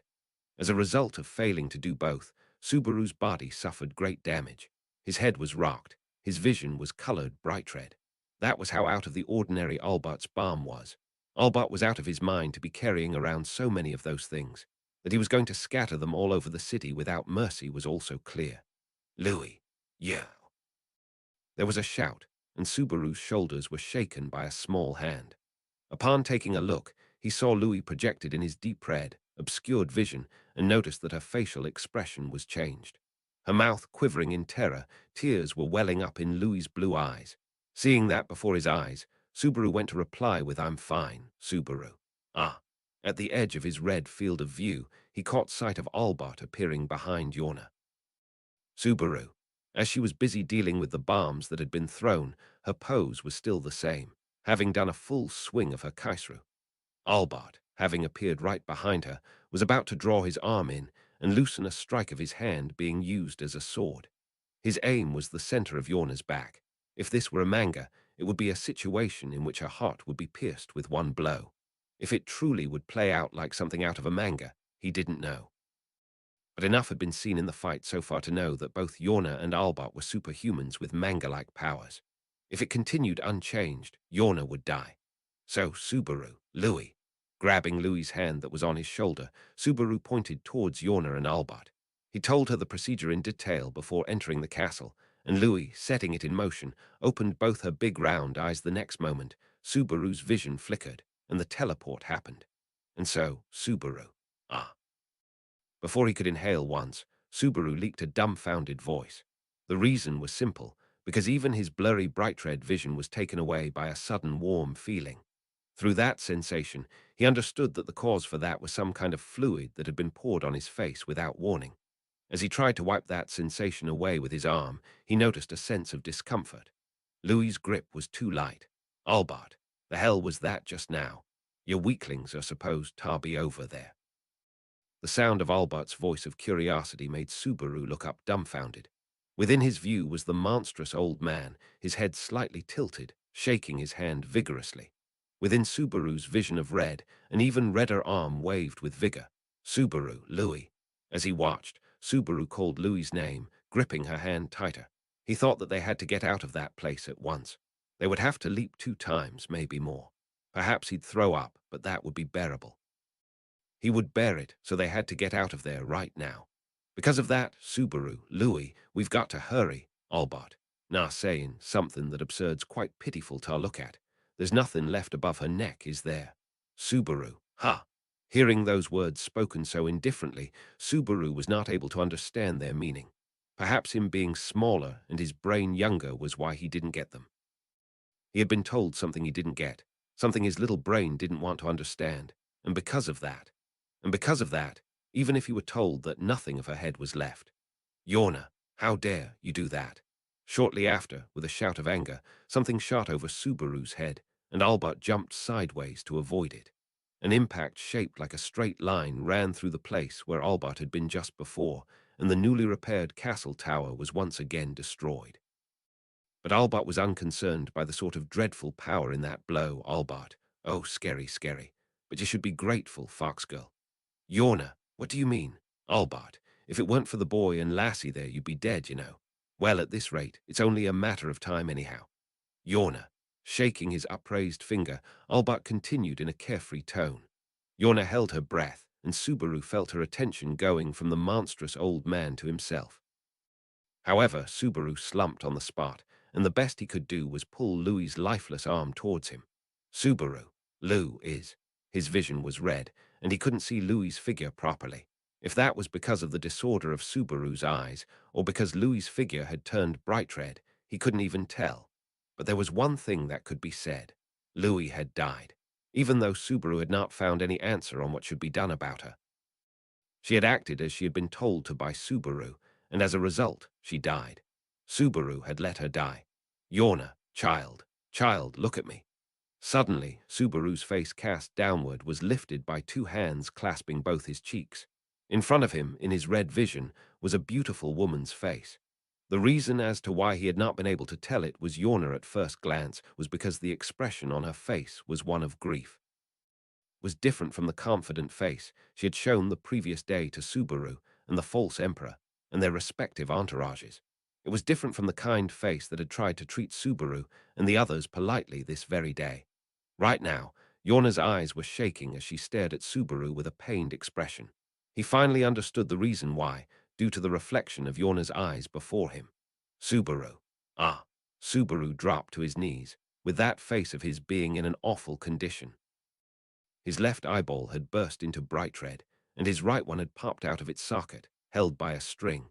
His eyeball had been pushed out of its orbit because of the impact of the explosion, which had not been dampened at all. It was like some special effects from a cheap-looking zombie movie, somewhat weird to look at. Subaru. Ha.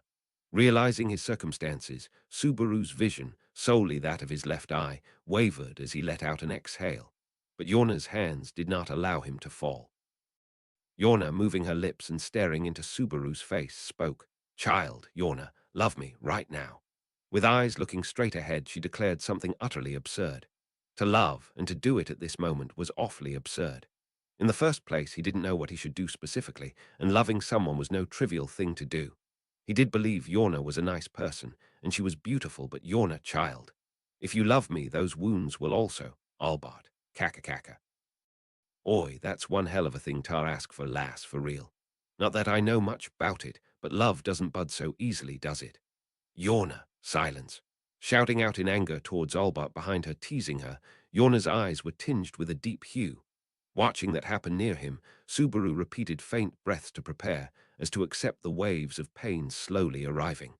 Even if one of his eyeballs had burst, and one of them had popped out, he did not have fatal injuries. Unlike Louis, he still had his head. He knew that soon enough deathly pain would flare up. He was sure he would scream and yell and cause Yorna plenty of trouble. He didn't want to cause any more trouble, Yorna, child. One word was spoken, and Subaru's consciousness flickered up. Then, much like an attack that made use of a gap of just one moment, Yorna's serious face approached his own. Subaru. Yorna's lips overlapped with Subaru's own. A soft sensation hit his face, and he could feel her breath right up close. It took him a while to realize that he was being kissed, partly because he was younger, and partly because he didn't have much experience to begin with.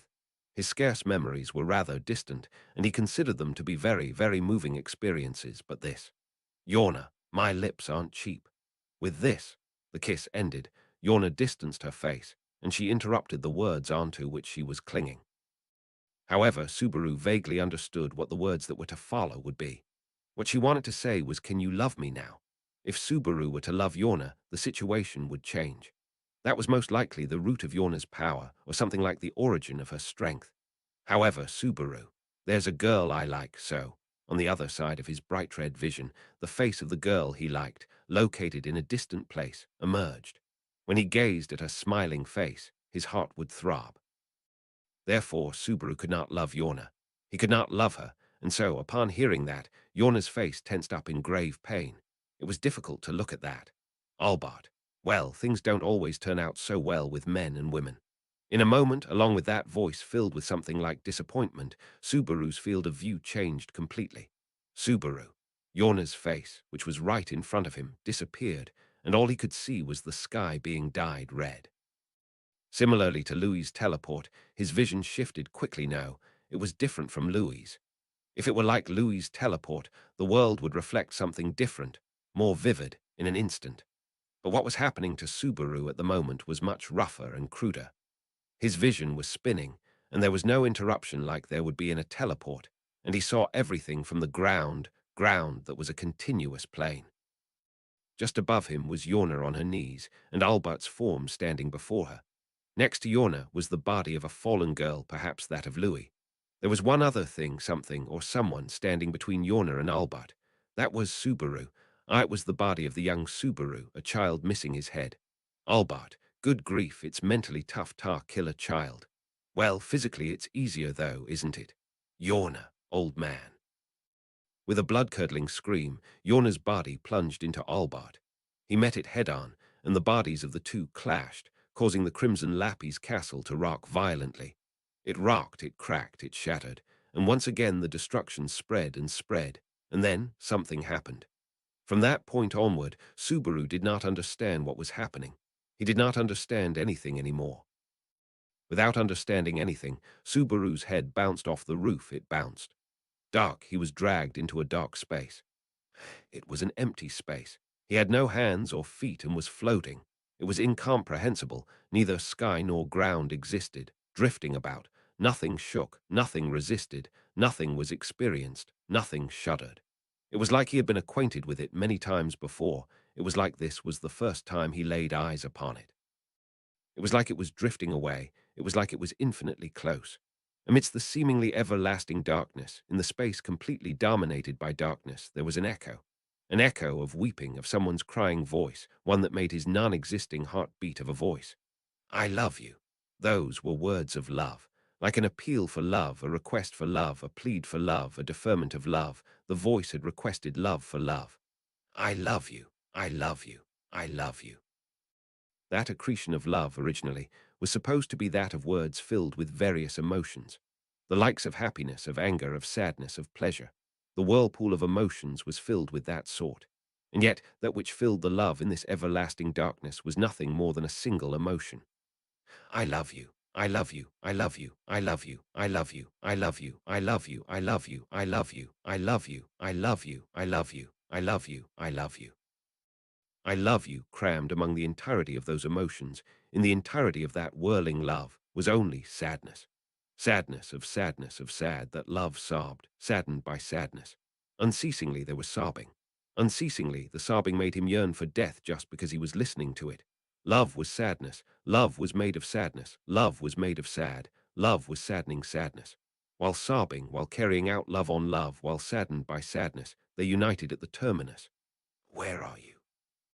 Albert, I've heard it said Thatcher and the folks of this city are awfully tough, but are you tougher than the folks of my village were? Yorna, you lowlife. The whirling, spinning vision of red performed a rotation, and tense voices struck his eardrums. One was that of an old man, and the other was that of a woman. He could understand they were Albert and Yorna respectively. He understood, but that was the only thing he could understand. Subaru, ha, Yorna, ha. Immediately after letting out a dazed voice, there was a massive boom, and stepping hard on the roof of the castle, Yorna's foot crushed it.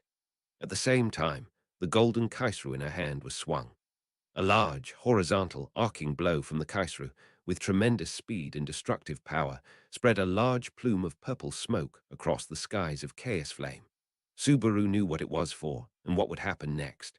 He knew, but it would happen before the knowledge he was aware of could catch up with reality. A bomb struck by Yorna's purple smoke exploded, and a shockwave engulfed the area. Subaru. Guy's whole body bathed by the same shock that had bathed it mere moments ago. Subaru's field of vision was dyed bright red. He thought he heard a small sound like something being split, and he immediately drew the connection to his reddened vision. The sound had been the bursting of his eyeball. Hence, Subaru's vision had turned red. If so, before long, the other side of his field of vision would turn dark. Subaru. Ah, Jijaya. Covering his face with both hands, Subaru screamed as he was struck by two things, pain and understanding. He had gained understanding. One of his eyeballs had been ruptured and the other one popped out. As long as his brain didn't want to understand, it was possible to ignore the pain. But if he knew what had happened to begin with, he would not be able to ignore the pain. Subaru. Arog. Og Jaya, Louis, Yuo, Yuru. A small body clutched Subaru, who had collapsed onto his back on the spot, wailing loudly. His name was being called. He did not understand. His ears were burning, and his own voice was too loud. The pain, the gushing of blood, he could hear it. He did not understand whether it was blood flowing inside or outside his body. It hurt, it just hurt. It hurt, it hurt, it hurt, it hurt, it hurt.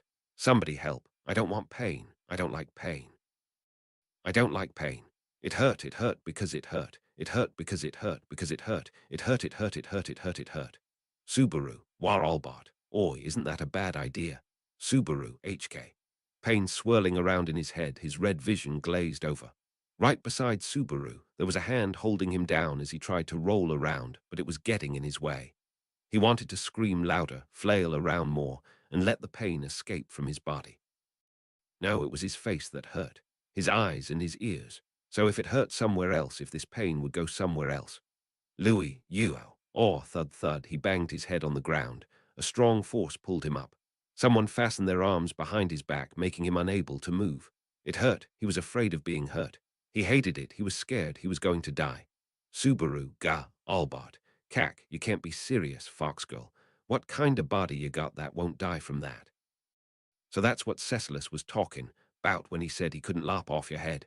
Yorna, there's no way I'm going to reveal my womanly secrets to a lousy man who lays his hands on children. In the distance, someone was arguing. Caught between his own voice and the voice that was trying to hold him back, he couldn't hear anything. He couldn't understand. It hurt. Everything was wrong. Yes, everything was wrong. The red and the pain, everything was their fault. Everything was because of them. Subaru, it's because of them. That's their fault, not mine, even though it's not mine, oog. Louis, ooh, squirming and struggling, Subaru tried to push all of it somewhere else. What if he pushed everything to something else and was able to escape? What should he do if he could escape? He would think about such a thing after he escaped. He would think about it after he escaped, so. Albert, wower, I can't stand hearing the sound of children crying. Shut up. Yorna, wait. A woman's desperate voice and an uninterested hoarse voice. After hearing them, something approached with the sound of scraping. From behind his head, fastening their arms behind his back, someone hugged Subaru tightly. But being embraced by them did not help, because a bright red, heated light swelled up again, engulfing Subaru and the rest. He was swallowed, and the pain went away, and then. Albert, I've heard it said Thatcher and the folks of this city are awfully tough, but are you tougher than the folks of my village were? Yorna, you lowlife. A moment later, again he heard the voices he had heard just a while ago, and hearing them again, his consciousness turned white. Subaru, ha! Immediately after everything was suddenly and abruptly cut off, the replay began anew. Other colors returned to his bright red vision. He felt the sound of the wind in his deaf ears, felt the warmth of the soft girl right beside him, and Yorna, ha! The voice of a vigorous woman was raised in volume, and a moment later, an arm was swung with tremendous force. The trajectory of the swinging arm was already known to him. A series of explosions rang out, and a shock dyed his vision bright red. Subaru, Jaya, covering his face and taking in the pain of his ruptured and popped-out eyeballs, Subaru collapsed back first onto the roof and yelled, Louis, you-o. Someone's voice, seemingly crying, jumped onto his fallen body. As he felt it, as he listened to the world drowned out by harsh sounds, as he lamented the pain and suffering, Subaru's head was filled with tears, fear, and why. Perhaps he was dead. He was dead. He knew death. It was very painful and cruel. It kept him away from this place. But then it returned him to this place immediately, and then he died. It was painful, however, due to the red explosion. Even knowing this, Subaru repeated in his mind, why? This, isn't it? Vaguely, a sensation rang in his head, almost pushing him away with pain and redness. But it was a feeling of absolute certainty that he could not let go of. An eyeball burst. An eyeball popped out. His eardrums ruptured. He was crying out in pain. He would soon after this die in a horrible way yet again, despite wishing that the pain would be kept at a distance. Along with tears, snot, drool, and the leakage of some urine, his frenetic head thought such. Subaru, 'tis issen, one Louis, yow, oh, ooh. Subaru, this isn't mine. It's not. It's not, it's not, it's not. It's not, it's not, it's not, it's not, it's not. It's not, it's not, it's not, it's not, it's not, it's not, it's not, it's not, it's not, it's not. It's not, it's not, it's not, it's not, it's not,